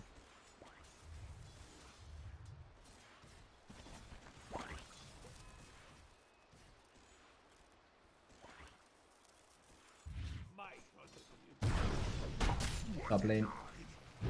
One of the things I also think that needs to somewhat change here for Vici Gaming, the way that they've been playing this early game out, that yes, they're happy to be able to still get farm on the Terrorblade, but except for that big movement we saw at top, they seemed a little bit reticent to be mobile on the map, and I think they should try to take a bit more advantage of that, especially with this Void Spirit. The smoke is coming now from Elephant. Eurus and the gang.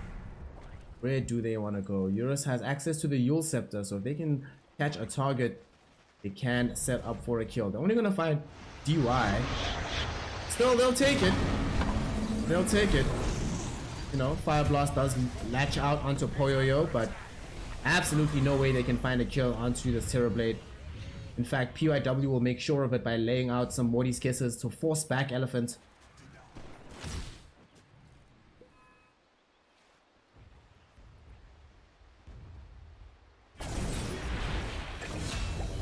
Okay. Poyoyo, get an easy grab onto Red Panda there. Stuck around a little bit too long on the high ground. Dire's bottom tower is under attack. Boy, Dire's bottom tower is... Elephants have so much team fight. Like with their heroes. The team fight from the side of Vici is what? Centaur, Void Spirit. I mean, Morty's Kisses do make a huge difference inside the team fight, but doesn't fully control up the enemy in the way that you'd wish to.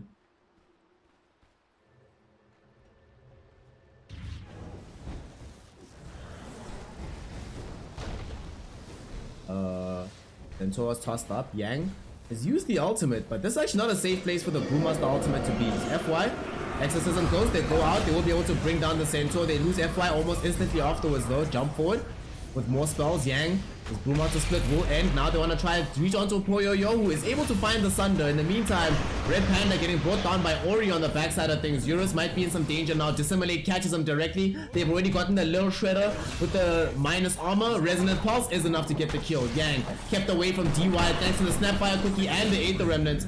They are able to chase down DY, so Vici Gaming will walk away with 4 kills down in the top lane. And the Void Spirit, what a time for Ori to show up there. His presence in that fight really does turn things around. Poyoyo gets the Sunder off on the Leshrac. Ori is not concerned with the front line at first. He's picking off first FY, then Red Panda.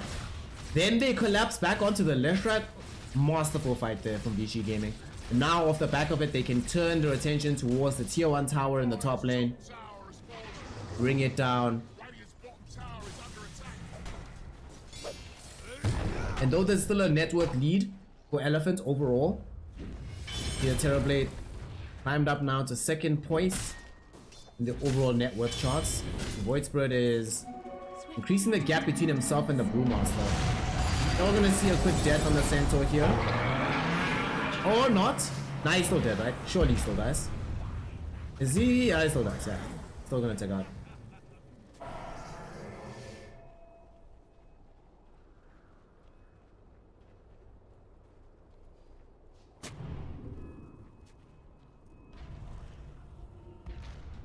Edric, like the win rate of this Leshrac has been so high in China, especially here in I-League. I believe we've only seen 2 games. 2 games! Not 2 series, 2 games in total where the Leshrac actually loses. Hero's insane. Roshan now being attempted. Will be scouted out by an illusion, so they know that this is happening. They do have access to the Centaur, but no Blink Dagger, unfortunately, so not an easy way to get into the pit. This is a Roche that can go by fairly quickly. We're playing against Templar. Yang, we're going for the ultimate. Morty's Kisses, going inside the pit. They almost lost Ori very early on, but he gets saved by the disruption, able to astral step up onto the higher ground. Fire snap cookie will save him a little while longer. DY will take a tumble here. In the meantime, FY with the ghost zoning back the rest of Vici Gaming because they just desperately want to take away this Aegis, and they will be able to do so. Somnus grabs it. Somnus is good for this.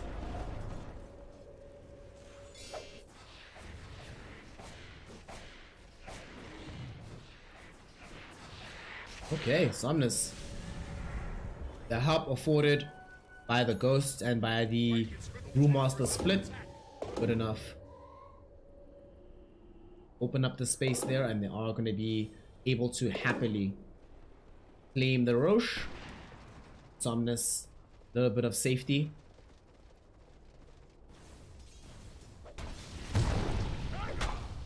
Looks like he's actually skipping Blink Dagger for now on Somnus. Gonna go for BKB first. Disruption down bottom. They lead this onto Yang. They really want to find this kill. Wolf Stomp, nicely done. Old 11 to reveal the Blink Dagger. Demonic Purge was necessary, but gets the grab.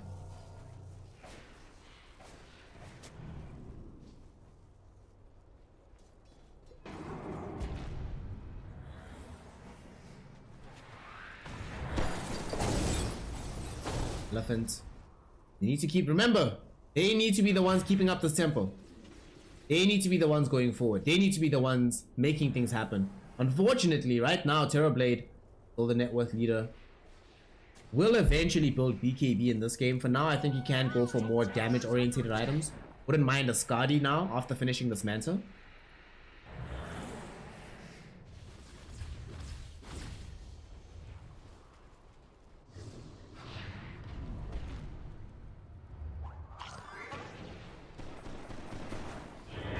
Looks like Skadi is going to be the option. Ori almost dies. Ori is actually just going to get brought down. They took out his courier as well. In fact, DY is also in danger, as he's one hit away from getting double kill for Somnus. Okay. How did that happen to... I mean, the silence did come through from FY. I saw that.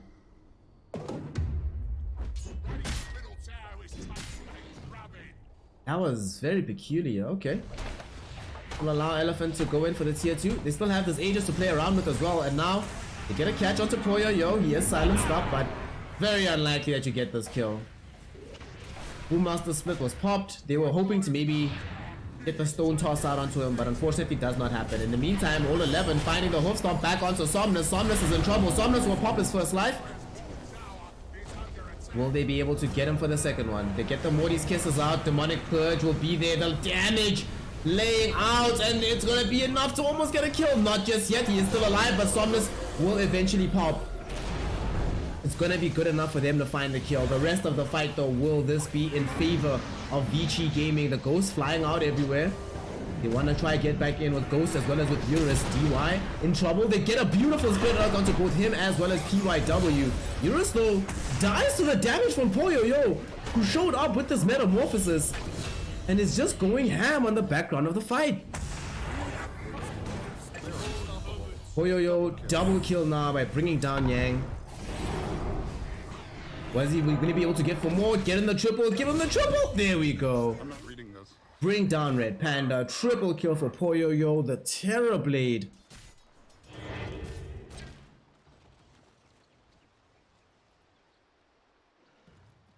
Ripping through everybody in that fight. How much damage did he do actually? Jeez, 4k damage from the Terrorblade? Okay, cool.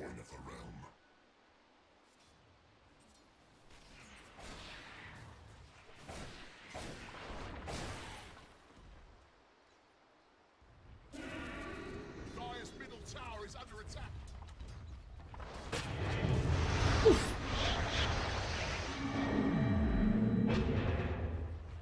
The question is now what, right? We need to see exactly how it's going to be possible for the side of Vici Gaming to now turn, making use of what they've gained here. It's not enough to just be like, sweet, we took a dope fight, now we just sit on our laurels and farm. No, you gotta make use of this. And here they are smoked.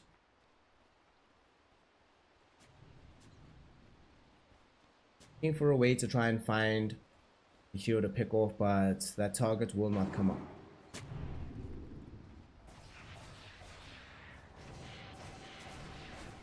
So they'll just content themselves with laying down some vision on the way out. Covering this area of the map. Radiant's top tower has fallen. Boy, Dire's bottom tower is taking a Meantime though, Elephant still feel quite strong. Despite not having access to the Aegis anymore, not having the BKB like at full 9. Oh, it actually is 9 seconds. Okay, never mind. He died before he could pop it last time. Sweet. Right now, coming in, Red Panda will die very early on. Red Panda, at the very least, distracted them long enough for the rest of Elephant to flee here. The one big thing as well that we actually didn't take any attention to is the Storm Panda does have that clear out spell, which does a real number on the Terrorblade illusions.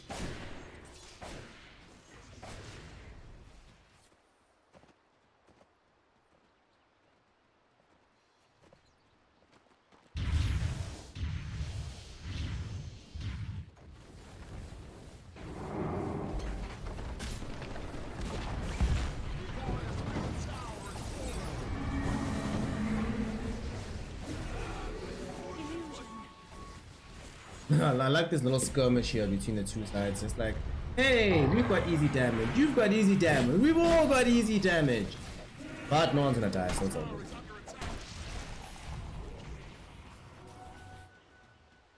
Oh, look, Dire's fortified, I see.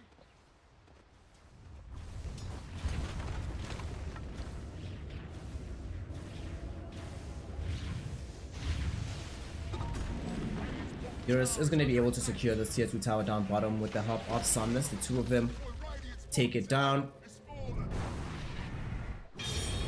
This tower being removed, the question is, how much more can they gain on the map? There's only one tier 2 tower remaining. However, look at the gold graph. It's not actually closing, despite them getting more real estate. The issue is this Terrorblade still farming.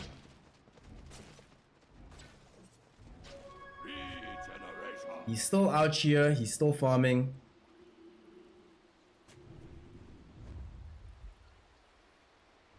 Getting himself a BKB soon. That's gonna be terrifying. The BKB for me is the really scary part. Like pre-BKB, it's not fun to play this game, but it's still, you know, things are doable. You can still make a plan, a hustle here or there, but post-BKB. Suddenly Yang does nothing to the Terrorblade. Only hero at that point who does anything is going to be the Templar Assassin.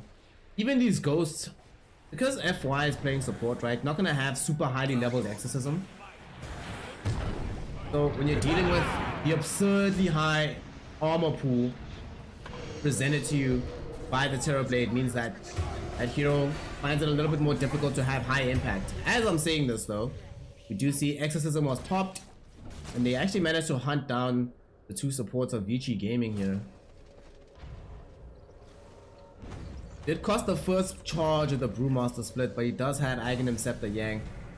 Doesn't have to worry all that much about the downtime of the spell. Boy, Dire's bottom tower is taking a beating. Dire's career, well, caring feeding ain't gonna be a problem now. Does Void Spirit have Ags yet? He's building it. And because there's no like Guardian Greaves or Yule Scepter on Yang, having this Ags on the Void Spirit will actually make a huge difference if he's ever able to find Yang before the Primal Split comes out.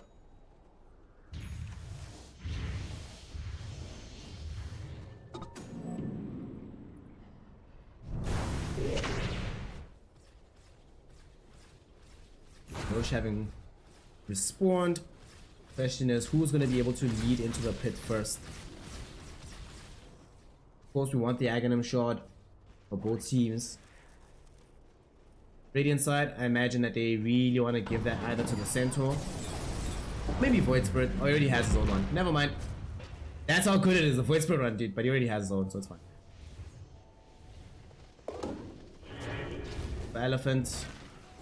Give us the Leshrac Shard, baby. Maybe even TA Shard actually is a little bit better this game.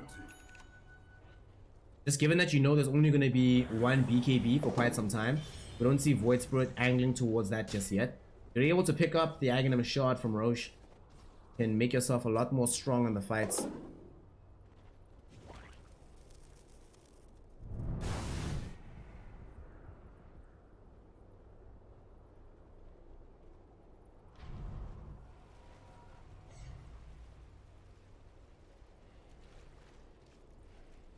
teams stacking up around this Roshan pit, recognizing the importance of the big man.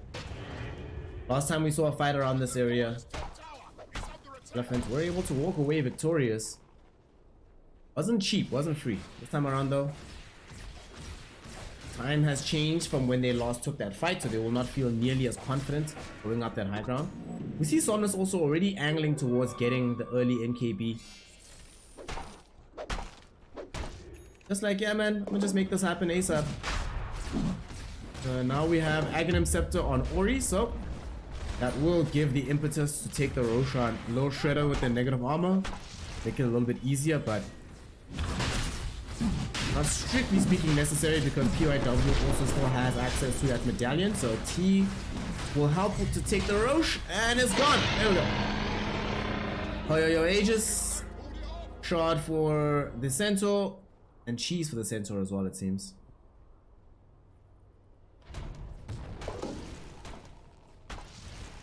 Also gets a quickening charm, that's nice. One of the better items right now with this build for the Brewmaster is now picked up. He gets himself an Aeon Disc. Pretty much guarantees that you'll get off the split. No matter what, that's what matters. You will get the split off. I will use split. It's gonna pop off. It's gonna be awesome.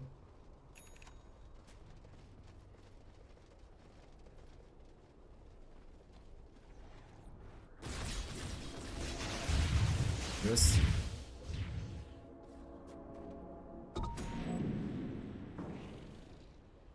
Moving with his crew, doing his thing. Oh. Trying to stun out onto Red Panda. Lotus Orb. That was hilarious. He thought he was going to be able to get off like double or triple fire blast and escape, but unfortunately for him, the Lotus Orb was there, so he just stuns himself as well. That was hilarious.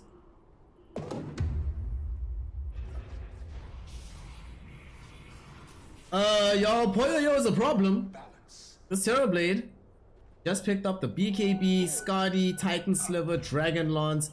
I think a 4-star's already coming to him, so that might be the full Hurricane Pike already. Let's see once his courier arrives.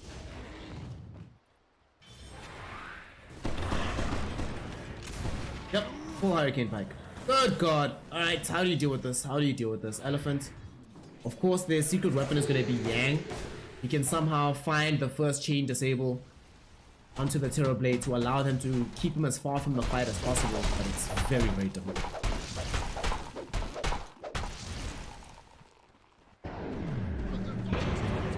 He's under attack.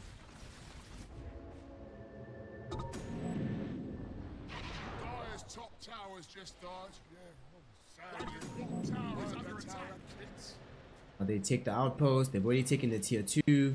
This is the thing about whenever you get to the stage of the game and your Terrorblade is like one of the strongest heroes on the map, is you feel so confident you can just slow walk the game.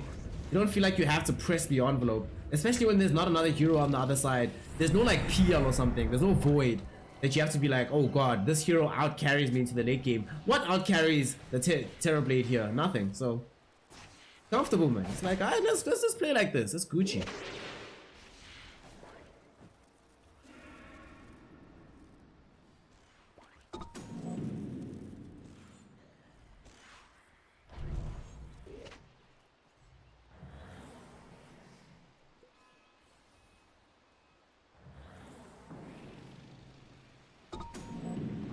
Vici thinking about potentially going for a smoke move, and indeed they will do. Nothing they really feel like waiting for right now. Old 11 has Blink, Lotus Orb, Vanguard, Gem in tow for his team, so very difficult fight right now for Elephant. So also de-warding all these psionic traps. Red Panda, yet again, the first one found out, does manage to dodge out the stun, and Yang does get off the ultimate, but Red Panda dead very early on to these illusions from Rich Yo-Yo. Ori able to jump away, and look at the damage now. Poyo BKB active. He's going deep into the fight. He wants to find a target. Somnus, luckily for him, is hidden thanks to the meld, but the gem comes closer. Vision is granted. They can't blink forward just yet. There still will be a stampede. Nice jump in to simulate with the resonant pulse on the 3 heroes. 2 are dead immediately afterwards. A double kill for Ori. And one of those 2 is Somnus, so the Templar Assassin, the one hero Elephant could not afford to lose is the one hero who dies. When Eurus recognizes that this fight is over, he will leave, allowing Vici Gaming to claim a tier 2 tower and look potentially to go up onto the high ground. Creep wave is really far away from them at this point. It looks like they are determined to just stick around here. There's no buyback on the TA. Red Panda getting dragged back in. He's gonna lose his life. He's almost dead. Yes, he's gone. Yang. Also, the Thunder directly onto Yang keeps Poyoyo alive. I thought he might die to the magic damage coming in from Eurus, but he still has the first life of the Aegis. Ori looking to close the gap onto Yang, dissimulate. He goes back and retreats. Rather will join with the rest of his team as they attempt to secure themselves this tier 3 tower. Nice split earth connecting onto this Void Spirit. He will try to get away with the 4-staff. Ori kept alive.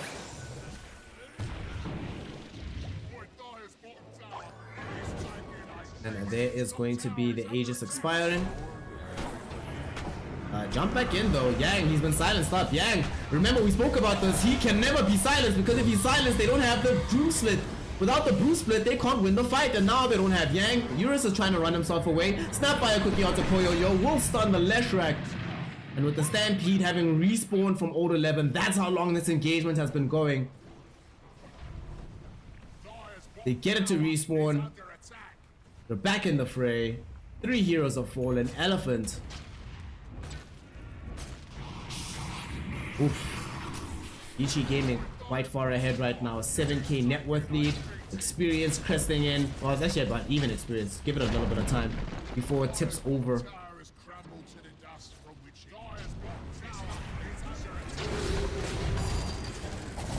Vici up now onto FY in the trees, looking to try and find this kill. They will be able to bring him down. FY is gone. They forced a buyback as well from Yang. However, this buyback might not be able to attain them that much. He still only has the 1 charge. The second one is going to be cooling down still. Old 11 with the Heart of Taras, so he can be the one to tank up the shots from the tower. Look at the jump. They found Yang. Aeon Discord Relay, who will still be able to get off the primal split. Tosses Poyoyo into the air using the Cyclone. Remember, Poyoyo does not have access to the Aegis anymore. Does have Sunder and BKB, however. So very difficult target to bring down. At the same time, Red Panda thought he was in danger, but the Dissimulate only carries Ori outside of the fray.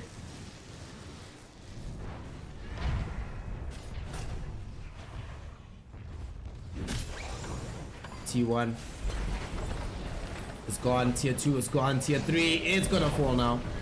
The first tier 3 of the game has been taken by Vici Gaming. Will they be able to claim more from this split earth from Eurus? Only connects onto an illusion. Doesn't have the Aghanim Scepter either. And here's gonna come a stun from Old 11 instead. Directly onto his face. Poyoyo putting in the damage with the Metamorphosis and the Daedalus. More than enough to get the kill. And with the Sunder onto Yang, they throw in even more damage. And Poyoyo has helped to bring down 2. FY still has these ghosts active here on the high ground, so it's a difficult place for them to fight. Old 11 finds 2 heroes stunned up. One of them is Somnus, so now they want to turn their attention back towards the Templar Assassin. More of these kisses fly out. Not even necessary because they've already won the game. Poyoyo cleaned up house, and Vici Gaming will secure game 2. Elephant throw in the tower, and we have ourselves a decider. Let's go game 3. Woo!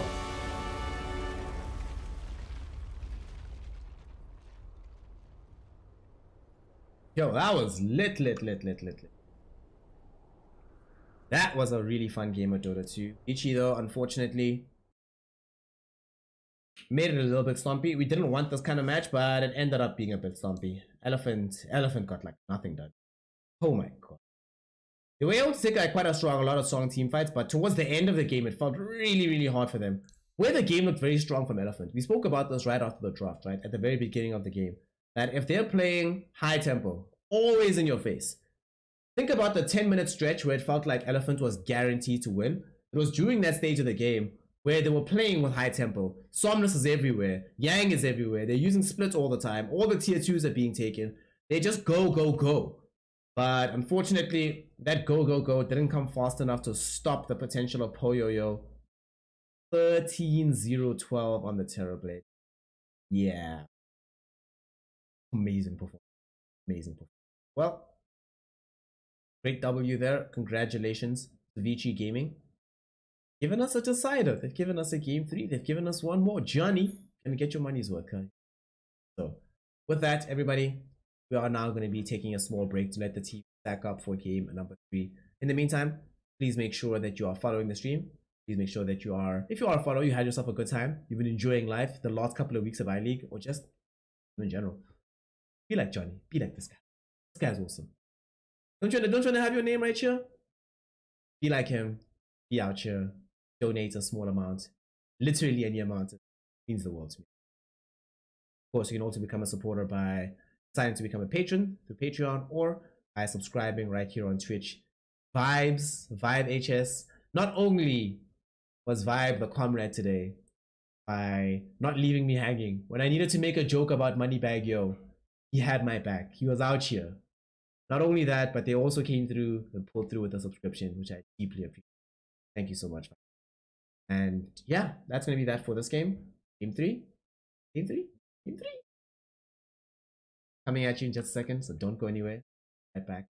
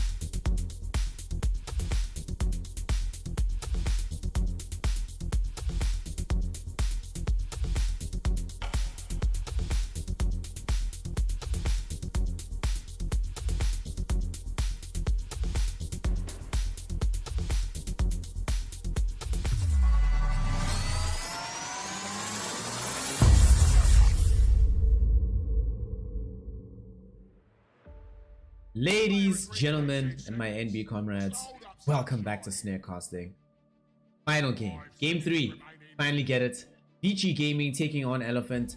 On the distance, who's got this one? Who's got this one? Now, for Vici, this game is like whatever for them at this point. You know, it's nice if we win. Winning is nice. We would like to be at the top of the group.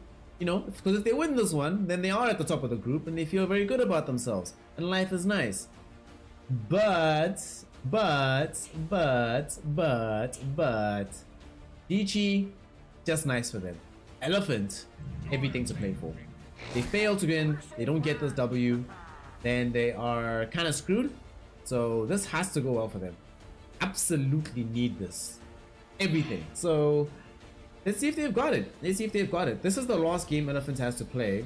And if they somehow can come away with the victory here, and then RNG loses all their series against LGD as well as against IG, then Elephants will still make it to the playoffs. So they have to win this one though. No more mistakes, no more second chances. Let's see if they can do it. Vici, they had first pick, Snapfire Shadow Demon. That's going to be what opens up the draft for them on their side. We see that Elephant went for DP Ogre as a way to just deal with Snapfire immediately after seeing that hero emerge. One thing, like we saw this obviously in the previous game, but I'm kind of hoping it's not necessarily the support duo again. I feel like it's not active enough, these two heroes in tandem. I would much prefer if DP, even if DP goes mid, it's fine. Get something else as a team fight starter from the off lane perhaps. In the previous game, it just really felt like Elephant couldn't really do much themselves, which is part of the issue. Vici also had access to this Bristleback, so that definitely incentivizes you to pick Axe. You see Bristleback, you grab Axe. That's just the nature of the game. Given what's been happening today with this Axe, it's unclear if Yang's gonna play the Axe or if Eurus will. I don't think Eurus did a bad job on the Leshrac. Just really don't like this Ogre pick this game. Like of all the solid 5 positions to get, I'd rather you pick like a Warlock if you're just gonna have a 5 position hero. And also I really don't like these drafts where Ogre gets picked but there's no hero who gets steroided. If you get steroided and you pick Ogre, it is what it is, but under circumstances, a little bit bizarre from them. On the bright side though, with this Axe being in tow, Axe Leshrac is crazy. We saw this literally earlier today from Vici Gaming, so if they laid it in similar capacity and played in that way, game looks quite strong for Elephant. And considering that this Axe is very good against the Bristleback, making sure that he faces the team and then he can actually get killed. Against Lifestealer as well, we've seen more than one occasion where Axe has been the difference maker against a hero like the Lifestealer.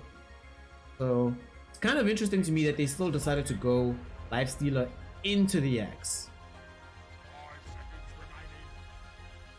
And the laning phase is amazing though, this Lifestealer. Incredible, incredible. Laning phase sucks, you can't play this lane.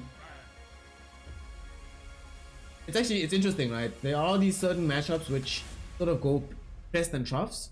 So Lifestealer bosses you in the laning phase. In the mid game, he sucks to play against you because it's just annoying. You're always getting called and the like. And then late game comes back and then Lifestealer destroys Axe. Destroys you. So Elephant will have to play pretty well in order to make sure that doesn't happen to them. Still, with all this beefcake on the side of Vici Gaming, I think they would not be remiss to ban out like a Timbersaw. I could see like a mid Timber coming in from Elephant right now.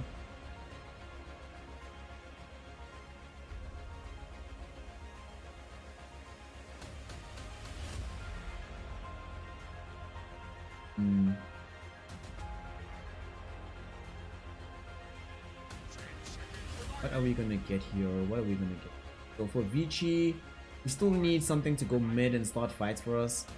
This entire team right now feels very... like, no, I don't feel like it's all tied together just yet. They need a hero like a Storm Spirit, an Ember Spirit, a Puck to reach, get to the backsides of the fight, give a vehicle for the Lifestealer.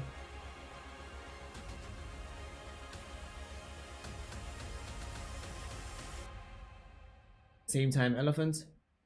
They... whatever. FY will play DP. They need something a bit more... they need more punch, yeah. TA and Morph are actually good bands. I feel like they're lacking that little bit of extra damage. Leshrac, like I said many times, can solo carry a game with the right support and cost. So I think that's the decision now. Do we pick another hero to give us more damage? Given that we're playing with a lineup against Bristleback, against Lifestealer, we should probably do that. Or do we double down on this magic damage, similar to what we did game 1 versus Team Aster? Or what Vici did, sorry, game 1 versus Team Aster. 5 seconds remaining. Dire team pick. And Void Spirit from them. Alright, so this is the hero that reaches. Gets to the other side of the fight. We already saw Ori have a phenomenal performance on this.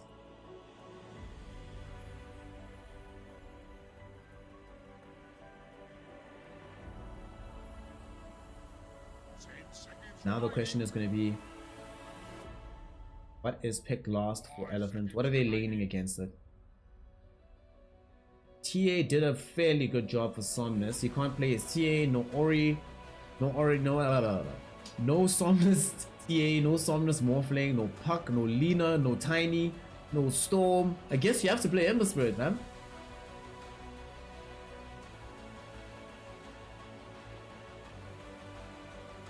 Unless he plays Death Prophet.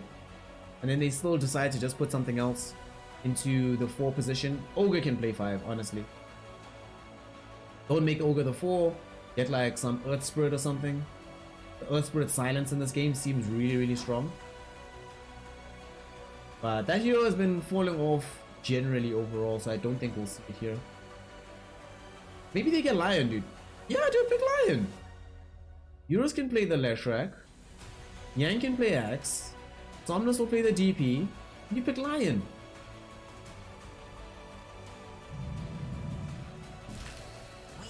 I go for Weaver, right? So Somnus is gonna be playing the Leshrac then. Weaver is gonna be going into the safe lane. Okay.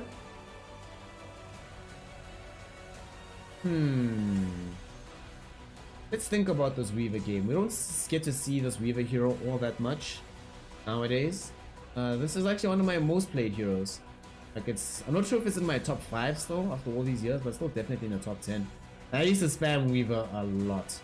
And when I look at this game, you know, fine playing Weaver into pretty much everyone here. The only thing that kind of sucks is Aether Remnant, but yeah, this actually can be a decent Weaver game. I see this vision. They have like no catch for this Weaver, dude.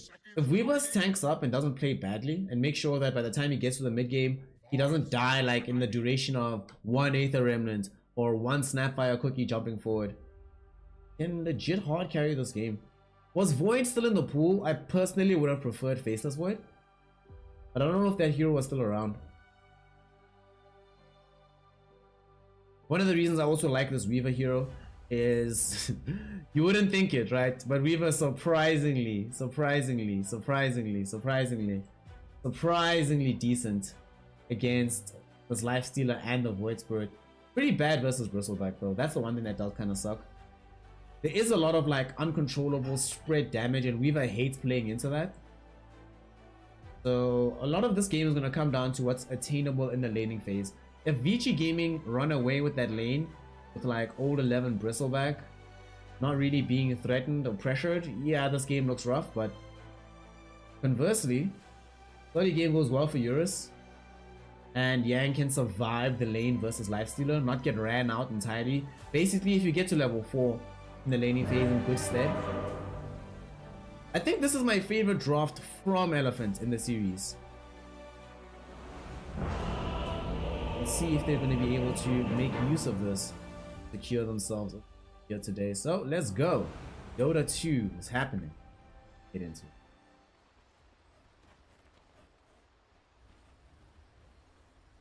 Game 1 went the way of Elephant. Game 2, the way of Vici Gaming. And now finally we are here in the decider. 90 seconds left until closing up all the bets and the predictions. Make your decisions now.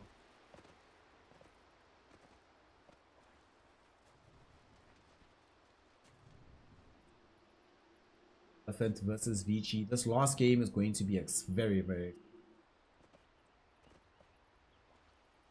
Also, this time around, it's Elephant that have the major, yet again, mobility advantage. Game 1's mobility advantage ended up being crucial towards the end. Axe misjudged. Get into it. Let's I'm go. dead. I'm Let's dead. go. Let's go. Let's go. Let's go. It's looking spicy. It's looking spicy. Whenever I see Your Weaver anger into, is useless. do y'all remember when as Weaver, like part of your build standard was the diffusal blade? That was the one patch. It was really fun playing Weaver into Bristleback. Like in that patch, he started playing it like offlane, dude. He just run at him, hit him. And he's like, damn, this sucks.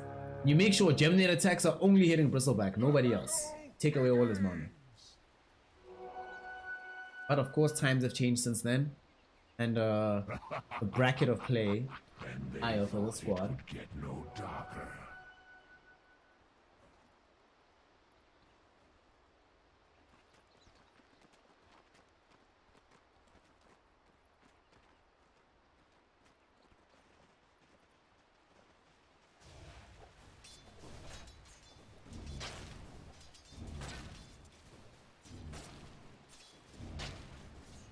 So now we are underway. Here we go. Here we go. Game number 3, the decider. Has the potential to also go really late, this one. This one was not for you. Let's hope that this one is gonna end in the way that it should. It's gonna be a nice long game. With 5k on Vici, I hope that 5k is channel points, my friend. Is that $5,000 that you bet on Vici?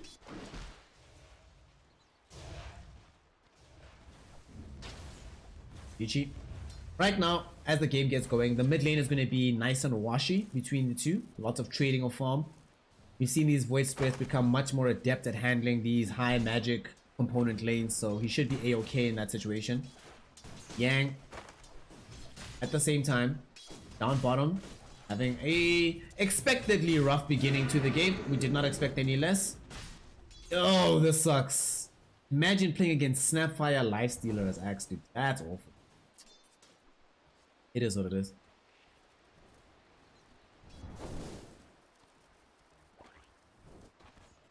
The way it stands though, as the Axe, you'll still get some farm. You're dragging back the wave. Unless they get, without the access to open wounds like he used to. You know, back in the day, Lifestealer would have open wounds. Now, without open wounds, you actually have much less kill threat onto heroes like Axe. All they have is like Snapfire Cookie as a stun, so does mean that we should expect and anticipate greater survivability for the Axe, and you'll get his levels. The top side of the map, Eurus needs to demonstrate his mettle here. Farm versus the Bristleback. Can do it. Farm is fine. Later on in the game, that things get really annoying.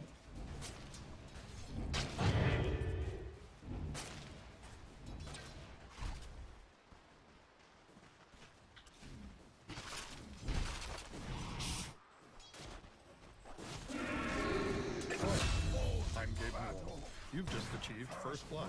Oh, Thanks. as I was saying that, we just see it happen. Bottom. That. Yeah, not sure that should have happened.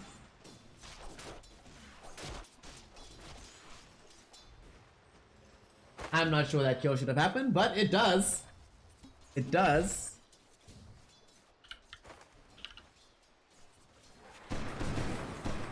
That actually makes things a lot harder now.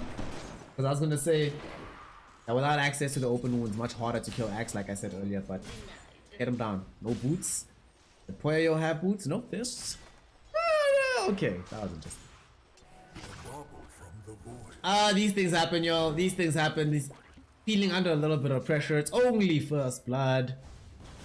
You've only given extra gold to Poyo, yo. It's fine. It's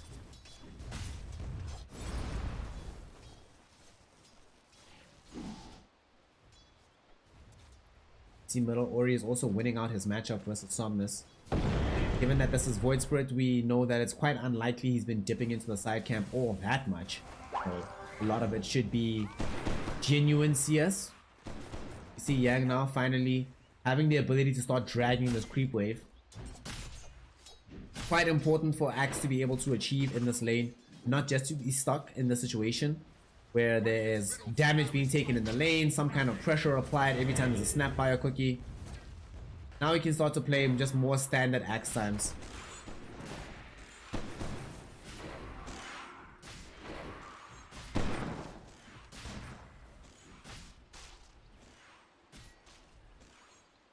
Still though, they don't really care about the rest of the, as long as they get Yang something. They probably have accepted that Poyoyo's gonna farm like a beast. Speaking of Poyoyo's farm, let's see, this game he builds Omelette. Omelette SMY definitely, yeah. I think that should just be a nice standard lifestealer build. Yours in the meantime, maybe reach onto PYW. Starting off the map with the Falcon Blade in lane.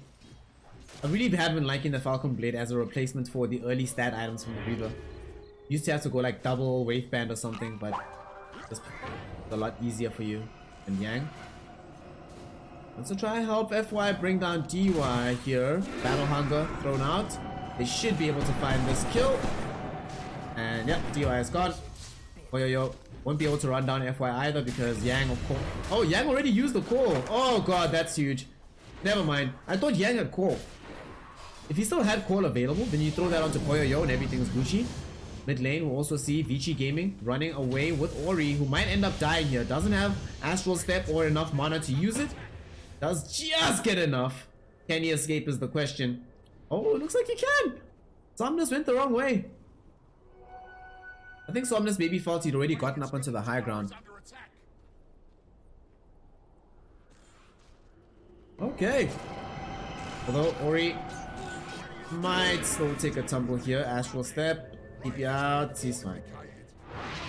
They do now know though that he's not going to be available to help out in this mid lane. So provided Red Panda zones PIW away the way he is right now, they will be able to secure the tier 1.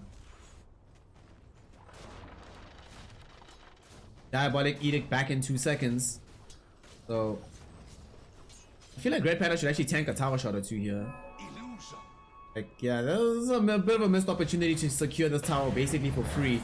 Now a fight is gonna come for it. Red Panda does now come back. They're gonna be able to find out the Fire Blast. Somnus falling very low though, because Poyoyo also TP'd into this and he's gonna be able to run him down. Big kill there. Red Panda to follow. Low shredder from DY, making that one easy. An elephant. Yeah, I'm putting that on Red Panda. There was no reason they shouldn't have been able to get the tower kill there with the Diabolic Edict being used. They shouldn't have had to wait for that second wave.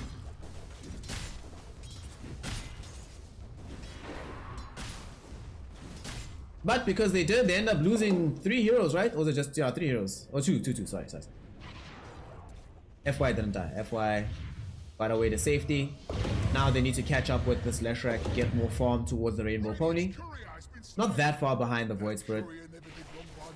And they did still end up in a situation where the tower does fall, but could have been cheaper. Yang in the meantime still doing his thing with the creep skipping, although they now want to bring in additional heroes to look towards a kill onto Poyoyo. Same time Vici have a similar rationale, bringing in 3 heroes smoke. They're gonna lead off onto Poyo. First rage will be there. Don't chase, don't chase. Ah, it's too late, they're chasing. This is a pincer. Poyo, will he be able to survive long enough to open up the space for this fight? Yang? No call, disruption will save. Unfortunately, Somnus looking for the split earth, will not be able to find it. They landed back onto Poyo. Yang doesn't have enough mana. Oh, it's still on cooldown, the culling blade, so you can't get it off. Poyo will be able to rage and run away. Somnus in the meantime gets shadow poison to death by PYW. Will end up losing his life. Yang, can he find a call onto Ori? Nope, no he cannot.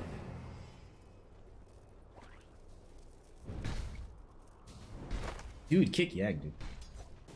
Not been very impressed by what I'm seeing from the axe so far. I mean, it's a half game. I'm just kidding, I'm just playing. I'm just playing, yo.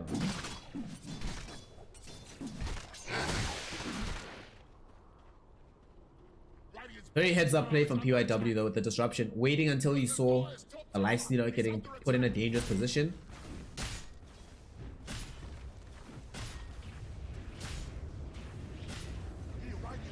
Although Somnus upon respawning can still go back bottom, still does have Diabolic Edict, clear out the way with the Pulse Nova.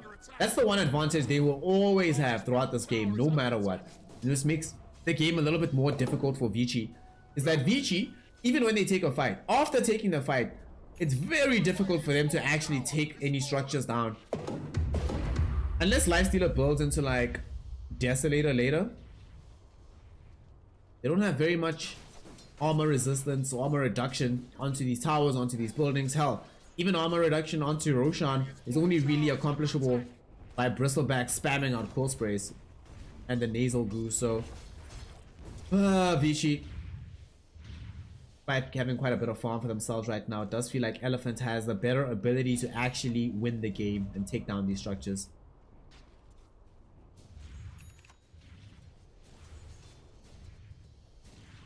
Very close in farm though. All these players on the cores, super close. DUI might be a target here. Yeah, DUI's. Oh, nice. Fire snap cookie. Was very patient with it. I thought he already used it, but was patient enough to wait. Gets it off at the right time. Also, I love how the tooltip on this low shredder is just throwing like screws at you. That's hilarious. Screws and props, man. Very painful. Old 11 in the top lane. Vanguard up. He's actually unapproachable with Eurus here. So Eurus going for this early Maelstrom. Such is the build right now for this Weaver. I think in this game I am... what do I want to see? I'm content with like Maelstrom SNY. Not that deep. Can get like a Diffusal or a Mage Slayer, but I don't think it's like an absolute requirement for him. Actually, nah, let me take that back. He goes Maelstrom, Diffusal, BKB, or Diffusal Skadi. Feels quite strong to me. I think Diffusal Skadi is a little bit stronger. Like BKB is not that necessary for the Weaver this game. You end up losing FY here in the mid lane. Morty's kisses are also thrown out. Is the support Death Prophet that died there. In the meantime, Yang does complete his Blink Dagger, so now side of Elephant actually has some catch.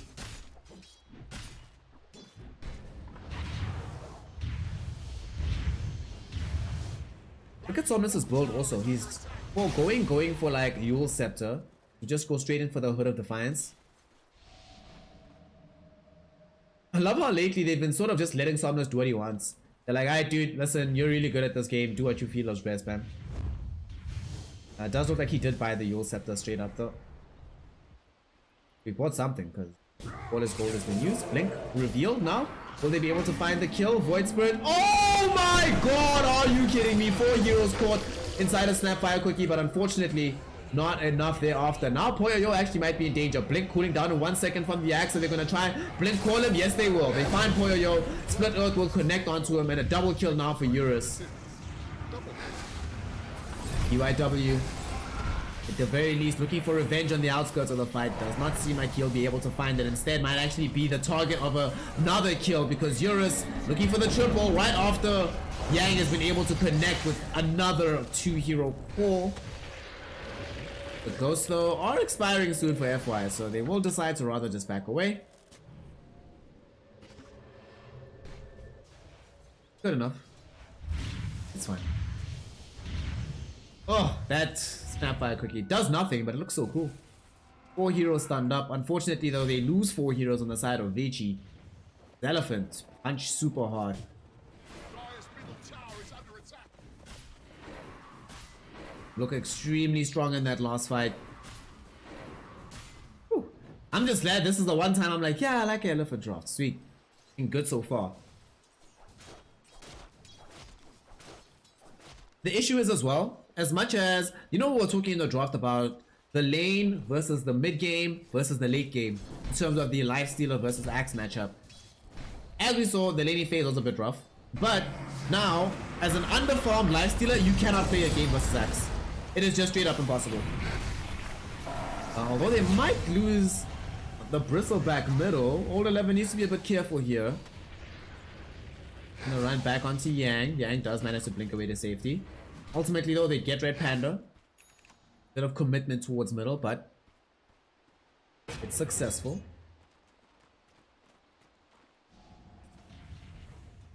Looks like Sanj and Kaya is being built up right now for Ori. Is this the best build? I mean, I don't think so personally. It does help against the Axe Core, but I don't think as a first item. I think they still need like a Yule Scepter. Vici feel a bit light and lax in terms of their ability to force a fight onto Elephant. Like they have Disruption, Aether Remnant, these kind of things, but not the same as like Yule's into Aether Remnant, which is like guaranteed lockdown. You also cancel out like the TPs out. Let's see how the next fight breaks.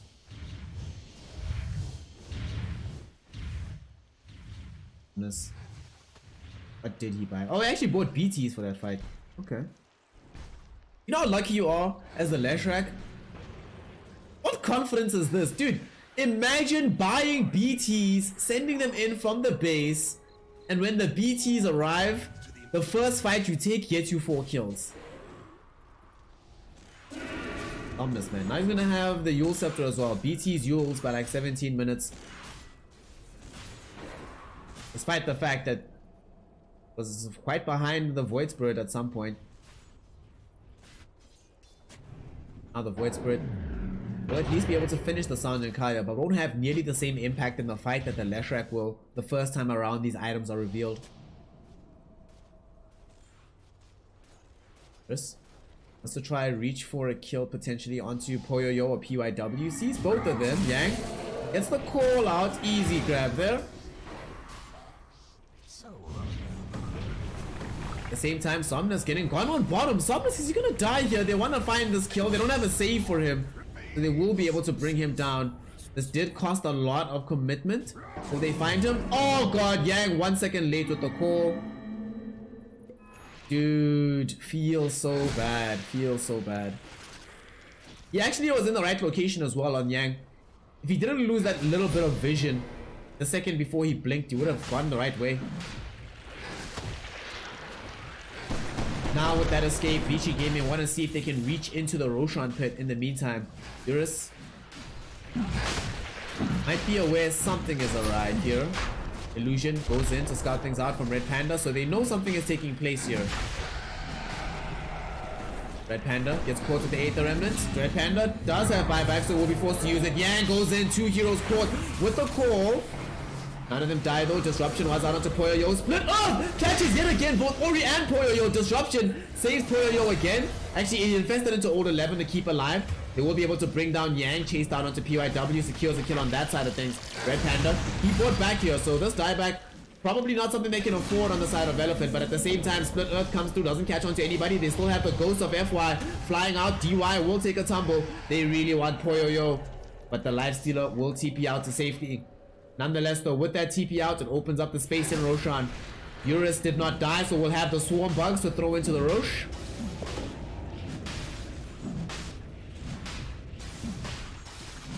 Wrestle back. Old 11 wants to try and steal this. Yo's into the air. And now maybe they kill him. But nope, they're also wise enough to realize that when you're at half HP and half mana and Bristleback is alive, you let him go. Yules him. and you retreat from that hero as soon as humanly possible.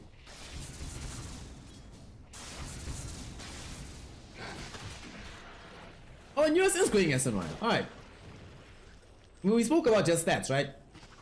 So I was like Maelstrom into either Ags, into Skadi or SNY, and I'm glad he's going SNY here.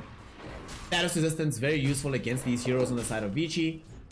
More tank ability. Just stats, dude. Just stats. If he just goes pure stats build, he will not die this game. He'll be 100% fine.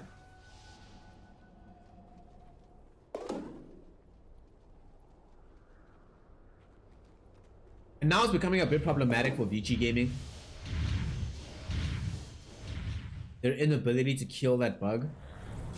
On the bright side for them though, all 11 is still very unkillable, and he is going for this Aghanim Scepter to make sure that he gets that AoE goo. Which is, yeah, pretty bonkers. Just gonna get a quick pick onto PYW. It's a nice and easy kill there. Didn't even need the Yule Scepter. What did Poyo build also? Yeah, standard build, right? Yeah. Armlet SNY to AC. Yang. Port on bottom, using all of his armor here. Snap by a cookie will also stun him up, and they should be able to find this kill. Eurus. Thinking about it, yeah, DY is dead, dude. There's no way DY doesn't die at least. He gets healed up with the infest. They won't even, dude, this is fine. Eurus is like, okay. Sure, dude. Poyo might actually die here, but the jump back in. Resonant Pulse ends up bringing down FY. Somnus falling very low. He does have this Aegis, remember. And they're still fighting. Red Panda will end up taking a tumble too. They bought back with the DY, so they throw in the Morty's Kisses. Old 11 with the triple kill.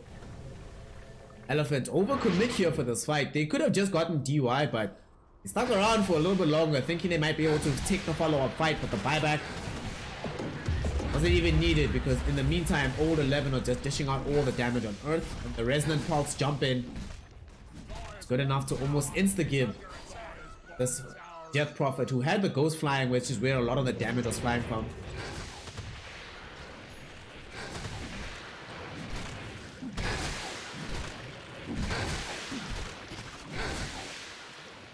Old 11 can solo carry this game as well.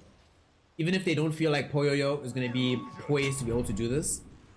There's certain heroes where whenever I see Old 11 play them, it's terrifying. Old 11 Bristleback, Timbersaw, Broodmother.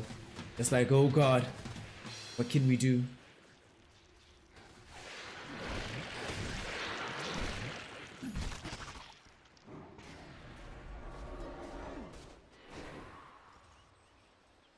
Radiant's top tower is under attack. Radiant forts have been fortified. By the way, Vibe HS, please give us some DPC news while we're in this game. This is going to be a slow one, by the way. Slow-ish game. Eurus, you'll be able to run away top. You don't hate the Remnanton, you won't catch him. And even if you do hate the Remnanton, you probably won't kill him. Dire's bottom tower is under attack.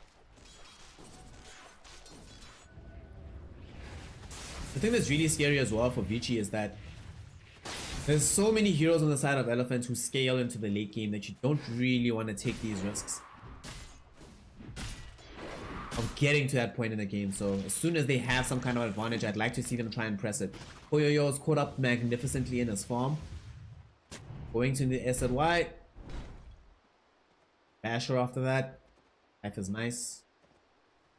Somnus almost has the Eternal Shroud. So both teams have a bit of cause to try and make something happen in the next few minutes. The one hero who's still struggling net worth wise of all these cores is Yang. Not having the best game of his... Having a normal Yang game. Pulling BKB. Tower is under attack. This is going to make quite a big difference as well.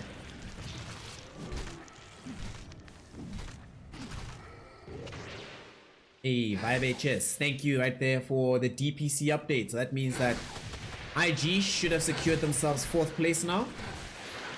And with LGD almost guaranteed to beat RNG, and Vici almost guaranteed to beat Sparking Arrow in a couple of days, that means that the only series that really has any kind of importance that's left in DPC is going to be Elephant versus Team Aster. And that will determine whether or not Elephant or IG go to the major.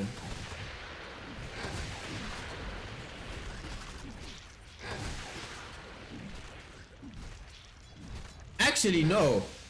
That might determine who between Elephant, IG. Yeah, Elephant and IG. Because Vici's gonna beat fucking Arrow. Yeah. My mind got confused for a second. If Elephant win that series, they go to the major. They don't, IG goes to the major.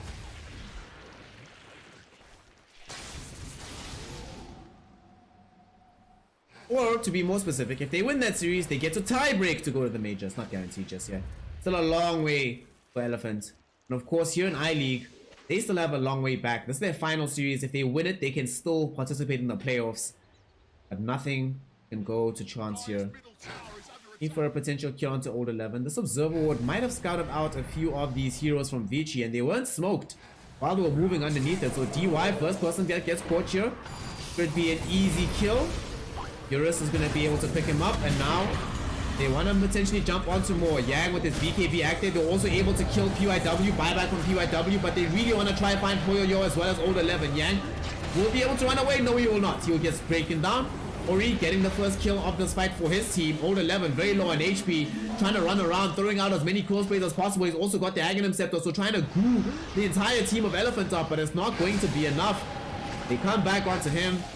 The goo stacks not going to get built up, and after losing him, they want to try dive for more. Poyoyo is able to run down at the very least Somnus, ending a pretty big streak.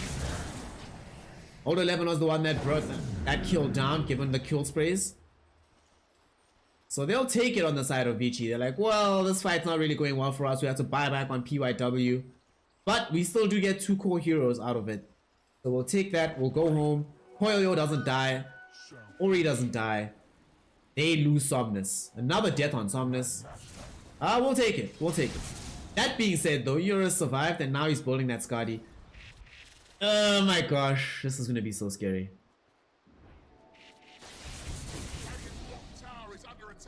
Dude, this build. Yo, he's not going to die this game. He actually might have a 0 performance. Gonna take literally everything to kill him. Then after you finish the Skadi, you can start thinking about the big damage items. We saw in that fight though that damage is a huge problem for both teams. Both of them were having a tough time getting out the necessary punch. Also, both of them have a tough time keeping their mid laners who have the most amount of magical burst available in good stead. They had to play the margins very carefully to survive that fight. Like Sanj and Kaya being built for the Ori. Leshrak, he's feeling a bit jealous of this bonus HP available for Ori. So Somnus wants to get a piece of that action.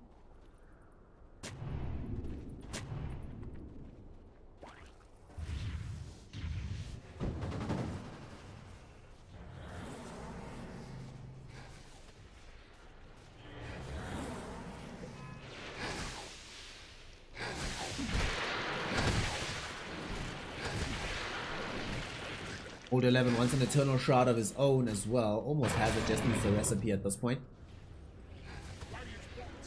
It's still a huge source of damage in the middle of these fights. Wait, do they want to smoke? Looks that way. Backing up like something's going on now.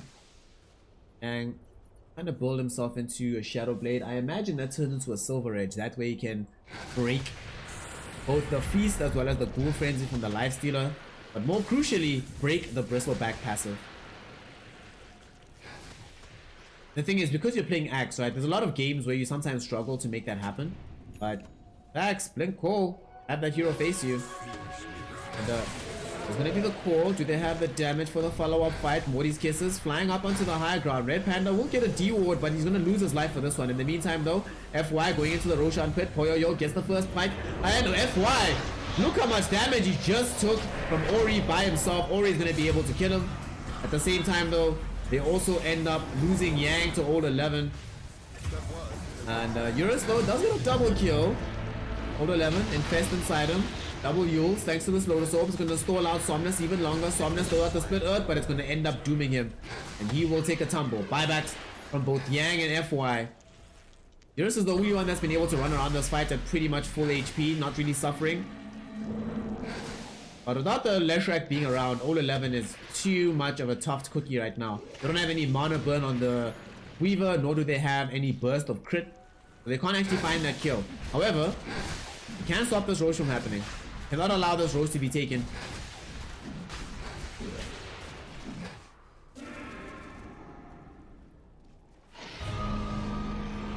What they do though, this that'll happen.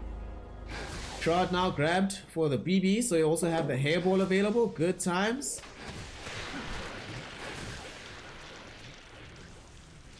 Bristleback. Bristleback.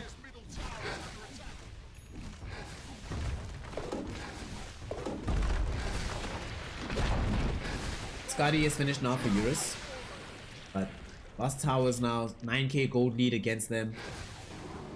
Everybody else except for Eurus just feels so far behind. Eurus does manage to get off the Sakuchi time-lapse back. He may be looking for some damage onto Ori, but still lacking real damage. But it's starting to come in right now for Eurus. That was not nothing that he did to Ori. And remember, he was alone there. There were literally no elephant heroes around him doing that. Yang, can he get away to safety down the bottom lane? Somnus maybe looking to get in. Split Earth actually is gonna be there with the corner as well. They found both Poyo as well as PYW. They'll take away the Aegis life. They will lose Yang. Morty's kisses. I think they scouted out Somnus in the tree. Somnus is dead again. How does Somnus keep going to the one place in the fight that'll allow him to die? Aether Remnant pulls back Eurus. Don't have Ghost anymore from FY and Old 11. You have to run. Why did they come for this? No, FY, don't use Exorcism. You're just gonna die next. And this is going to be a very easy kill for Vici Gaming. And now they're looking for Eurus. It's Bristleback, y'all. It's Bristleback. What are you doing? Oh boy. Elephants completely forget the heroes they're playing against. And yeah, you deserve this, actually. You 100% deserve this. You can't go into a fight like that versus Bristleback and think it's all going to be okay. After they got Poyoyo's Aegis taken away, yeah, even if Somnus is gonna die, you let that go and you all run away. At this stage of the game, with the Bristleback this far ahead, there's no way you take a fight like that, and now they're gonna end up losing not only the tier 3 tower, not only the first lane of Rax, but also any and all hope to potentially make it into the playoffs. If they can't take this next fight, then it is all curtains. Elephants. Well, now the only hope for this team staying together is them somehow pulling off a victory against Team Aster. The way it's looking right now, Elephant, no hope in I-League. Might find themselves in a position where after being dumped out of this tournament, conversations about who gets kicked are already happening in the team. Can they take this last fight? Pull back, they bring back the BB, but there's just no damage. Morty's kiss is flying forward. They've already lost Red Panda, no buyback for him. Eurus doing his best against Old 11. Infest gives Old 11 the necessary HP that he needs. Lightning Storm gets blown back. Dude, Old 11 is just gonna sit here. Saying, let's go, y'all, let's go. They burst through Somnus. Literally a matter of moments. There used to be a Leshrac there, but it's already gone. Disruption onto Old 11 keeps him alive, but they realize that there's absolutely no way to stop this Bristleback. GG, well played. Team Elephant, unfortunately, have to throw in the towel. Not only throw in the towel, Elephant now plays 7th place overall in the group stages. Oof, the only hope they have of being able to get back into the playoffs, they have to hope that somehow RNG loses every single game they play 2-0. Just 2 zeros, just 2 zeros, just 2 zeros. But that sucks, right? You never actually want to be in that position where the only way you can succeed is if your opponent fails or somebody else fails. This game, Elephant, I really did like what they were trying to do with the draft, but there were a couple of things I didn't like. I really didn't like Somnus' item build. I think you should have just gone, like the BTs into Yules. I have no, here, right here, we have no issues. Everybody's happy, the world is good. why not just buy a BKB, dude? Just buy a BKB instead of going for this item build. Doesn't actually allow him to be in the fights. Consider how much damage he has to deal with. Every time after he runs in, afterwards he's like, crap, I have to hide somewhere. There's an Aether Remnant looking for me. There's Morty's Kisses flying about. There's a Resonant Pulse that's being spammed out by this Void Spirit. There's Shadow Poison stacks going everywhere. I can't do anything. So didn't like the item build from Somnus. I also think the team itself on Elephant didn't play together. But honestly, at this point, it's just average times from Elephant. I don't think also... I think FY also didn't have the best game. Had some good moments in this game, but there were some really bad decisions from him and from the team overall. Like that fight bottom that they took where they managed to take away the Aegis from Poyoyo. After you take that fight, you run. You burst the Aegis. Axe is gonna die. Cool. Eurus help get that kill. Everybody else runs. You all get away there. Instead, they first they lose Yang, right? After losing Yang and after losing Somnus, then Eurus thinks to himself, alright boys, we can go in. FY activates Ghosts. Disband already. Honestly, I think we're at that point. It is what it is. Let's just have them disband. Let's just have them disband. Cyberlink. Yeah, Ursa was open, now that you mention it. Ursa was in this game. If they had Ursa instead of Weaver, they probably still lose. Let me not lie to you, I don't think Eurus was not the problem. Eurus played the best on his team by some distance. Not just in this game, but the whole series today. Eurus was a god. He really did the most that he could. It was the team itself, just not... If you can't do this in modern Dota, it doesn't matter how skilled of a carry you have. Like, I think right now, teams are good enough that it's very rare that you can have that kind of performance where the whole team is doing really badly, you alone are doing really well, and you carry the team to victory. Those happen from time to time. Every now and then we do see those, and every now and then, think about it. When you see that, Reddit post, there's new tweets out, because it's like, wow, that's amazing, somebody actually did that. You don't get that anymore. So when a team loses, it's very rare sometimes that you can like isolate one hero and say, yeah, if we had a different hero, they would have won, especially when they played like this. Like if Vici, for example, changed Lifestealer for somebody else, for Ursa themselves, they probably still go on to have a game that's good. Because Poyoyo played really well. His team played really well. They all played together. So it all worked out.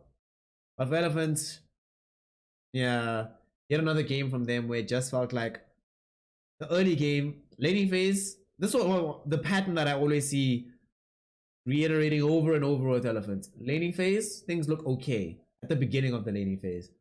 Towards the end of the laning phase, when there have been map movements, the beginning of the mid game, things start to look quite good for Vici game, for Elephant. They take some very strong fights, make some good decisions. From there,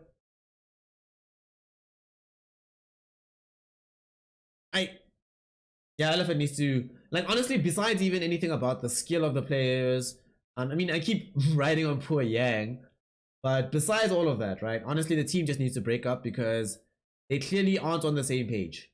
You can't win Dota if you're not on the same page. Like, it just can't happen. How many years have we seen Team Secret is one of the examples, right? A team every year or so will have an incredibly stacked lineup, but if you're not on the same page, you're going to lose the game. So Elephant, personally, I do think they'll get lucky, right? Because RNG is the only other team that is in the same position as them with only 4 wins. They have more losses than RNG. However, RNG still has 3 series to go. 3 series back-to-back games against PSG LGD and a series against IG. IG's been looking very hot lately. They've been picking up steam again, clearly in preparation for the major. PSG LGD have been, up until now, right? Vici starting to come back to that point. But the entirety of the second season, PSG LGD has been the best team behind Team Aster in China. So Vici Gaming, I would say slightly edge them out right now. Slightly better than LGD in my opinion. Didn't they, how did the last series go between the two teams? LGD won, but that was like a week ago. So I think things have changed somewhat since then. However, with those teams, you know, they're feeling good. They're feeling confident. They're like, okay, cool. We can probably beat anybody. So RNG might do Elephant a favor. Might end up going down 2-0, 2-0, 2-0. But Vibe, have they lost yet? Oh, RNG had a chance on map 2. Ooh. Okay. If they'd won today, RNG, I might have favored them in a couple of those series, but it's looking a bit dicey. So there's still a chance for Elephant. It's still a chance. It's still a chance. Provided RNG suffer no 2-0s. Like only 2-0s the whole way through. 3 2-0s in a row. Then I think Elephant does eke it out slightly and ends up slightly ahead of them. I don't know though. This was rough to watch. This was rough to watch. Elephant looked so solid game 1. And unfortunately ended up falling apart in the rest of the series. As has been the case pretty much since the Tina's fall. So with that, Elephant's fortunes do not go their way, but Vici Gaming. If you had bet Vici today, where's Pango at? Is Pango in chat today? I don't think he is. If Pango was out here, he'd be celebrating good times because he undoubtedly placed 2 bets on Vici Gaming. Both bets came clear for the money. And with that, ladies, gentlemen, and my MB comrades, that's going to conclude the casting for the day. We've been online for the last like 7 hours at this point, but we're going to be done for now. Thanks so much for putting through today. Thank you so much for being with me throughout the journey. Please make sure follow through here. Trying to get to 5K. Yeah, I don't want March to end and I'm still at 4,000 followers. That means I have to find 300 and something followers within the next weeks, less than 2 weeks, 12 days. Hopefully we can make it happen. We'll need your help to do it, but let's do it. Let's get to 5. Let's get to 5. Also, if you have enjoyed yourself, you've had a good time, you know, the last couple of hours was worthwhile investment of your morning, please consider becoming a supporter in any way. You can subscribe. VibeHS led the way today, showed us the path. Thank you so much. Really do appreciate it. Of course, you can become a patron through patreon.com, or you can decide to donate. Earlier on, you saw Pango's name out here. Now, Johnny has reclaimed his spot in the donation pack. And you can get your name out there. Know that you're supporting your local stream, supporting the growth. You're out here making sure that we can do this all day. Doing this full time, doing it for y'all. Thank you so much for allowing me the privilege to be able to do this. Oh, one last thing. VibeHS, hey, take it easy, G. This is iLeague. One last thing is letting you know what's happening tomorrow. Tomorrow, PSG LGD versus Aster, as well as LGD versus Vici Gaming. So that's going to be fun. LGD still has 4 series to go, so I think it's pretty clear they're going to come first overall in the group. With Vici only having the last series against them tomorrow. Yeah, PSG would have to lose 2-0 to Aster, then lose against the Vici Gaming. That's the only way it can be even remotely competitive in terms of who's going to grab the pole position towards the end of the day. I will find that out tomorrow, so make sure that you are here. Make sure you have notifications enabled so you are aware as soon as we. With that, see you all tomorrow. Thank you so much for everything. Love y'all. Love yourself. See ya.